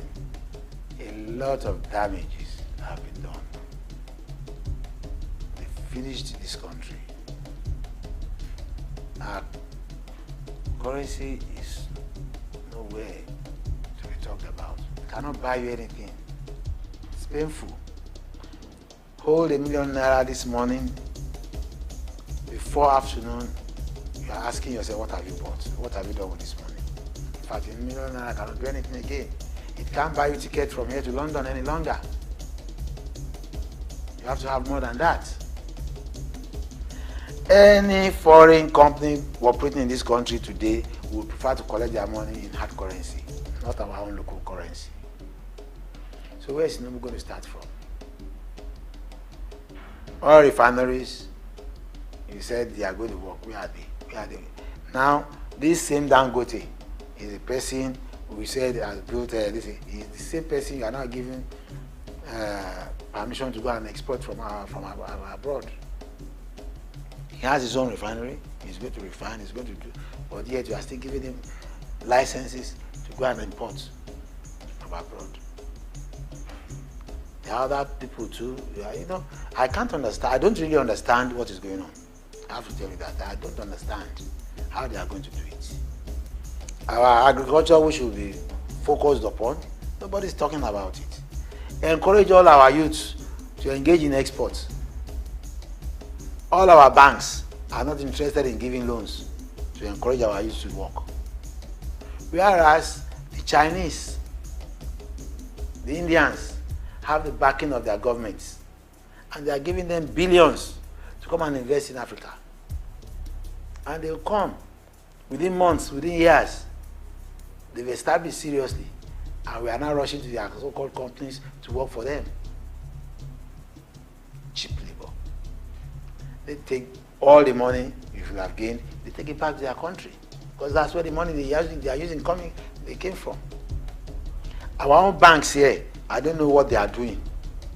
They cannot give a young graduate money to start himself off. I was in England some time ago, and a friend of mine was telling me if I need about £600,000, that he would get it for me. I was stunned. He said he even showed me letters written to him by his bank that you come and collect loan. In Nigeria, they don't do that here. If they try to entice you to come and collect loan in Nigeria, look behind their terms and conditions. All right. What would you consider to be the secret of your success? Well, determination, doggedness. I'm one of those who will not take no for answer. I don't take no for answer. If I want something, I go after it. And once I focus, but I have series of experiences over that. But don't let me waste your time, because I could remember there was a time when I was a journalist. I got fed up working in Abeokuta, and I came to Lagos. And I told my editors, I said, look, I'm no longer working in Abeokuta. Have they sacked you? I said, no, nobody has sacked me. Funny enough, my friend Tokubolo Ontoba was the one covering the Don Barracks. And any time I came to Lagos, I was staying in his house. And I wanted that job. So I went to meet the then news editor, Kunle Odifu. I said, look, Egmon, you are going to Abeokuta. He said, for what? I said, is it that you become the editor here, or you go to Ogun State and become the chief press secretary of the government? I said, what are you talking? I said, look, we have arranged it that you go to Abeokuta to go and become the chief press secretary. He didn't believe it. But myself and the journalists in Abeokuta were fed up of showing us more then. But good enough for Raji Rasaki was the governor then. He accepted our offer that Kunle would first come in as chief press secretary. But he didn't know what to do with Shodun Oshoemo. And good enough, coincidentally, he was taken out of Lagos at that period. So Lawal came in. And when Lawal came in, what happened was that Lawal thought of it and said, okay, people are gunning for Kunle to come in as chief press secretary. Let Shodun Oshoemo become the commissioner, and Kunle became the chief secretary. So his own position as news editor opened. So I told Tokumbo, Olondoba, go and occupy that position. It was in-house politics. And Tokumbo became the news editor. So I went to meet double chief, Drew Onobuli. I said, look, I'm reporting here as the next Lagos State House correspondent. The man looked at me and said, where are you coming from? I said, I've come to tell you that I'm resuming. Nobody posted me. But I went to meet him. He said, go back to the office and collect the letter. I said, my letter will come tomorrow morning. He said, what about Tokumbo? What has become of Tokumbo? I said, they have not started Tokumbo. Tokumbo is now in the office as a news editor. And I went back to the office, brought a letter, and I gave it to you. And I started my work in the Don Barracks then. That's all of those things. If I set myself for a goal or a target, I get it. That's great. Thank you so much, sir. Finally, we would like you to do a shout out to our nation. The format is you introduce yourself and then you tell people, keep watching SOUQ News TV. Yeah. I'm so happy about this SOUQ News TV. I'm the Valley of Makoko. I'm a lawyer. I should say I'm a politician. I'm a human rights activist, and I've watched SOUQ News TV. And I pray for them that they grow like the Al Jazeera's. I pray for them that they grow like the BBC and the CNN. It's a developing station. I'm so impressed, especially with the kind of things you have invested in this place. And I pray and I hope that God will assist you in getting the right personnel to drive this station forward, move this station forward.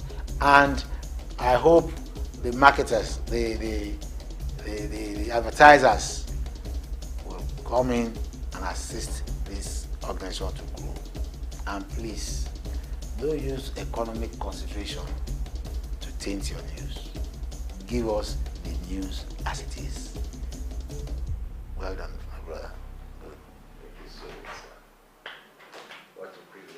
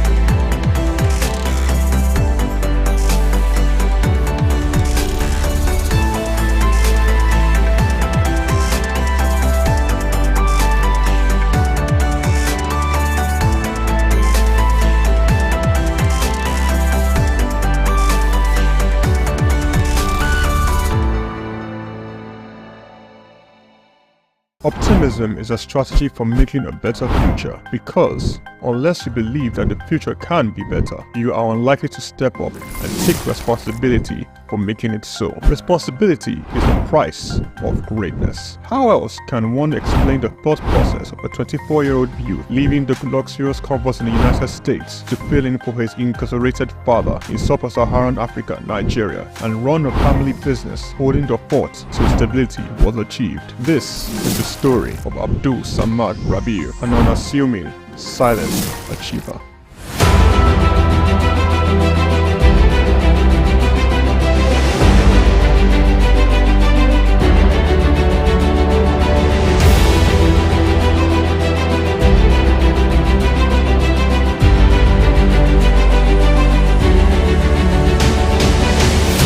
Abdul Samad Rabiu attended Capital University, Columbus, Ohio, and returned to Nigeria to oversee the family business when his father, Ishaku Rabiu, was detained by the administration of General Muhammadu Buhari for allegedly not paying the rice report duties. Not only was his father under investigation, the family business was under scrutiny.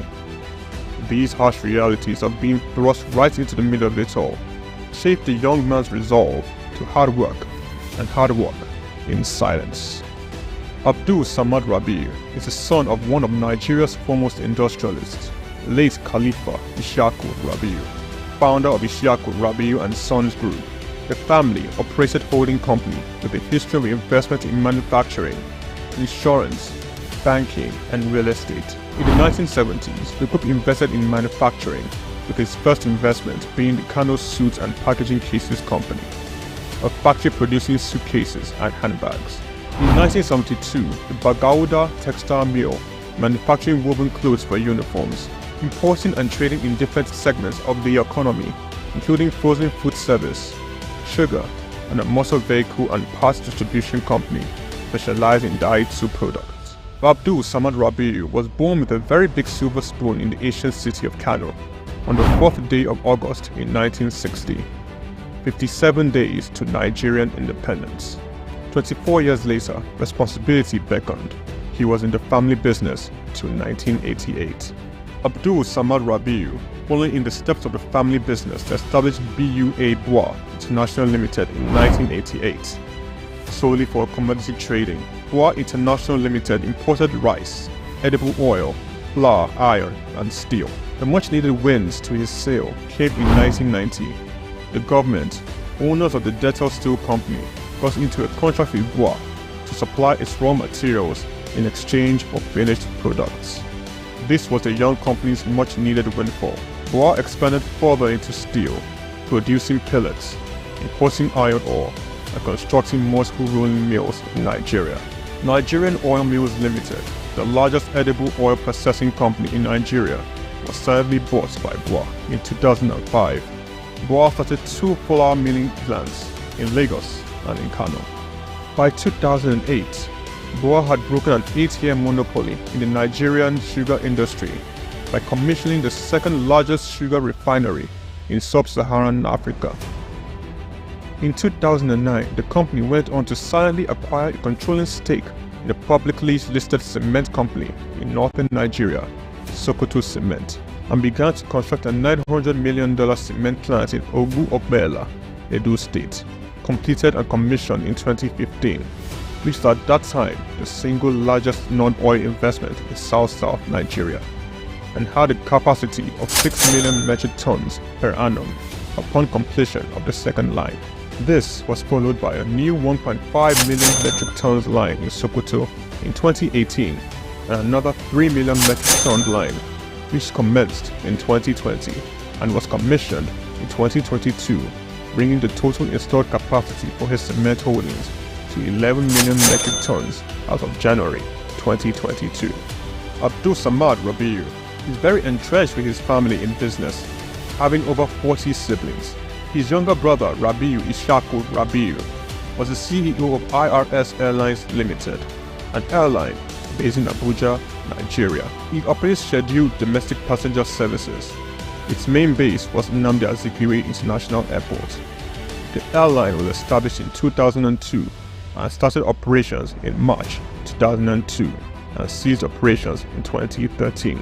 Kabiru Rabiu, our younger brother, currently serves as the Group Executive Director of Bois Group. In 2020, Kabiru was named the Best African Economic Leader under the age of 40 in the 100 African Economic Leaders for Tomorrow Awards by the French Institute Chausseo. Bois invested $300 million in the 20,000 hectares Lafiaji Sugar Estate project, which comprises a sugar mill, sugar refinery, ethanol processing plant, and 35 megawatts power plant. The company also built an export-focused refinery in Port Harcourt, the only destination sugar refinery in sub-Saharan Africa. Abdul Samad Rabiu is constructing a 200,000 barrels per day petrochemicals refinery in Akwa Ibom State, Nigeria. The agreement was signed with Access of France in August 2020 for the refinery aimed at serving Nigeria and the West African petroleum refining needs. It is expected to be completed and operational by 2025. The privately owned Ogu-Ogbela Cement Company was in January 2020 merged with the publicly listed Cement Company of Northern Nigeria, where Abdul Samad Rabiu already held a controlling stake in the $3.3 billion transaction, and BUA Cement PLC was born. Abdul Samad consolidated all his food businesses in sugar, edible oils, rice, flour, and pasta milling into a new company, Bois Foods PLC. In December 2021, it was listed on the Nigerian exchange. Bois Foods emerged as a consumer goods leader in market capitalization, experiencing a phenomenal 206% year-to-date appreciation. Share prices soared from 65 naira per share in December 2022 to the current value of 379.9 naira per share as at 24th March 2024. In terms of fundamentals, Bois Foods exhibited robust financials with a 54% increase in profits to 105.6 billion naira in the first 9 months of 2023. Revenue witnessed an impressive 80.95% year-on-year growth, reaching 524.428 billion naira. and return on average equity stood at 43.42%. Despite challenges, Rabiu strategically increased his direct shares in BUA Cement by 56.37%, totaling 96.12% ownership. This move, executed on June 26, 2023, demonstrates Rabiu's confidence in his company's future growth. BUA Foods PLC and BUA Cement PLC companies are among the top 10 most valuable publicly listed companies in sub-Saharan Africa. From a relatively small company in 1988, BUA Group has grown to a world-class conglomerate, contributing significantly to the country's GDP while providing employment opportunities for tens of thousands of Nigerians. Abdul Samad Rabiu's philanthropy is silently second to none. He founded the Abdul Samad Africa Initiative, ASR Africa, an African-focused fund for social development and renewal which seeks to support Nigeria and other African countries in the area of health, education, and social development. In October 2022, Abdul Samad Rabiu, through ASR Africa, donated $500,000 to the United States Agency for International Development partner on tuberculosis control, HIV, and gender-based violence prevention efforts in Nigeria. Development of a 7.5 billion naira 200-bed specialist hospital in Kano State during the global COVID-19 pandemic. Abdul Samad Rabiu championed Nigeria's donation to this COVID-19 intervention by a single individual or corporate donating, amongst other things, 1.35 billion naira to the COVID private sector coalition, 300 million naira to the Presidential Task Force on COVID-19, over 1 billion naira in cash donations to 10 state governments across the country, 70 ambulances, medical equipment, face masks, provision of foodstuffs for over 1.5 million persons in Kano, Lagos, and Rivers States. ASR Africa Initiative donated a 4 billion naira police hospital in Abuja and donated 1 billion naira.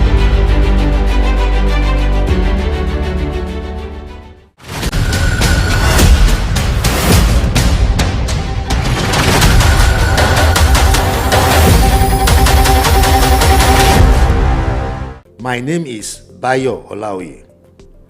In every government or institution, there is a corresponding invisible hand that remotely controls its affairs with immense influence over decision-making process or matters of interest. The Economic and Financial Crime Commission, EFCC, is a victim of this invisible hand. The head of the commission and possibly its inner caucus are not oblivious of its presence and interference, but may be unknown to other members of staff. By conferring the power to appoint the chairman of the commission on the President of the Federal Republic of Nigeria, lawmakers have unwittingly created an invisible hand for the EFCC. The invisible hand is the president and by extension the presidency. The EFCC was delivered as a bond servant from inception, lacking authority and autonomy and courage to function effectively outside the grip and body language rhythm of its masters, the president. And since the head of the commission occupied the driver's seat, obeying all traffic regulations as beamed by the president, liberty is replaced with dependency. Under this circumstance, what courage can the commission's chairman muster to prosecute the president's loyalists without upsetting ego and sensibilities? This is the burden of the Economic and Financial Crimes Commission. Until the power to appoint the chairman of the commission is removed from the president, the head of the EFCC will continue to operate under dominance and influence of the president, doing his bid and covertly yielding to his whims and caprices without ethical courage to act otherwise. No matter how committed and sincerely intentional the chairman of the FCC may be, his drive for efficiency is weakened by presidential interference. This finds expression in the crux of allusions to EFCC selected war against financial crime and money laundering in the country. The public must recognize that the president is first and foremost a politician who came to power on the ticket of his political party. He has his loyalists and those who supported the process of his ascension to power. Besides, politicians affiliate some of these stalwarts permeate both the critical public and private sector. Evidently, circumstances that led to the sack of all past chairmen of EFCC could be linked to an invisible hand of the president. To avoid this route, EFCC handles high-profile cases deemed to have ties with the president with caution, classifying them as persons with blue blood in their veins. This is the trouble with the FCC and why it is unable to effectively wage war against financial crime and money laundering. Most ex-governors, ministers, and other political and business bigwigs that have been prosecuted and convicted till date are those with either weak link or falling out of favor with the president. EFCC now tread with caution, without discretionary initiative, constraining itself mainly to petitions received from the public, as against initiating, executing investigations on suspected individuals and organizations, particularly those that are prone to financial crimes and money laundering. The ministries, agencies, departments of government, legislature, judiciary, and the organized private sector are all black spots. The Nigerian environment is fraught with financial crime and money laundering, particularly the political space. Yet, the FCC pretends not to know. Politics is a big industry and quick source of unearned income, where people become multimillionaires or billionaires overnight just by participating in politics or serving in the executive, legislature, or the judiciary. To rid the country of illicit wealth and growing corruption, Nigeria must review the process leading to the appointment and removal of the EFCC chairman in order to insulate the office from the influence and covert control of the president. Besides, the EFCC must wake up from its slumber. This is Bayo Olaoye.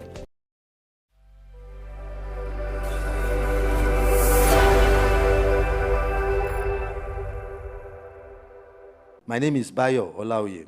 The Supreme Court has given Nigerians something to chew, something that will absolutely be constantly on their minds. Since its July 11, 2024 verdict, which granted autonomy to local governments, the nation has known no rest. Political and legal pundits and other members of the society have said one or two things about the judgment. The debate is raging. Nothing unsettles the minds of politicians in particular than a troubling issue. In today's news talk, I shall be analyzing the views, sentiments, and emotions being displayed by politicians on this issue of local government autonomy in Nigeria. The verdict has caused disgust in their camps. Many of the states with the hidden agenda of their local government were also dazed and humbled by the judgment. The states had it coming. They had been warned by the same Supreme Court in several past decisions to let the local government be. In those judgments, the apex court categorically declared that local governments were not appendages of the state. In 4 cases which is cited in its July 11, 2024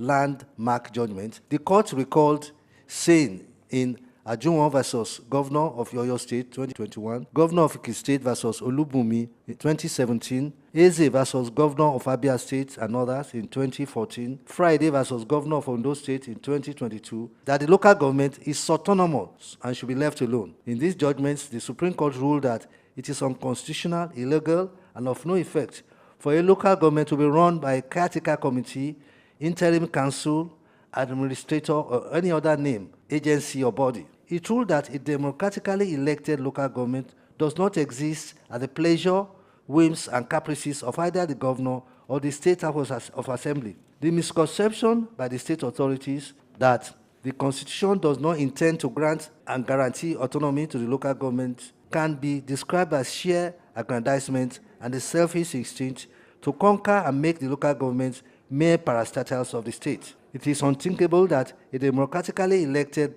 governor will embark on wholesome, undemocratic tendencies which no doubt endanger democracy and the rule of law. It is also almost becoming a national phenomenon and embarrassment that governors have constituted themselves as special species most dangerous to democracy in the country. Disdainfully disregard, disrespect, and disrupt democratically elected councils and appoint their lackeys as caretaker committees to run the affairs of the councils. The nation owes a debt of gratitude to the current Attorney General and Minister of Justice, Lateef Fagbemi, SAN, for taking this matter up by filing this suit. The only new thing that the Apex Court did not do in other places was to make a formal declaration on how local government funds should be remitted. The Apex Court did not make the order then because it was not sought. As we all know in law, the court is not a Father Christmas. Contrary to the thinking in many quarters,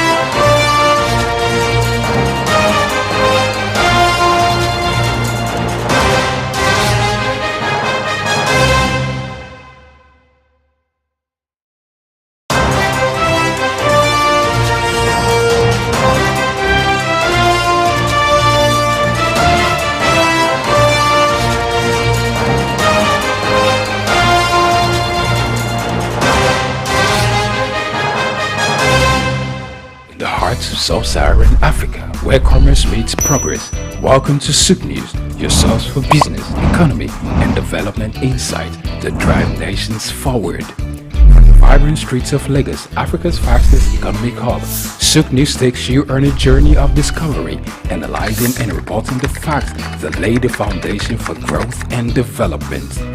We don't just report the news, we create it. SOUQ News is more than a channel. It is a catalyst for change, spotlighting the stories that shape economies, inspire entrepreneurs, and fuel progress. Covering business, finance, technology, energy, and many more, SOUQ News provides a daily deep dive into the stories that matter, interviews with industry titans, and analysis that empowers your understanding of economic landscape. Join us daily as we dissect, discuss, and deliver the most relevant and factual news on business and the economy. SOUQ News is your trusted guide, empowering you with the knowledge to make informed decisions.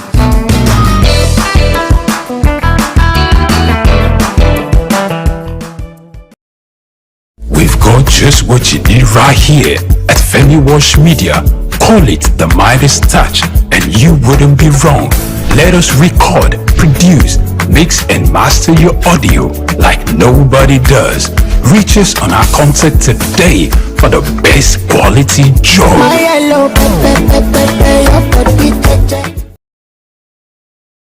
In today's fast-paced world, staying ahead of market trends is crucial. Whether you're an investor, a business owner, or just curious about the economy, you need reliable, up-to-date information to make informed decisions. On Market Insights, we provide comprehensive market analysis, expert opinions, and actionable insights that you can trust. Our team of seasoned analysts and industry experts enrich the conversation, bringing you the latest updates and in-depth reports. With our real-time data, you'll never miss a bit. Get instant access to market movements, trends, and forecasts. Our expert analysis helps you understand the bigger picture, while our customized reports are tailored to meet your unique needs. Peri-urban agriculture plays a very, very important role. Are your premier destination for cutting-edge market insights.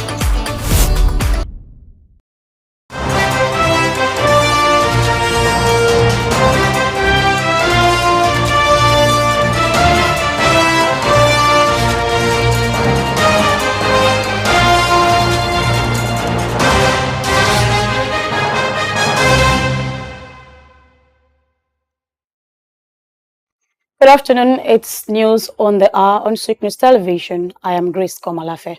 First, the major headlines.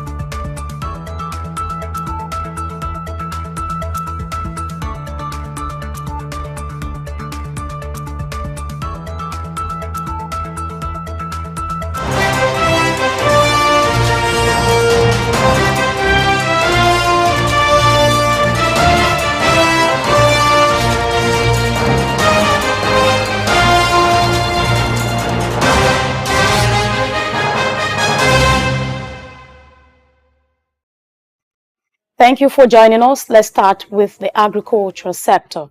President Bola Ahmed Tinubu has directed the Ministry of Agriculture to distribute 2.1 million bags of fertilizer at no cost to small-scale farmers across Nigeria. The initiative aimed to enhancing food security was launched in Bogo, Niger State, with Minister of State for Agriculture Aliyu Sabi Abdullahi overseeing the event. The fertilizers were provided by the Central Bank of Nigeria to support the president's renewed hope food security strategy. State governors will manage the distribution to ensure equitable access, especially for small farmers, boosting agricultural productivity nationwide. Additionally, preparations for the 2024-2025 dry season farming are on the way to further strengthen food production. The federal government has directed the exclusion of third-party research grants for federal universities and research institutions from the Treasury Single Account (TSA). This directive, issued by the Minister of Education, Professor Tahir Maman, was conveyed through the National University Commission (NUC) on September 6, 2024. The exemption allows universities and research institutions to manage their endowment funds in commercial banks. This decision aims to enhance their financial autonomy, promoting research and innovation. The move is expected to foster academic independence and improve research outcomes in the country.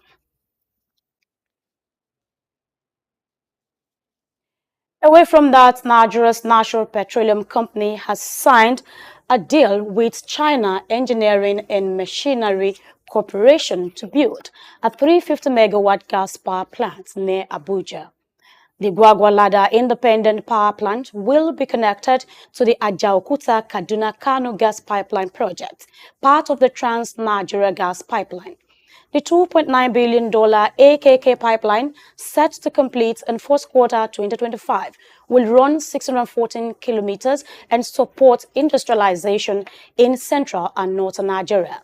It will provide an alternative energy source, reducing deforestation and gas flaring.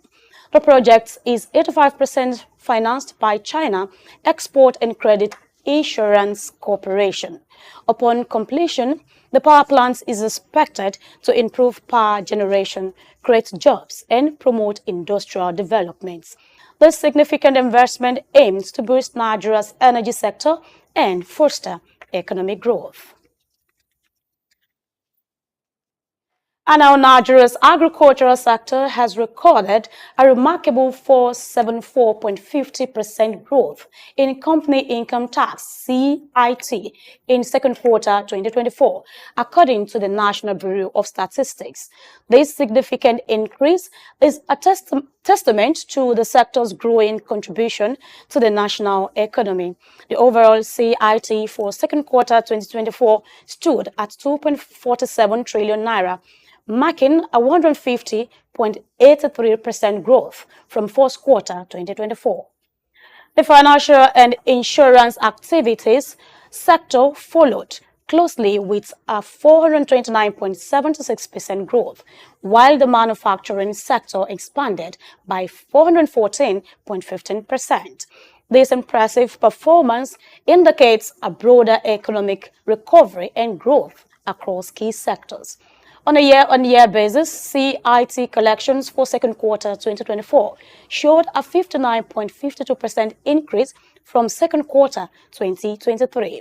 This growth is a positive sign for Nigeria's economy, with the agricultural sector leading the way. The sector's impressive performance is expected to have a ripple effect on the overall economy, driving growth and development.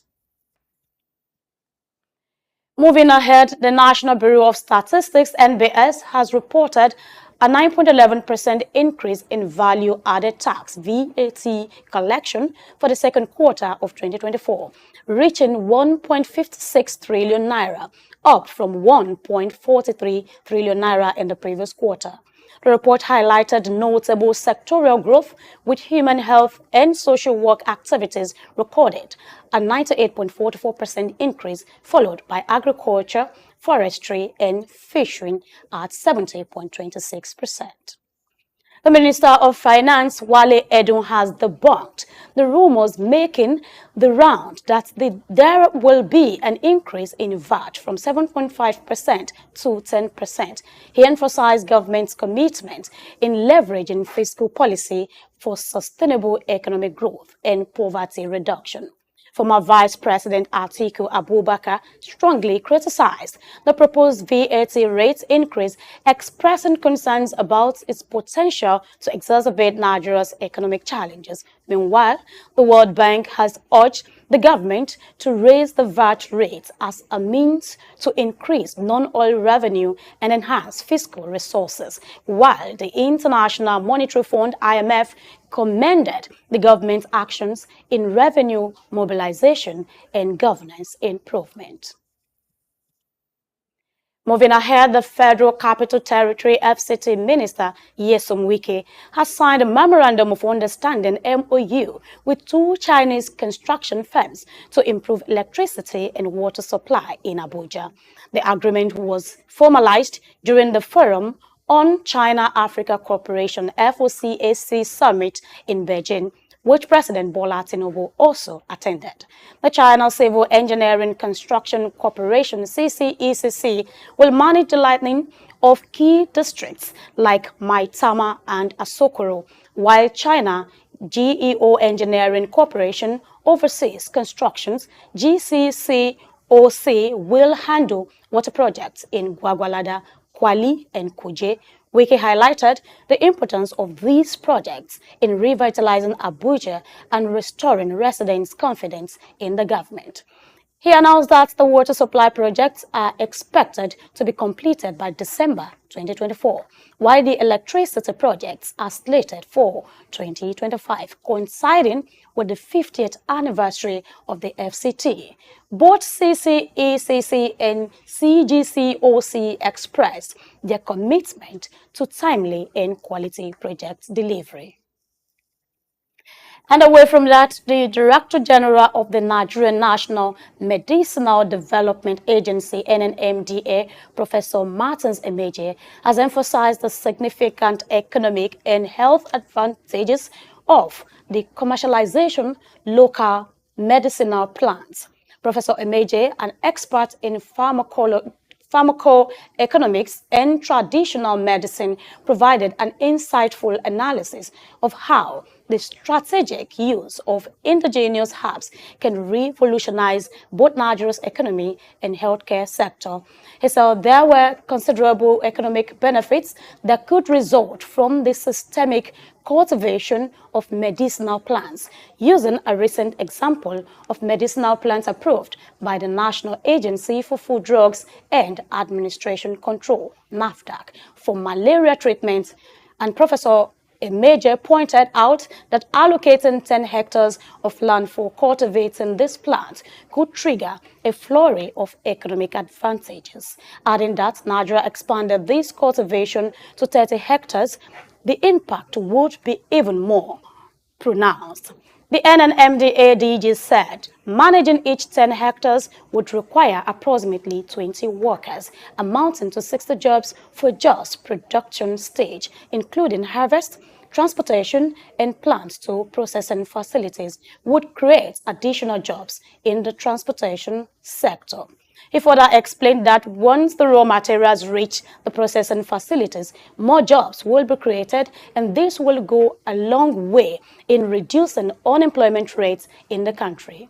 Professor Emeje also opened that Nigeria has the potential to become a major player in the global medicinal plant market by adhering to global quality standards. We now bring you stories from other parts of Africa. Please stay with us. We'll be right back.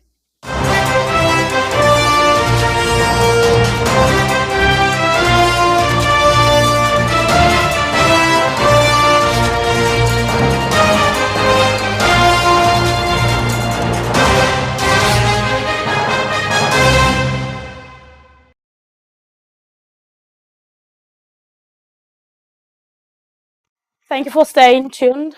Abdul Majid Tebboune has been declared the president of Algeria by Algerian authorities at this Saturday's election on Sunday. A rival candidate, however, has alleged irregularities in the count of the votes, as fewer than half of registered voters cast ballots.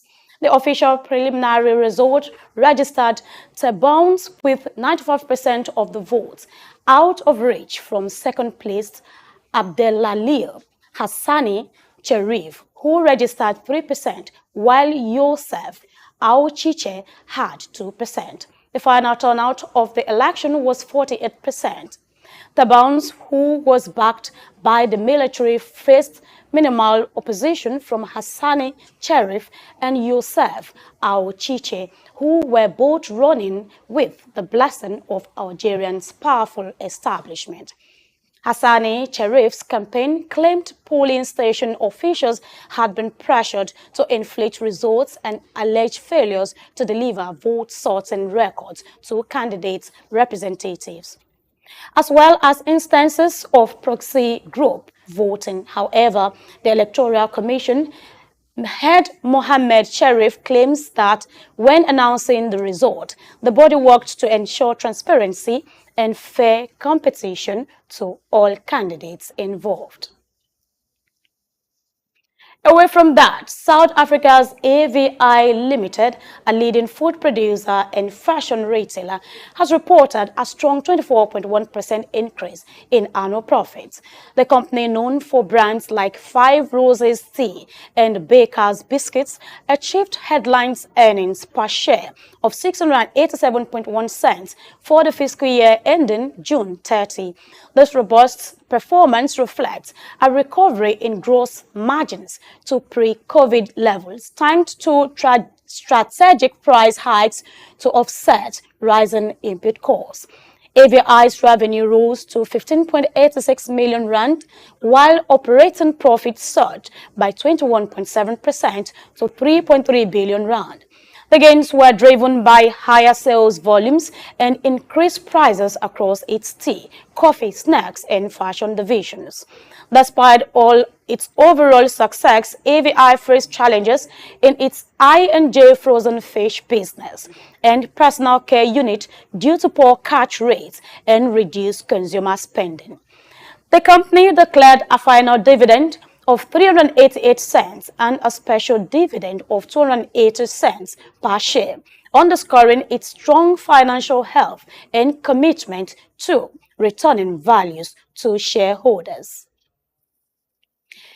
Moving ahead, tensions between Ethiopia and Egypt are escalating over the Grand Ethiopian Renaissance Dam, GARD, on the River Nile. Ethiopia has accused Egypt of taking an aggressive approach after Egypt sent a letter to the UN Security Council claiming Ethiopia was violating international law by filing the dam without agreement from downstream countries.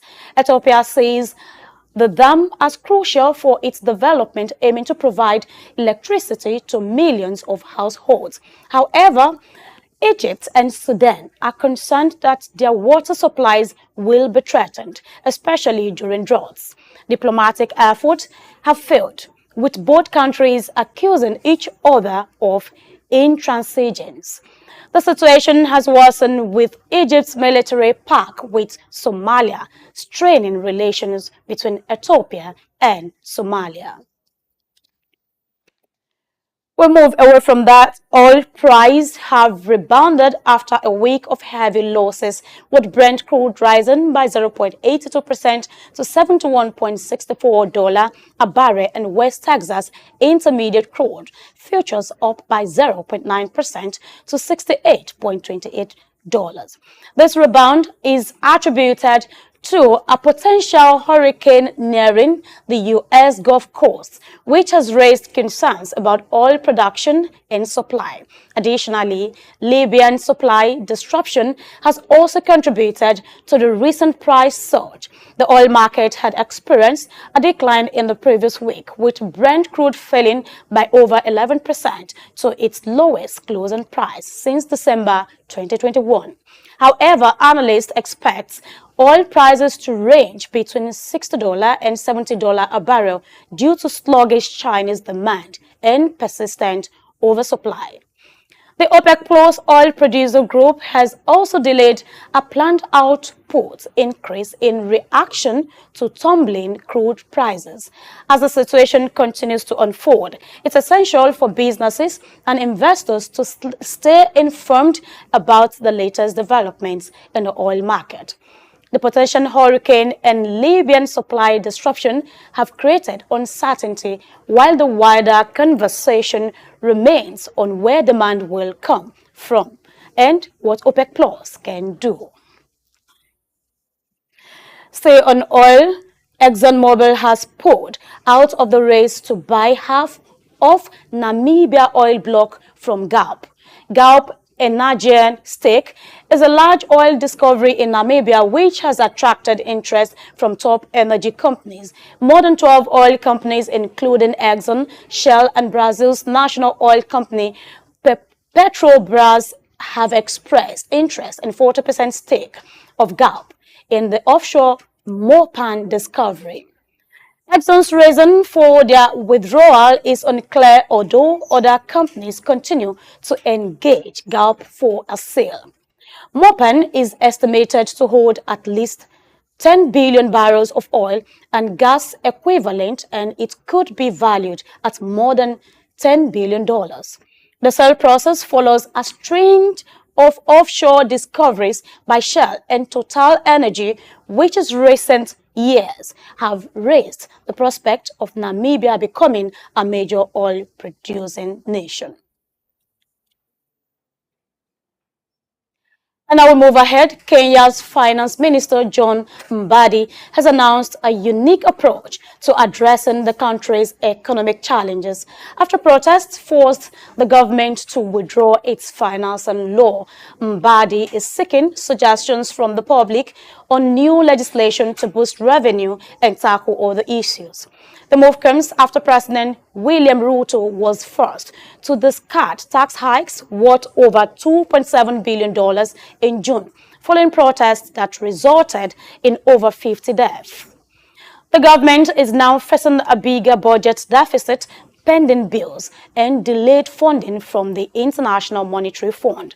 Mbadi acknowledges the challenges, saying, "We are barely managing."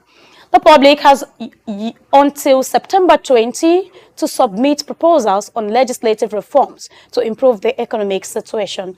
Mbadi also announced plans to reduce debt servicing costs and consider tax cuts in the medium term, including reducing value-added tax and corporate income tax. This inclusive approach to economic reform offers a glimmer of hope for Kenya's economic recovery. It is now time to shift our attention to stories trending in the Middle East. We'll be right back.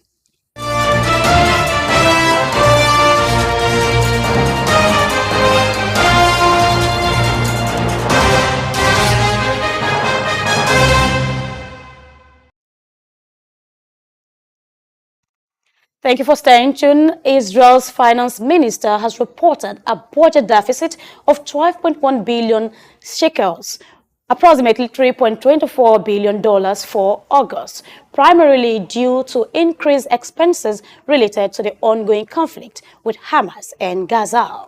The deficit for the 12-month period ending in August rose to 8.3% of GDP, slightly above the previous month's figure. Despite the challenges, tax revenue showed a positive trend, increasing by 8.1% in August and 1.9% over the first 8 months of 2024. This indicates a resilient economy and a stable tax base. The ministry expects the deficit to continue growing through the third quarter before returning to its targets. The government has allocated significant sources to support the ongoing military effort, with spending reaching 97 billion shekels since the conflict began last October. The ministry's projections suggest a return to fiscal balance in the future, reflecting a commitment to managing the nation's finances effectively.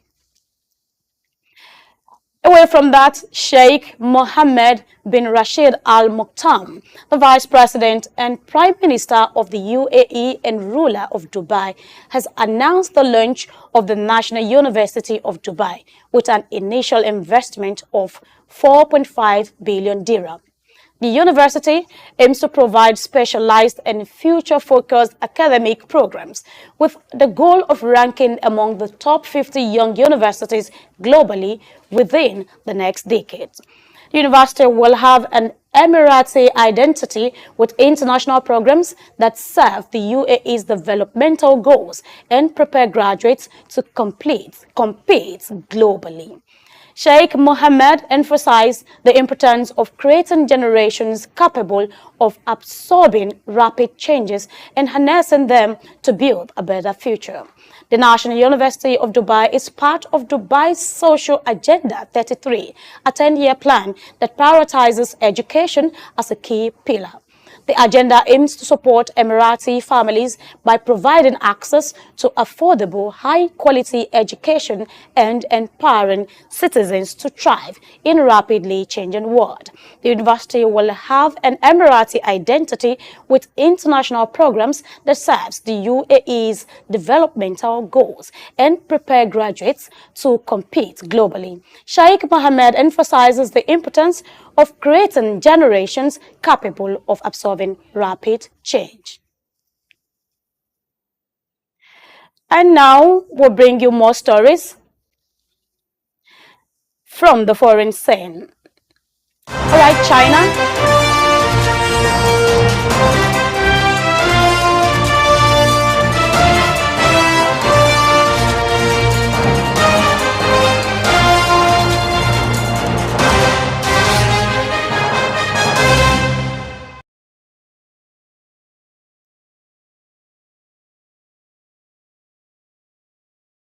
In the heart of sub-Saharan Africa, where commerce meets progress. Welcome to SOUQ News, your source for business, economy, and development insight that drive nations forward. From the vibrant streets of Lagos, Africa's fastest economic hub, SOUQ News takes you on a journey of discovery, analyzing and reporting the facts that lay the foundation for growth and development.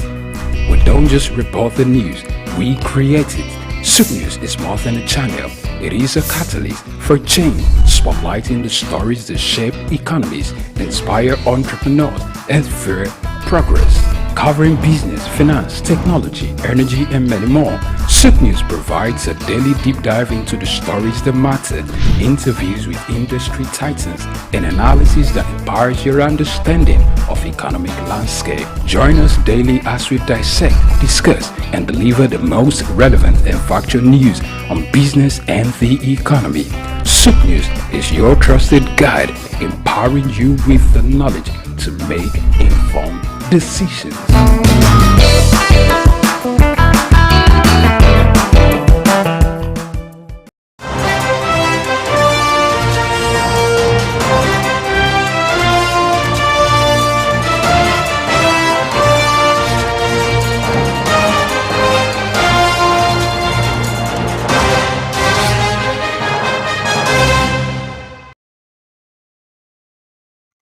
Glad to know you never left. Now we're bringing you more stories from other parts of the world.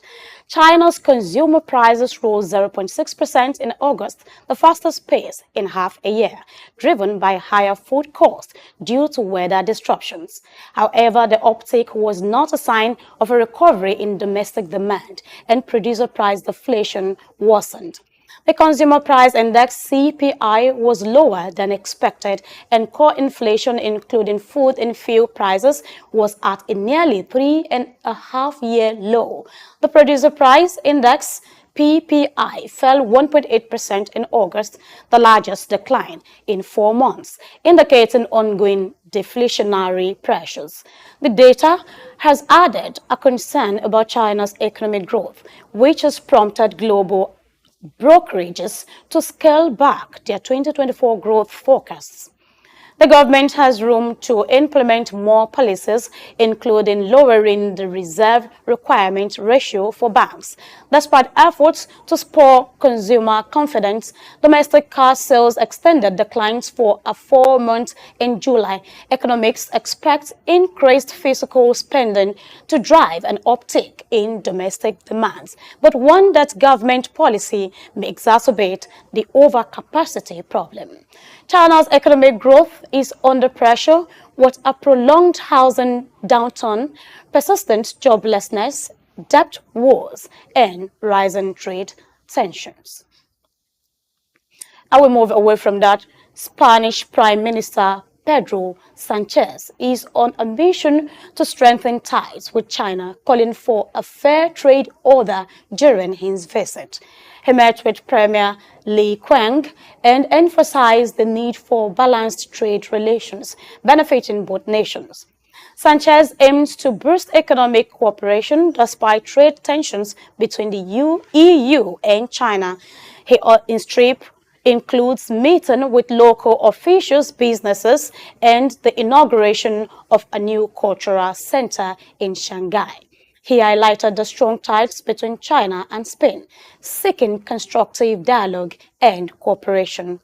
The visit comes after the EU announced import duty on Chinese electric vehicles and China launched probes into EU subsidies and pork imports. Despite challenges, Sanchez is committed to developing a positive agenda and seeking consensual solutions.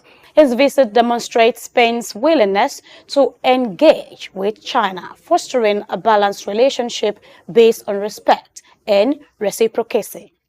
This trip has the potential to strengthen economic ties and promote mutual understanding between the two nations. Gold price is trading near the $2,500 threshold, considering its late rebound from Friday. The market is waiting for the U.S. Consumer Price Index (CPI) data to confirm the size of the Federal Reserve's interest rate cut.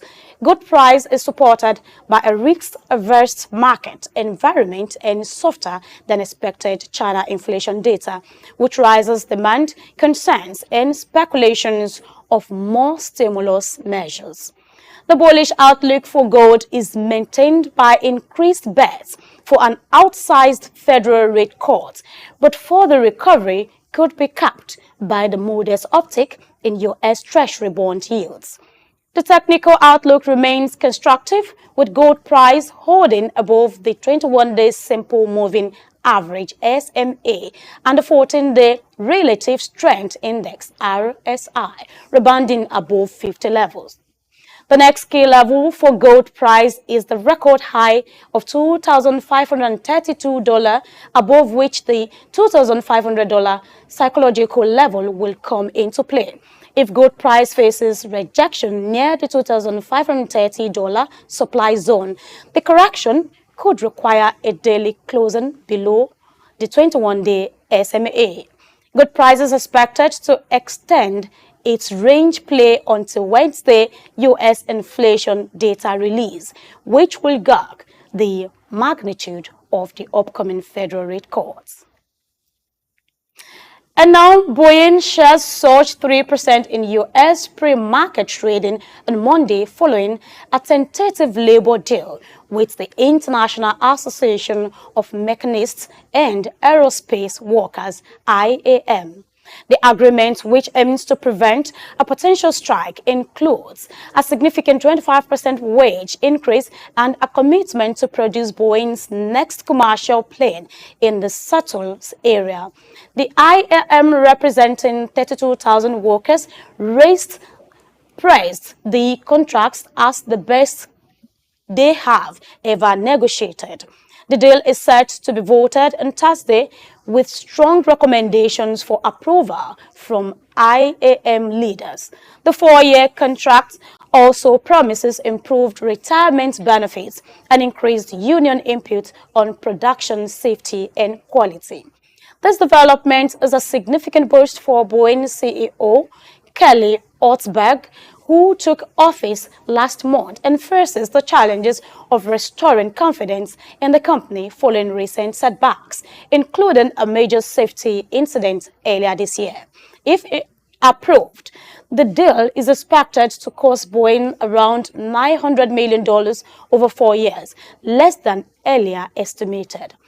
This positive outcome could help stabilize Boeing's stock price, which has fallen 37% since January, in contrast to the Dow Index 7.7% rise.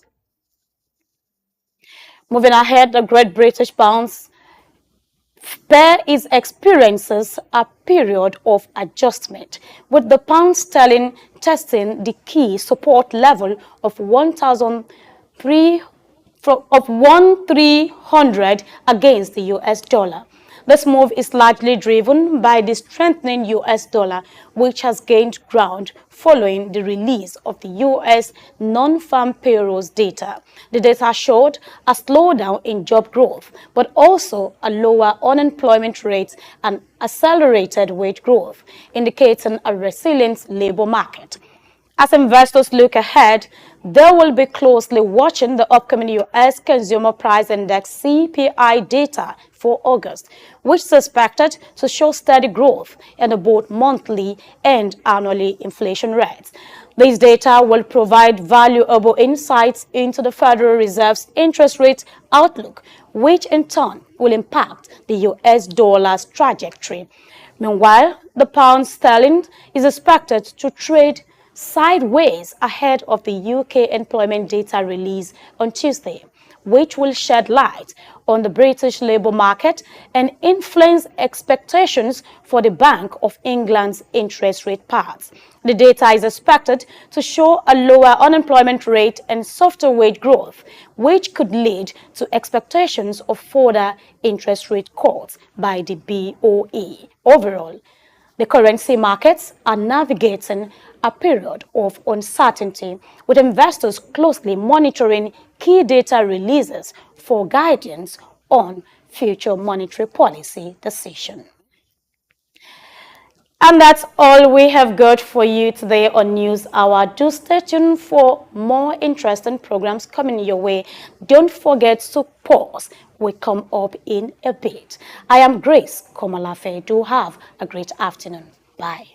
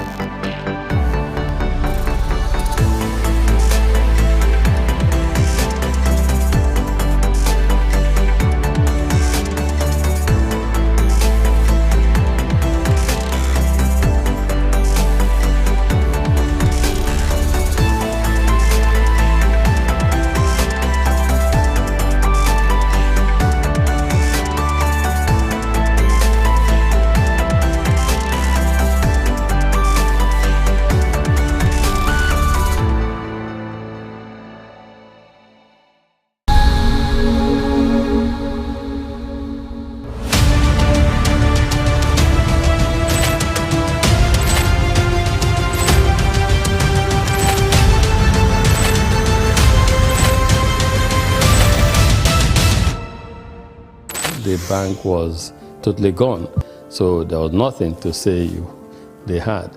But we still approached them and said we would like to take over this bank. The journey since 1997 has been one thing or the other, and I'm happy that many years down the line we look back and we're happy that we're audacious and bold to make that move at the time.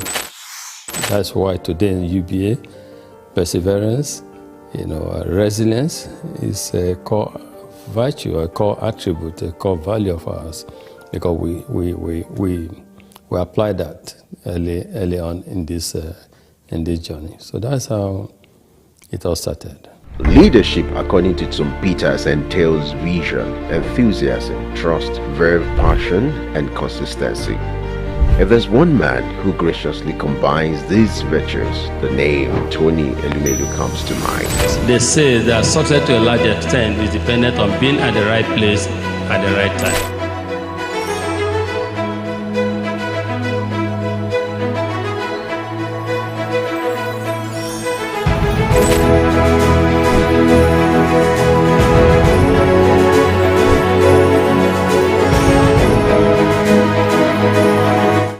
I say to people, my elder brother, who is 7 years older than me, he doesn't have gray hair. I have gray hair. My gray hair started from the merger because making it work, serving your customers, making sure that everyone in the universe or the institution, which was we have 428 branches at the time, that it was same level of service across board. Customers of standard trust bank that were used to a certain level of service delivery, you will not want them to come to the new institution and have a drop. From the womb of time, Tony Elumelu has been an embodiment of nobility and excellence. He remains one of the flying eagles and shining headheads of the banking industry. The life and times of Tony is an inspiring tale. He is one Nigeria who is unmoved by material wealth and self-aggrandizement. Tony's noble qualities were on from his humble background. Throughout my career, known Tony Elumelu as a self-made Nigerian. The name Tony Elumelu is synonymous with youth development and entrepreneurship. This is a man, a Nigerian, that we should all be proud of, who has inspired, motivated, supported, and empowered millions of Africans, millions of African youths. He's an icon in his own class. He's a captain of the industry. He's a patriot, a selfless philanthropist, and someone who can say is carrying the banner of Nigeria. Growing up with 4 siblings in Jos Plateau State, the cowboy of the banking industry who hails from Anocha North local government area of Delta State, believed in the democratization of law combined with hard work. He began his career as a copier salesman. When I do this, when we used to meet at Sule, Akrele Street, I still have nostalgic memories of such meetings. And I hope one of these days I'll be able to meet Tony again for where we share a drink and talk about those glorious days.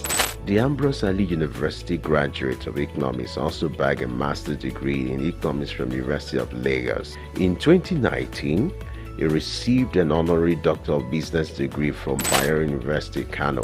Going to university, I just thought I wanted to be a businessman because my mom's brother, my mom and his brother were just 2 of them. So my uncle was a businessman, in Nigeria, and was quite successful at the time. And I was influenced. I thought he was very rich, and also I wanted to be a businessman, but not knowing whether just a businessman, you know what I mean? Because he was described then as a businessman. And but in university, that was why I read economics, just to see.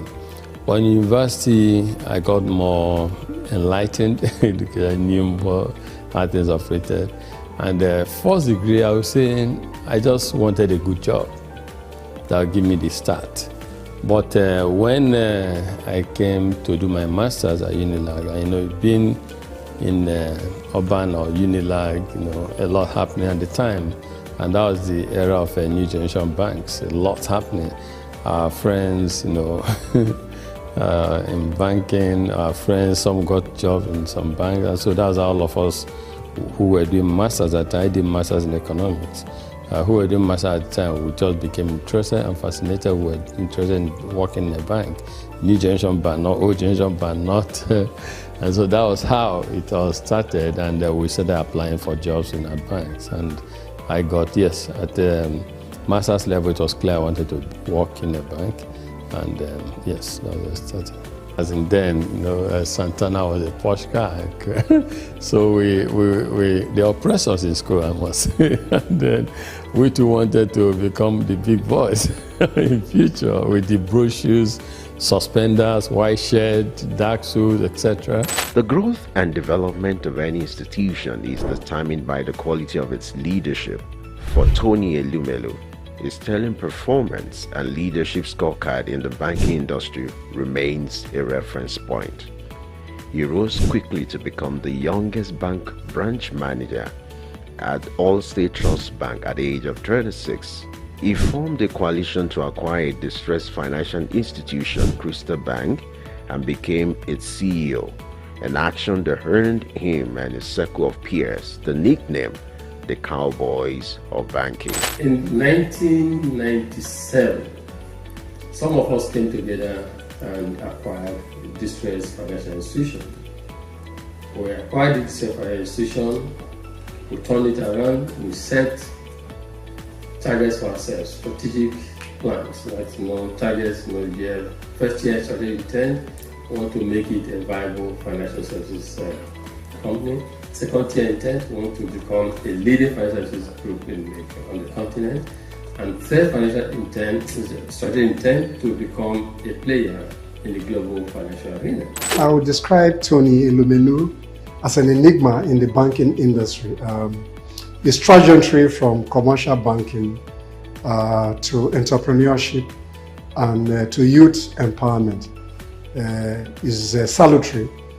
Over the years, Tony Elumelu has distinguished himself from his banking career from Allstate Trust Bank to where he became a founder of Standard Trust Bank, and before getting into UBA. And from UBA, he created a foundation that has been nurturing Africans in terms of entrepreneurship, innovation, and creativity. As we all know, there's so much private global capital seeking the right investment destination. All it takes is for a leadership to show that this country is set for business and people come there. We want to move into an economy where they can invest freely as well as move their monies out when it comes for time for dividend and remittances and repatriation of a dividend. So I will continue to invest because of the signal that we see in the market, because of certain fundamentals that are right. He audaciously led the largest merger in Africa between United Bank of Africa and Standard Trust Bank. Tony's fancy for red tie remains emblem of his appearance. He retired as CEO of United Bank for Africa in 2010. He is presently the chairman of Heirs Holdings, the United Bank for Africa, Transcorp, and founder of the Tony Elumelu Foundation. I can't express how excited I am in words to be here and to be selected among the 1,000. It's the opportunity for me to realize my dreams. So I go into business and start to make my way. It challenges you to do things you never thought you could do. Maybe if you'd have gone to a private school or an MBA, you must have paid a lot to get this kind of, enlightenment. Ça me fait plaisir de voir des frères et sœurs qui veulent se rencontrer, se connaître, les partager et créer un réseau, peut-être le plus grand réseau africain. Venho de Cabo Verde. Je suis tunisien. Je viens de la République du Bénin. I'm from Edo State, Nigeria. I'm from Ghana. Zimbabwe. Sudan. From Rwanda. Gabon. Uganda. Senegal. I'm from the Gambia. Welcome and thank you for coming to Lagos. I'd like to start by congratulating all of you. You have done well. Most entrepreneurs are creative people. They have creative mindset. They're innovative. Those who dare to dream and who dare to innovate. In Africa should have the opportunity to prove their innovation. And that is why we have $10,000 for these 10,000 Africans to help prove their concept and prepare them for bigger scale financial support. We don't give because we see it as a moral burden to just give charity. But we want to give people because we want to uplift them. We want them to be self-reliant. We want them to be fishermen. We want them to do what we are doing. We want them to prosper in life, become successful. Tony made a tremendous contribution to giving back to the society. His selfless efforts and huge investment into humanity through the Tony Elumelu Foundation is widely adjured as the leading philanthropy empowering a new generation of African entrepreneurs, driving poverty eradication, catalyzing job creation across all 54 African countries, and increasing women economic empowerment. I want to refer to the recognition by the Harvard Business School. The Harvard Business School has recognized the Elumelu Foundation for its unique style of philanthropy, and has recommended it as its case study in its business school. This is no mean achievement, and while congratulating the federal government, while congratulating Tony himself, this should be an inspiration to all Nigerians that regardless of our position, regardless of our status, we should all come together. There should be concerted efforts at improving the youth. Over the years, he has created a kind of new entrepreneurs between the ages of 20-something to 30-something across Africa with the concept of Africapreneurship, which is his initiative that we need to catch young African entrepreneurs young, make investment in them so that they can improve the levels of their engagement in business development from micro and medium enterprise to full enterprises that will help to grow the economy across Africa. In that respect, Elumelu is a leading light, to some extent, a big torch bearer when it comes to banking and innovation. He has even moved from banking to oil and gas by acquiring some offshore oil rig, which he has developed optimally, and that is adding to the revenue of Nigeria. Since the launch of the entrepreneurship program in 2015, the foundation has trained over 1.5 million young Africans on its digital hub.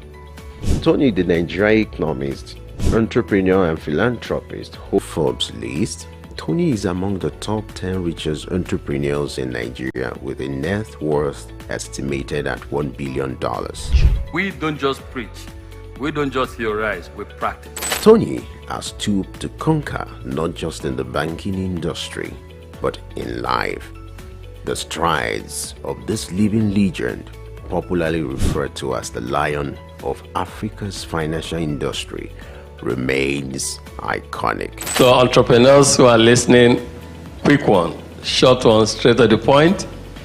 Entrepreneurship is a long-term journey. Stop seeing it as a short-term goal. Long-term journey. Great companies, great and accomplished entrepreneurs did not make it in 1 year. They didn't make it in 3 years. It's a long-term journey.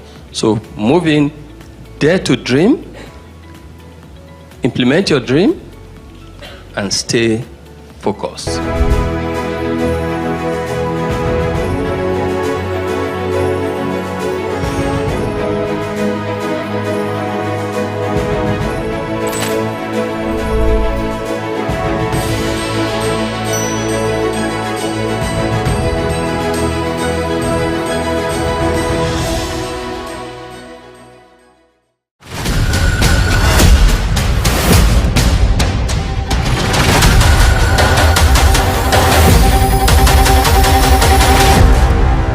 My name is Dr. Rafiu Oladipo.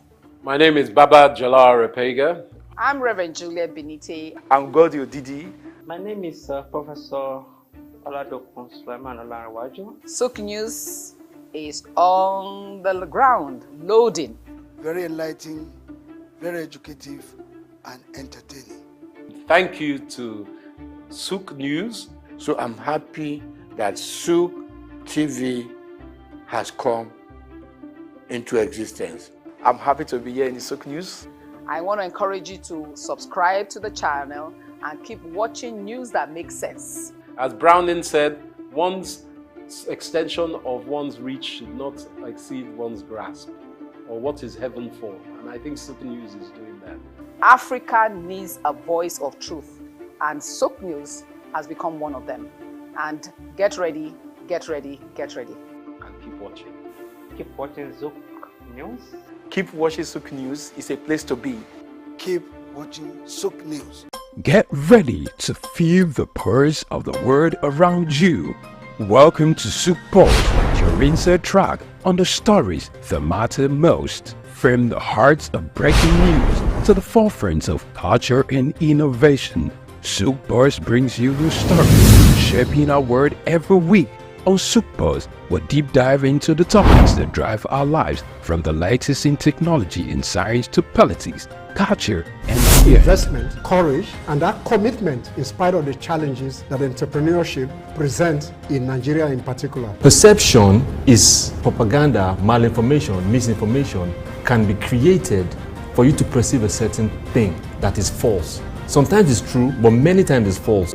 There's no state you go to in the world where you don't see construction that is consistently ongoing. No matter how developed Dubai is, they still construct roads on a daily basis. We are no longer enjoying the light we normally enjoy. And the university vice chancellor say, it now costs me about 300 million, some 250 million to between 250 million to 300 million a month. Governments should develop a particular product that will be of national value and, if possible, exportable to other countries from their own local government.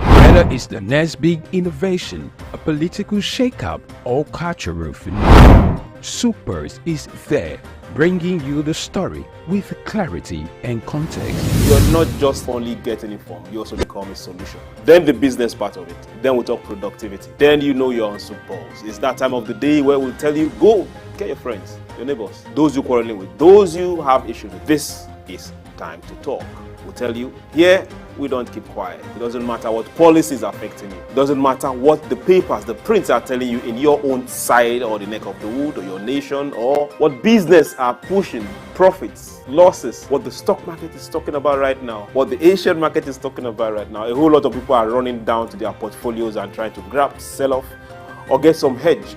But in all this, we just say, let's talk. Your talking can make somebody better, give someone an idea. Join us on SOUQ Pulse every day by 4 p.m. as we explore the heartbeat of the world's most compelling stories. Don't miss SOUQ Pulse on SOUQ News Television. Tune in and stay ahead of the curve.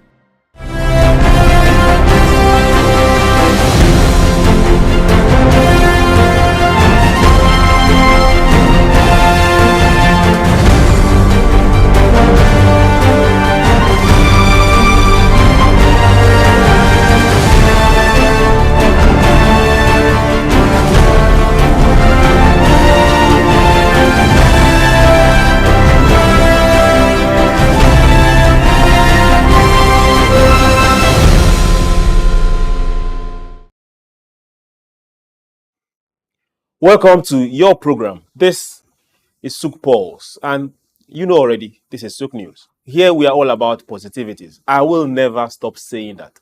So it doesn't matter what the country is saying. For those of you in Nigeria, it doesn't matter what the hurricane or the typhoon is also saying. For those of you in the United States or the Americas, it doesn't matter what's happening in China with your weather. Just know something for sure. That will also pass. And for every one of you out there, we pray, and our prayers will continually be with you. You'll be well. Then also reach out to your brother and be your brother's keeper. Then for those outside places where you're having intense weather conditions, remember, when it comes to business, we talk. When it comes to conflict, we talk. For those that are fighting proxy wars, people want to talk about it in that light. But hey, if you know people are giving you arms, whether for free or mortgaging your tomorrow, talk. It's SOUQ Pulse. Here we talk. Now, for today, we are diving into something that affects majorly Africans. And for those in sub-Saharan Africa, very close to us, West Africans, this hits us on a daily. And we're going to talk about it. We'll look ourselves in the mirror and ask ourselves some questions that it's not difficult to answer. We look at ourselves beyond the mirror and look at, okay, what am I wearing? What am I eating? What am I longing for? Who do I want to be? That is where we are heading to. But I bet you are still going to miss it when I open up and tell you what the topic is. My name is SOUQ, John Rogers SOUQ. Don't go anywhere. This is SOUQ Pulse. I'm going to introduce our guest and tell you where we are heading to. And we will get to talk. We'll be right back. Don't go anywhere.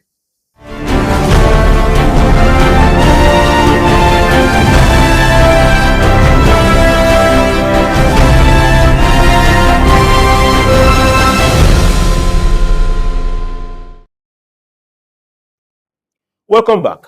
On SOUQ Pulse, we say let's get productive. On SOUQ Pulse, we say let's get to the market with product. Let's also come to sell.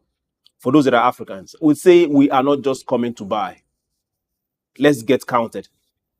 Even if we're not joining the race, at least let's feed ourselves. Now, let's ask ourselves these direct questions. Are we really fighting against ourselves when it comes to being productive? Are we really looking at ourselves and measuring to what extent we are surcharging ourselves? This brings us to what we are talking about today. Fake and substandard product. Yes, you heard me. Fake and substandard products in Africa. Who exactly is responsible? That pause was yours. Let it sink in. So now call up your friends, call up your neighbors, call up everyone around you. Even the person selling those particular things or making it in your own particular compound, and call them up. Let's sit and let's talk. Now, to bring this to light and open up some cans of worms, both those we are hiding, those we know, and those we refuse to acknowledge, is no other than our own learned analyst. Your Excellencies, distinguished ladies and gentlemen, please join me as I welcome to SOUQ Pulse for this beautiful start of the week, Dr. Idahosa. You're welcome to SOUQ Pulse, sir.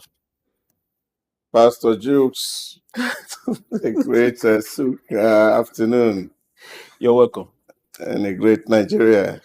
Yet, this requires that great Nigeria. Oh, yeah. Yet, fake and substandard product. Yeah. Who exactly is responsible? Now, for those within Africa, there are 10 major products that is the most common set of products that you get to see the fake or substandard. We're looking at packaged foods, be it foods for kids, be it the ones you buy to make your own food, be it even infants' food, be it packaged biscuits. All this, pharmaceuticals. Now, this is a major side that is killing Africans. You have footwear. Somebody say, hooray, Turkey, peace to China. We have clothing to the same side. Now we have leather goods for those that like luxury items. Now, which of the ones that you're carrying do you think is original? Then auto parts, car parts, machine parts. Let's leave those countries for now. Optical media, CDs, DVDs, cosmetics. Oh, ladies, hope you are doing good. Alcohol and jewelry. 10 major products that we get to see the fakes all over Africa. Now, this particular industry is accounting for well over $450 billion year in, year out. And Africa wants to get productive. Let's start this way. We have gatekeepers across Africa. Oh, yeah. From NAFDAC to SON to whatever names you decide to call them in their own countries. Regulators, are they responsible for this product flooding African markets?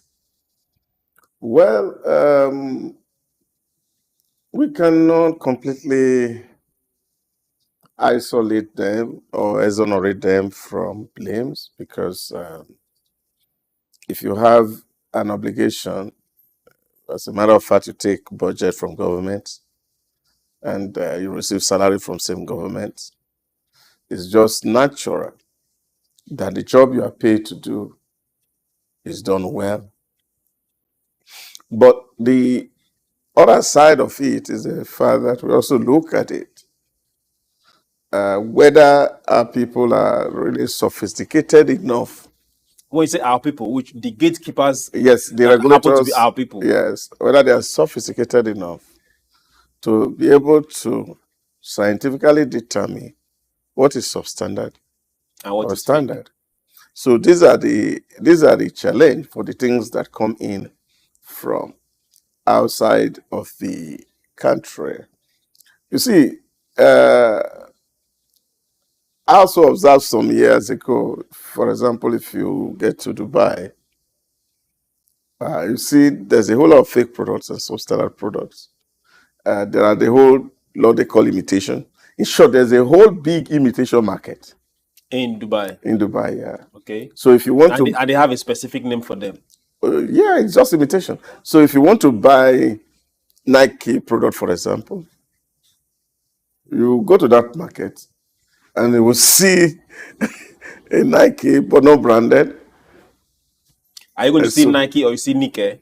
Whether it's Nike or Nike, whichever one it is. But you've seen the same product. They are all there in the market. So people are buying them. You find them in shoes, you find them in leathers, bags, women bag, and you'll be thinking that they are original, but they are very close to original. But the beauty is that they don't brand it. Okay, they are not branded. They are not branded, but they're just called imitations. Because the laws allowed for it, because, number one, for price sake, you can find that you want to buy a Rolex, which is some thousands of dollars, and then you have an imitation of a Rolex. Not branded. Not branded, but that's in Dubai. In Dubai, you can't really distinguish between the real Rolex and let's now bring it here in Africa. So what I'm trying to say here is the fact that the market is so regulated that the imitation cannot mix with the original. And that's because the eye of the regulators are on the ground. And somehow they know how these things exist because most of them are operating in the free trade zone. So, are you trying to give an excuse for the regulators? No, I'm not excusing the regulators. I'm actually indicting them. Okay. There's a saying in an African proverb. They said, if I can't fight, at least I will shout. Yeah. So I'm actually indicting them that they don't, if they have, whether they have the capacity.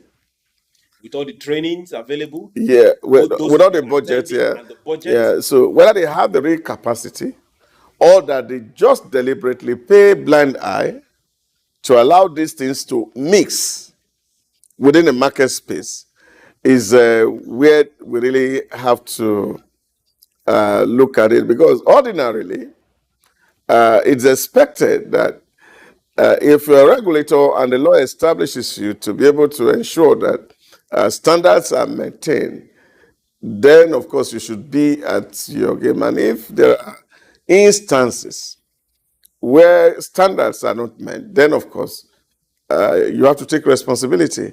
And to that extent, I will not want to exonerate them because they're not doing so much in terms of sampling the market from time to time to be sure that what is in the market actually is what is real. Okay, now because let's give this example. Tanzania, as a country, more than 30% of the pharmaceutical products in Tanzania are fake and substandard products in one country. But they have regulators. Now it's taking a United Nations Drug and Crime Organization to come to clean that up. Yeah, but that's what I'm talking about, the challenge in Africa.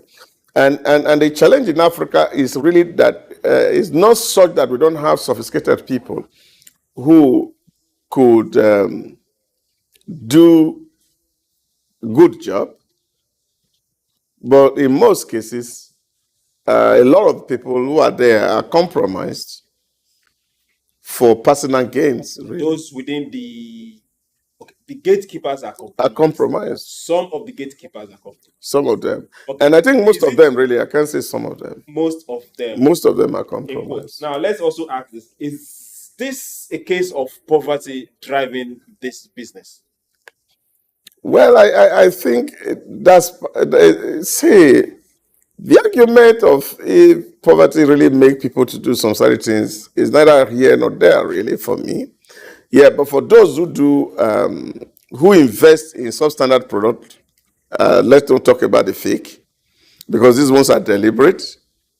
And they are saying if we bring in products into the country that are original, the buying power of the consumer is so weak that investing in standard will not bring any definite results. So you're also looking at the economy of the substandard product in one hand. So they have agreed that, look, we are coming, that this is our own standard made to reflect our purchasing power parity. Okay. Why are we going towards purchasing power? A lot of this products for clothes, for shoes, for cosmetics, for drugs, a lot of them are imported. And a lot of them are foreign brands. Why can't we seek or look for local brands? Must it be foreign brands? Yeah, it's the issue we will continue to talk about for years to come. We have pharmaceutical institutes. We have various organizations. And I remember it was Professor Menche who was saying the other time that even his own minister of science and technology had for a very long time imported drugs. And so it's in the trade. So a lot of all the people who are doing this importation really are there, and they're very big people, but of course they believe in that market. But you see, what you're seeing here is that people who want really to do genuine business, but because we have a problem with our purchasing power, a lot of people don't have disposable income to afford luxurious, expensive products. Okay. Now they produce. You are hinging it on purchasing power. Yeah. Okay. Now let's hold on to that purchasing power, because that purchasing power is causing a whole lot of trouble. We are going on a very short break. SOUQ Pulse will be right back. Do you think and agree that purchasing power is making you buy that particular fake product that you are dawning on right now? Don't go anywhere. We'll be right back.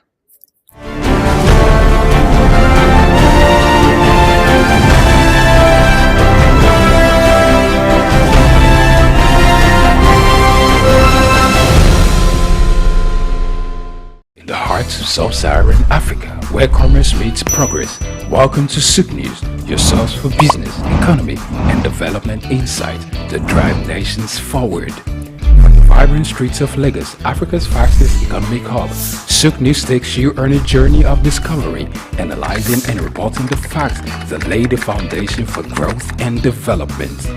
We don't just report the news, we create it. SOUQ News is more than a channel. It is a catalyst for change, spotlighting the stories that shape economies, inspire entrepreneurs, and fuel progress. Covering business, finance, technology, energy, and many more, SOUQ News provides a daily deep dive into the stories that matter, interviews with industry titans, and analysis that empowers your understanding of economic landscape. Join us daily as we dissect, discuss, and deliver the most relevant and factual news on business and the economy. SOUQ News is your trusted guide, empowering you with the knowledge to make informed decisions.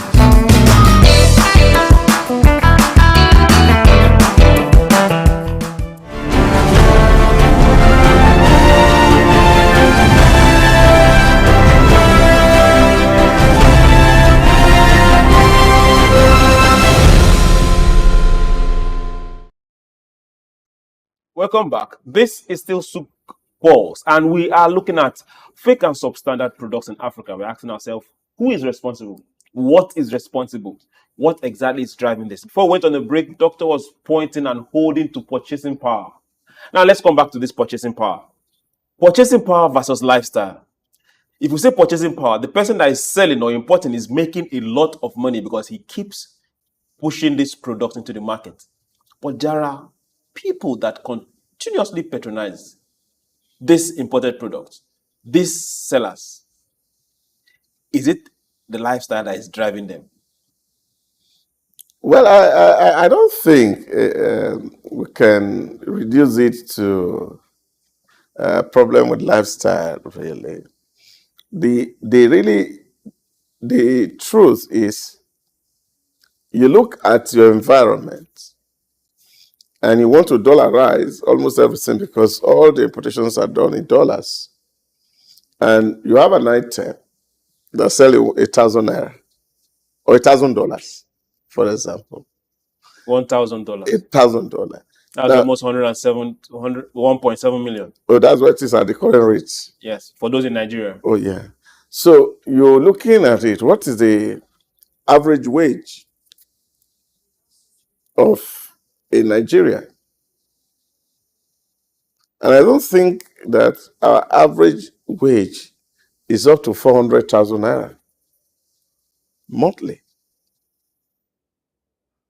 So when you look at that kind of an environment, you're saying to yourself, the highest wage earner and the lowest wage earner at the current value of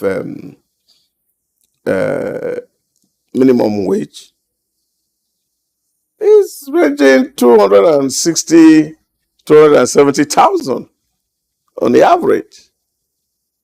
And that's far less than $200. So when you bring in such items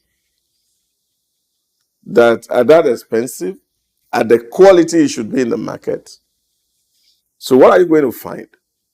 You find that the seller keeps them in the shelf, are not able to sell, and capital is tied down.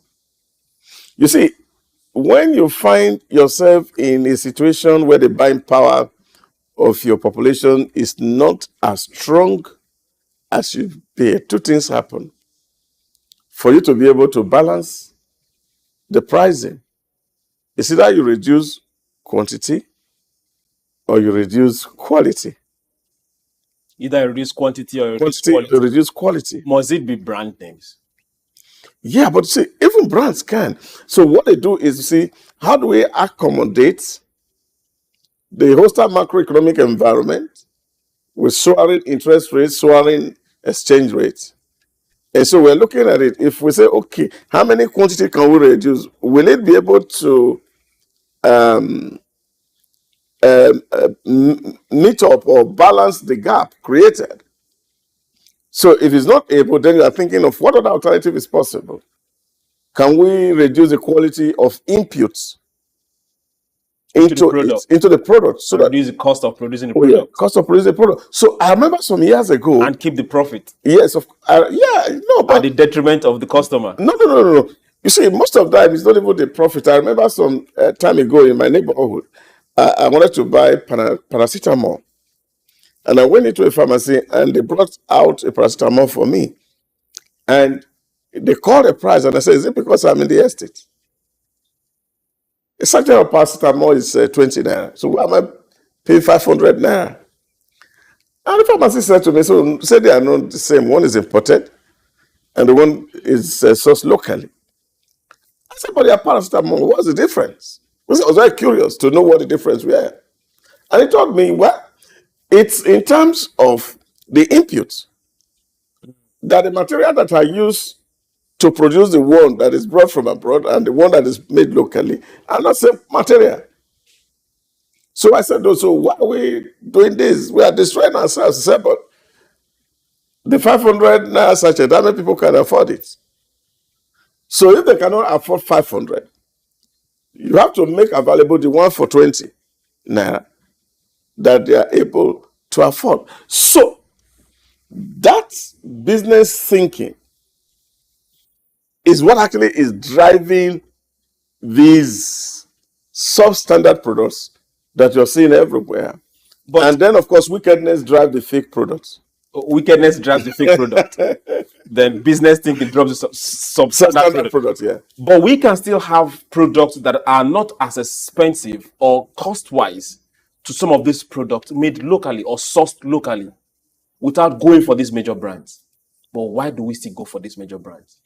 Or go for the imitation, as you said earlier on, of these major brands? Typical example, shoes. Why are you going for Italian shoes with brands when you know you can't afford the original? When you can get something made here in Lagos, or get something from Kano, or get something from Aba, but you want the one with the label. Yeah, but you see, again, it's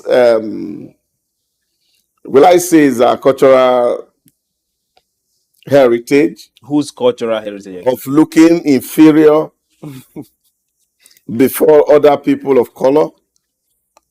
You see, because a lot of human beings tend to seek validation from things that are foreign. And this is not just about product alone. Okay, even includes service, like things like education. 2 weeks ago, I was having a conversation with some people. And these are top civil servants. And I said, look, if we as people who serve government, and we cannot patronize the product that government is producing, it's like you have a brand that pay your salary, and you are taking a rival brand. That's counterproductive. Which, of course, against the salary. In marketing is a sin. So you can't be selling one brand and then you are eating the other brand. And they came out and said, look, you see, our standard is very poor. And the simple question was, if really our standard is as poor as we think, why are these people depending on the product from these substandard institutions? Oh, somebody said, well, when we get there, they retrain us. I said, look. But it's their standard. The truth of the matter is, if they are retraining us, why can't they retrain their people? But let's ask this question. So our standards, are they poor? So it's really not a poor standard, so to speak. Okay. Yes, you can have issues with people who may not have been used to some certain practices. That what they're doing is that they're actually standardizing operation. It's not as if they are giving them a training that they are not used to. So to say that in our system, this is the minimum you can get to. Below is not acceptable. So they use the system to format whatever thing you are bringing so that you don't compromise the standard that the system has. So once those checks are done, but the basics to do those jobs, you already have them. So what people here feel is this validation. So who says I must wear an Italian shoe? Are you asking me or? Oh yes, I'm asking you. Who says you must wear an Italian shoe? I must wear Italian shoe. Okay, now before I'm good with a shoe. Before we get to who says you must wear an Italian shoe, let's ask ourselves this: is government losing money to this? Yes, of course, at both sides, government is losing, the citizens are losing. Government is losing money. Yes, of course, are losing because of citizens are also losing lives when it comes to drugs, when it comes to alcoholic beverages. Food and drink, a lot happens because you see what you get here is terrible. A doctor friend of mine, some time ago, she was not feeling well, so she had traveled to South Africa, only South Africa here, for a treatment. I remember when she came back from hospital, she's a medical doctor. And she said she felt for us as a country that even the bandage they use in holding the drip itself, the needles, they are poles apart. And she concluded that it can only be God that is saving us here. Okay. While God continues to save us, which we are very grateful for, let's ask ourselves, if Nigeria is losing this amount of manpower thanks to a lot of these fake products, both those coming in and those being made here, but now let's focus on those that are imported. The country know the countries where these products are coming from. Is there no diplomatic means of tackling this issue?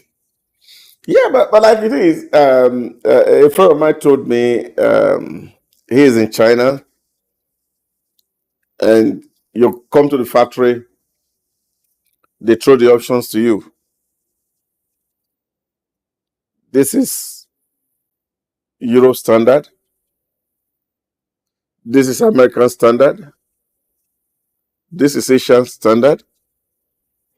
And we also have a standard that for the poor people. So, and these are the price for this product, then you can make a choice of what you want.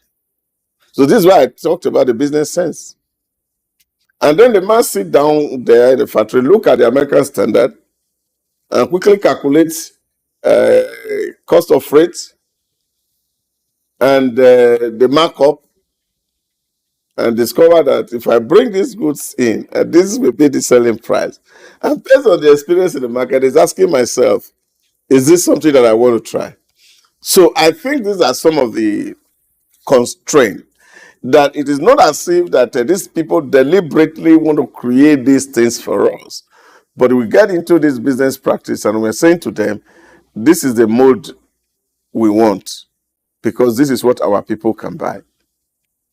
This is the mode because this is what our people can buy. But what about those particular companies that specialize in making fake products? We've seen that identified several times. We've seen companies from Asia sending fake drugs on a regular basis to West African countries. We've seen countries down to Brazil, down to the UK, sending fake products to West African countries on a regular. And this has been documented, not just by the countries, but also UN organizations. Why are we not seeing means of a diplomatic means between countries, trying to hold them responsible for that? Yeah, but you also look at it. Now here you're dealing with B2B, not B2G. If it is G2G, that's government to government, at diplomatic level, you can resolve it. But if it's B2B, there's a degree to which you can intervene. But government can get involved because so if the B2B doesn't work, there's no tax coming to government. The degree to which you will be able to intervene is now what your regulators are able to do. So if a substandard product is brought in here, Standard Organization of Nigeria confiscate them, their fiscal product. If they are food related, drink or medication, NAFDAC confiscate them and destroy them and probably prosecute whoever is bringing those things there. And then blacklist those corporations from selling their brands in a country. So we don't need United Nations to be able to do that. We only need an efficient and effective regulatory framework to get this sorted. So that ball is in our court. So we don't need to blame the other guy. When you say it's in our court, whose court exactly? I'm court of the business or court of the government? The court of governments, especially the regulators, who are within that space, that should know better and do better. I remember several times I take even back from here to elsewhere. If they are brand new, they have a means to check whether they are fake or they are genuine products. That's at the airport. At the airport. Okay. So they should be able to determine it to say, okay, is this even common use of pricing alone?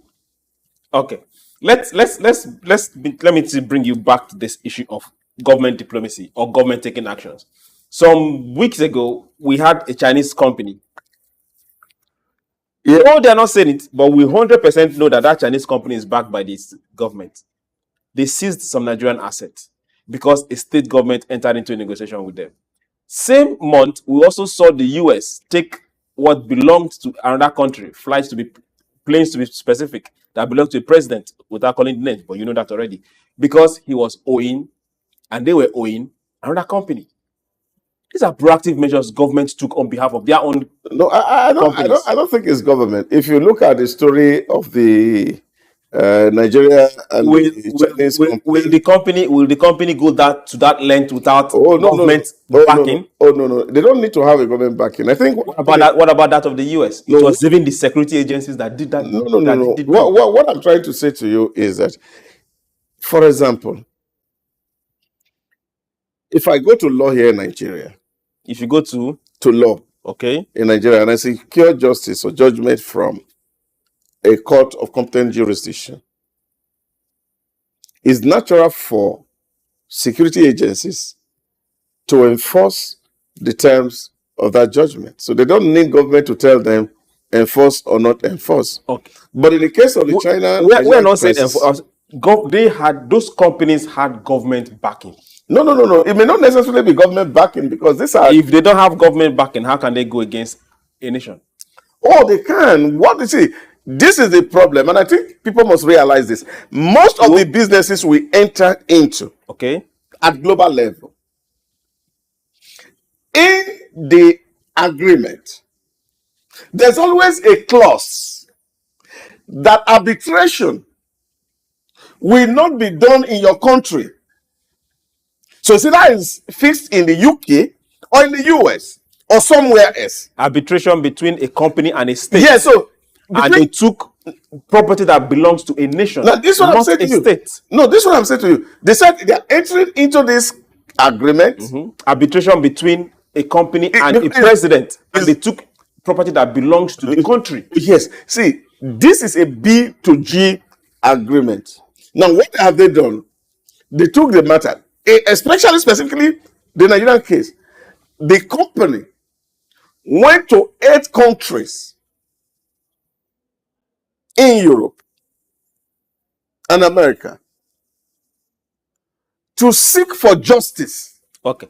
While they were going out seeking for justice, why can't our own standard organizations, our own regulators also go to other places to seek for justice with the country's backing? Yeah, but you see, we don't see that happen in Africa. What is different here is the agreement is between a company and the regulators are not involved here. So what these people have done is that I am a company, you have violated the terms of our contract, and the law says that when there's a violation or a breach of the contract, we can't do arbitration in your country because the process is too long. So we write it down on that agreement or your contract. So when there is a dispute, automatically we take the dispute to where the arbitration is to be done. So, and that's not your environment. Because I keep using this Esau and Jacob metaphor. Okay, before we get to Esau and Jacob, let's look at this burning issue. Over 70% of the road accidents, aside the bad roads or carelessness, is caused by substandard products and spare parts fixed in cars, from tires to wheels to machines to engine parts, a whole lot of it. And we know where these products are coming from, down to brake parts. We know where these products are coming from. When are we going to see Nigerian or African government or African regulators hold people responsible? Because we see countries recalling full models of cars year after year. Not the regulators, the country themselves are saying, no, recall these cars from this country, recall this car down to EU. What is happening in Africa? Why don't we take this kind of thing serious? Yeah, but we just leave the debt to God. Yeah, that's what I'm saying. Is these issues have to do with the regulators. I read recently there was a challenge in a country, and they said that the Toyota product, that the airbags were bad of a particular batch. Over 2,000 of them had to be recalled. There was also a case in the US of a certain brand of car that the brake pad were not good, and therefore they were causing severe accidents. Now, what do? Cases are filed against these companies. And the court rules that, look, there should be a recall. And the company is slammed with a fine. So, see, that you want to do business here, pay the fine, or, of course, your brand become persona non grata in that environment. So what is here in Africa is that a lot of our people compromises a lot. So we cannot enforce some of all these provisions. But again, it's again come back to the issue that people talk about, that when you pay peanuts, you can only get monkeys for workers. When you pay peanuts, you get monkeys for workers. Okay. I'll let that sink in. Let's get back to the case of beverages, be them alcoholic beverages, be them drugs, be them any other form of beverages, even if non-alcoholic, that we see a lot of consumption happening in Africa, and we are seeing deteriorating health systems coming from them. Now, the more people get sick, the more it labors on governments to put and spend more money in that sector. Where and when should we start seeing sensitization, and who is responsible for that sensitization? To the younger people, to the elder people, when it comes to this kind of product? You see, it's quite unfortunate. The last time I was traveling from Toronto back to Lagos, at the airport, I was scanned by a machine, and the computer system was showing that around my abdomen there was a substance. So I wasn't allowed to pass. They had to use further technology to check, and they came to do physical check before I was granted access. People who are doing their job. A common Papa, welcome. What do you bring for us? We get a lot of things slip by. That is the point I'm making. And people are saying reason is that because we are paying peanuts, we only have monkeys working. You're still holding on to the paying peanuts and having monkeys working.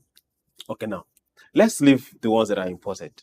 Let's leave the faking done out and brought to Nigeria. The substandard. Yeah. Let's leave the substandard imported, and crossing talk borders. about the fake. Now let's talk about let's talk about what happens on African soil. Wickedness. We see videos later on after issues have happened and things have happened, and you get to see that some of these products are being made right within the houses of people with them responsible, right within marketplaces, right inside major marketplaces, down to residential areas. And people know, people see, people have lived with them. Why have this population been quiet all this while? Well, somehow people may not know really because so people may not know. They may not know really that on every early morning they bring out a brand from your compound. Yeah, so branded. No. You see, the movement is two ways, not one way. Okay. These people are not just doing fake; they're also doing original. so you don't know at what point the original come in and the fake is going out. So they are packaging a beverage that is made in Ogun, somewhere in Lagos. Yeah. And you don't know that something is wrong. You see, it's the hand that or they are packaging the Panadol you bought somewhere in Omole, in Aja, and you don't know something is going wrong. Oh yeah, the neighbors may not know, but the people who are doing it, because they are deliberate and understood what they are doing, of course they won't come out to tell you that, look, this is what they are doing. After a while, people within will know. You will see. It's difficult for people to know, and we as humans must realize that psychology of a criminal is how to make money. And we are making money, all of us are sharing the money. No, when it comes to all of us, we need to define who is all of us. The people involved in the business. People involved in the crime. In the crime, yeah. Okay. Yeah. So for them is a source of livelihood. And this is what you see on a daily basis. Don't you see the way we think as a people? The way the criminals think as a people? No, really, not the criminal. Even the people who are supposedly the victims, most of the time justifies this criminality in the name of poverty and suffering. And they call it that these people are generating income. Government didn't give them job. So those validations is a big problem on our part. Haven't you been in a public transport and you see that something is going wrong and the driver is trying to maintain his rights with law enforcement authorities, and then the passengers who are inside the bus will tell you, driver, settle them, let us go. Because we have an environment where people don't want this done right. Rather than join the driver to fight injustice, they join the criminals to defraud or rob the driver. That happens in that environment. We see that everywhere in the streets. So the neighbors are now colluding with the makers of the fake product. No, we have taken it as a way of life, that this is what we see. So just allow them go. And it is called in psychology the syndrome of learned helplessness. On whose part? On whose part? Now, some people are even afraid to even say things, because they also believe that these people who are the criminal elements, that they are so armed that if they go ahead to go and tell, their lives are in danger and there's no security to provide. So people have had terrible experiences trying to report a situation to authorities to say, like, this is infraction here, there's a breach going on here, and the whistleblower become the victim. Okay, so you mean in these cases now, which means for the security within that area, it's possible that they are aware of what's happening in that area? Likely so. No, but you see, they may not even be aware, because you are seeing a situation where you come to report a crime, for example, and then you are put on notice to be coming back to the station every day, and then they match you with the person that you are accusing as criminal, and after 3 days, the person had done what is needful, and is gone back to the street to start the old trade. Now, the life of the person who reported is already in danger. And that becomes an issue. And that's the real issue. So, because as of today, really, there is no protection for whistleblowers. That you are going to report a case to a police and say, police, I suspect a crime here. And then you leave it at that, and they go ahead and do their independent investigation without recourse back to you. Who is the whistleblower? But for this particular... But in our case, it's not like that. So if you blow whistle here, you have to write statement. Somehow they have to disclose your identity to the person. And of course, what have happened? You created a kind of enmity. And so people are afraid to even go to regulators to tell them that, look, there's a bad thing happening here. Because they can use you to settle the case.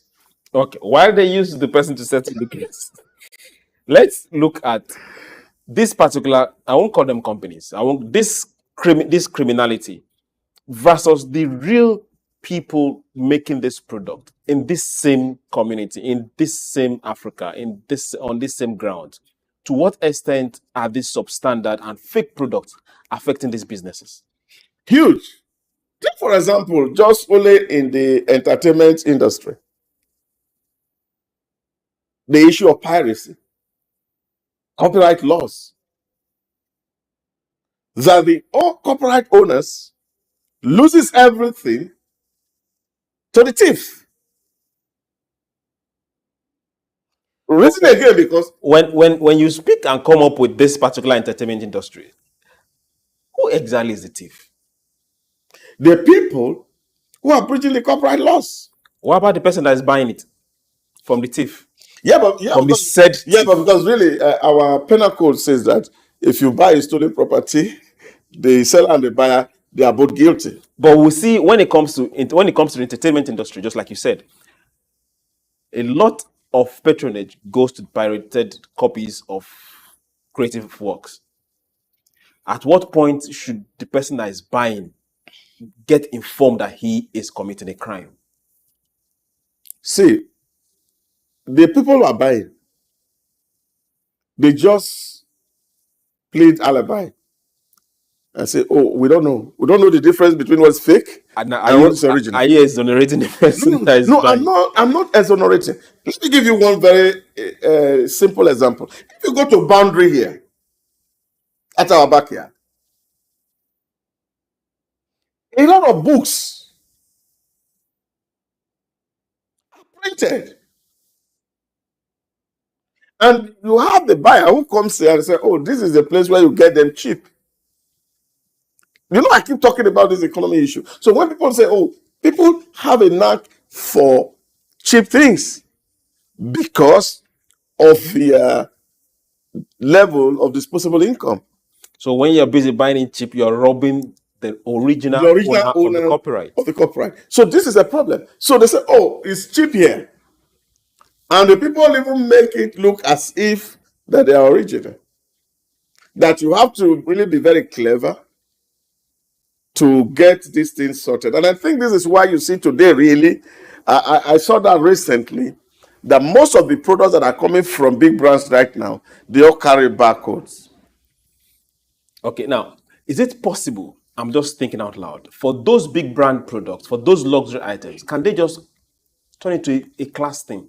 Sell it to a class? No, they don't need to sell it to a class. Produce something else for other people. I think the enlightenment we need to give to our people from here is that big brands right now, as we speak, they have barcodes on their product, even including medication.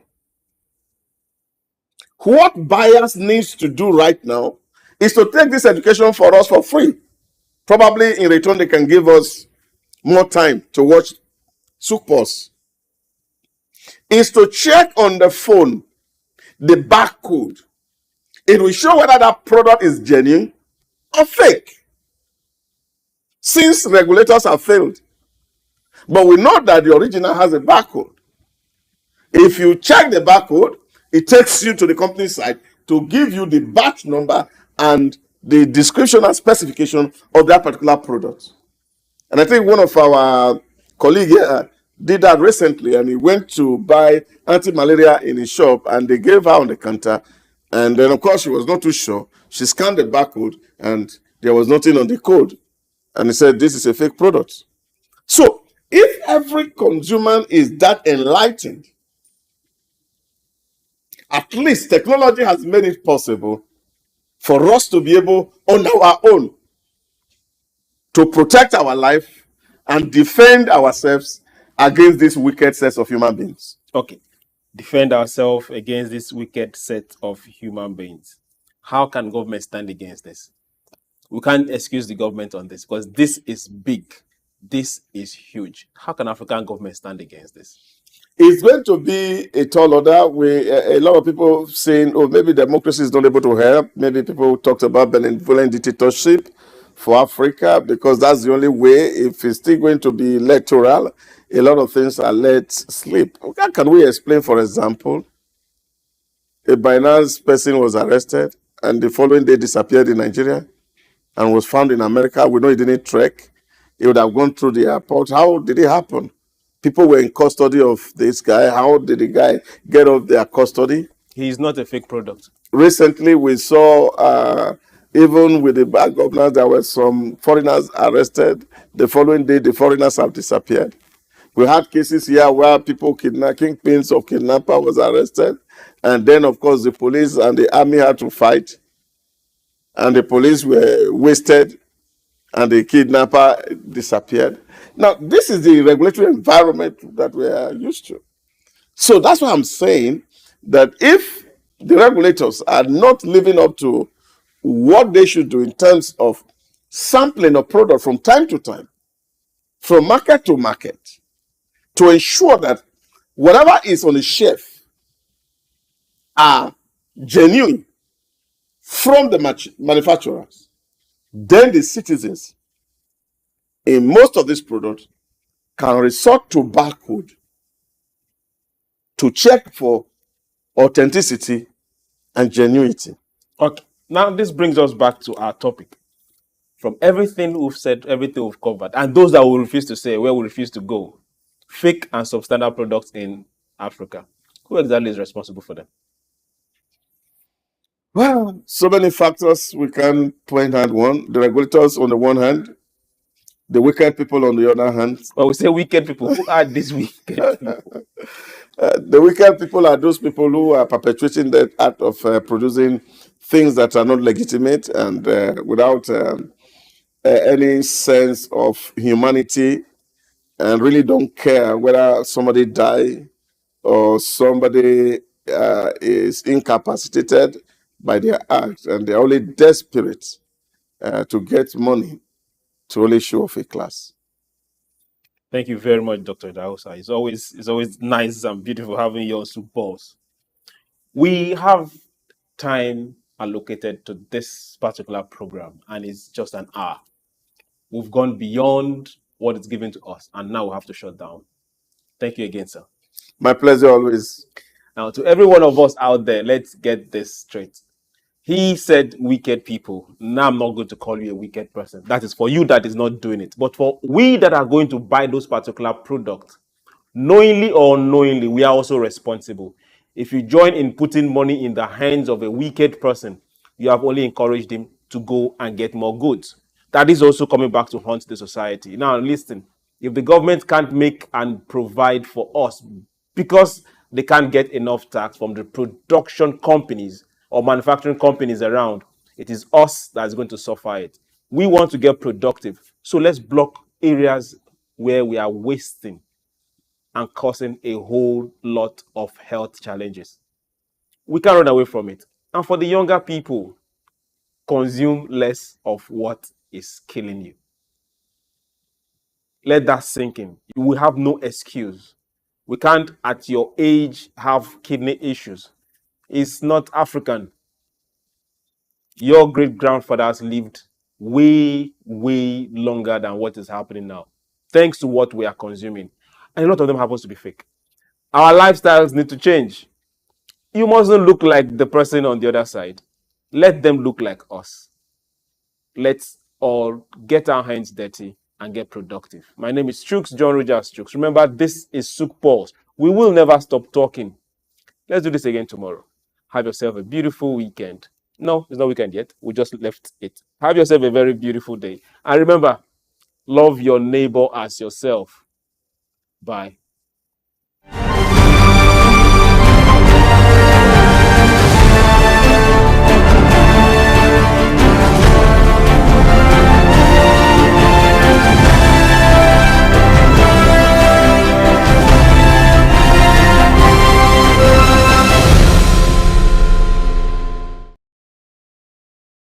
Olawi.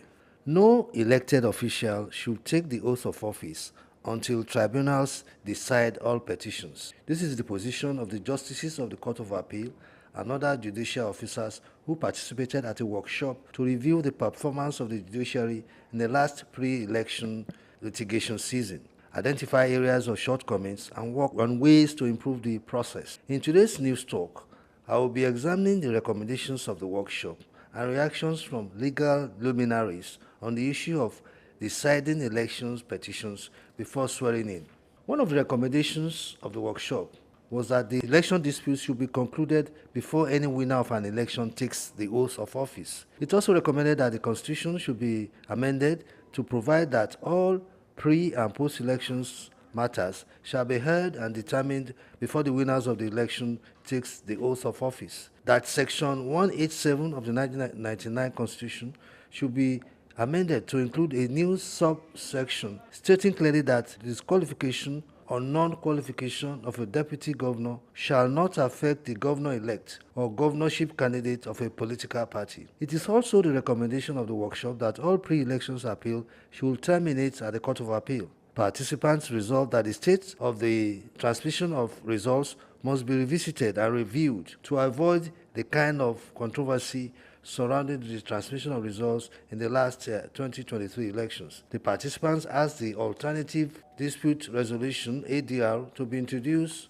into electoral laws with the passage of the Arbitration Mediation Act 2023. They contended that the negative publicity in which the judiciary was portrayed in bad light by the social media and other forces associated with it should be countered by a robust communication media department to be established by the respective courts. Rights activist Clement Nwankwo of the Policy and Legal Advocacy Center, PLAC, reminded the gathering about the important role which democracy plays on the third arm of government and why it must always play such role effectively. Nwankwo noted that the involvement of the judiciary in elections has continued to be very important, adding that it meant that there were a lot of expectations from the judiciary. He observed that the perception of the citizens of the judiciary had become much more prominent and advised that it was an issue that the judiciary must address by ensuring that its judgments and other decisions reflect justice. Mr. Nwankwo argued that for a lot of Nigerians, the ability of the courts to dispense justice was always the basis of trust and confidence in the Nigerian judiciary. Achieving this, he added, required robust legal frameworks, effective enforcement mechanisms, and a commitment to inclusive electoral practices by all. He tasked the civil society, media, political parties, and others with the responsibility of embarking on massive sensitization of the public on the rudiments of the electoral law. Reacting to the recommendations, a senior advocate of Nigeria, Chief Mike Ezekome, said he agreed with many of the recommendations because they aimed at enhancing the efficiency, fairness, and transparency of what he called the warped electoral process in the country. However, he held a different view on some of these recommendations, especially that which said that the Court of Appeal should be the final arbiter in governorship election. This, he said, cannot fly. Chief Ezekome described as salutary and commendable the recommendation that election disputes should be concluded before swearing in. Another senior advocate of Nigeria, Joseph Nwobike, said he completely agreed with the proposals, particularly the suggestion that all litigations should end conclusively before the winner are sworn in into the electoral offices. He added that the suggestions coming from the judges themselves was a welcome development will advance the core values of democracy in Nigeria. Mr. Nwobike believed that if the proposed amendments are made to the existing provisions of the Constitution, all the parties concerned, including INEC, will align themselves to the law and that Nigeria will be better for it. I am Bayo Olaoye.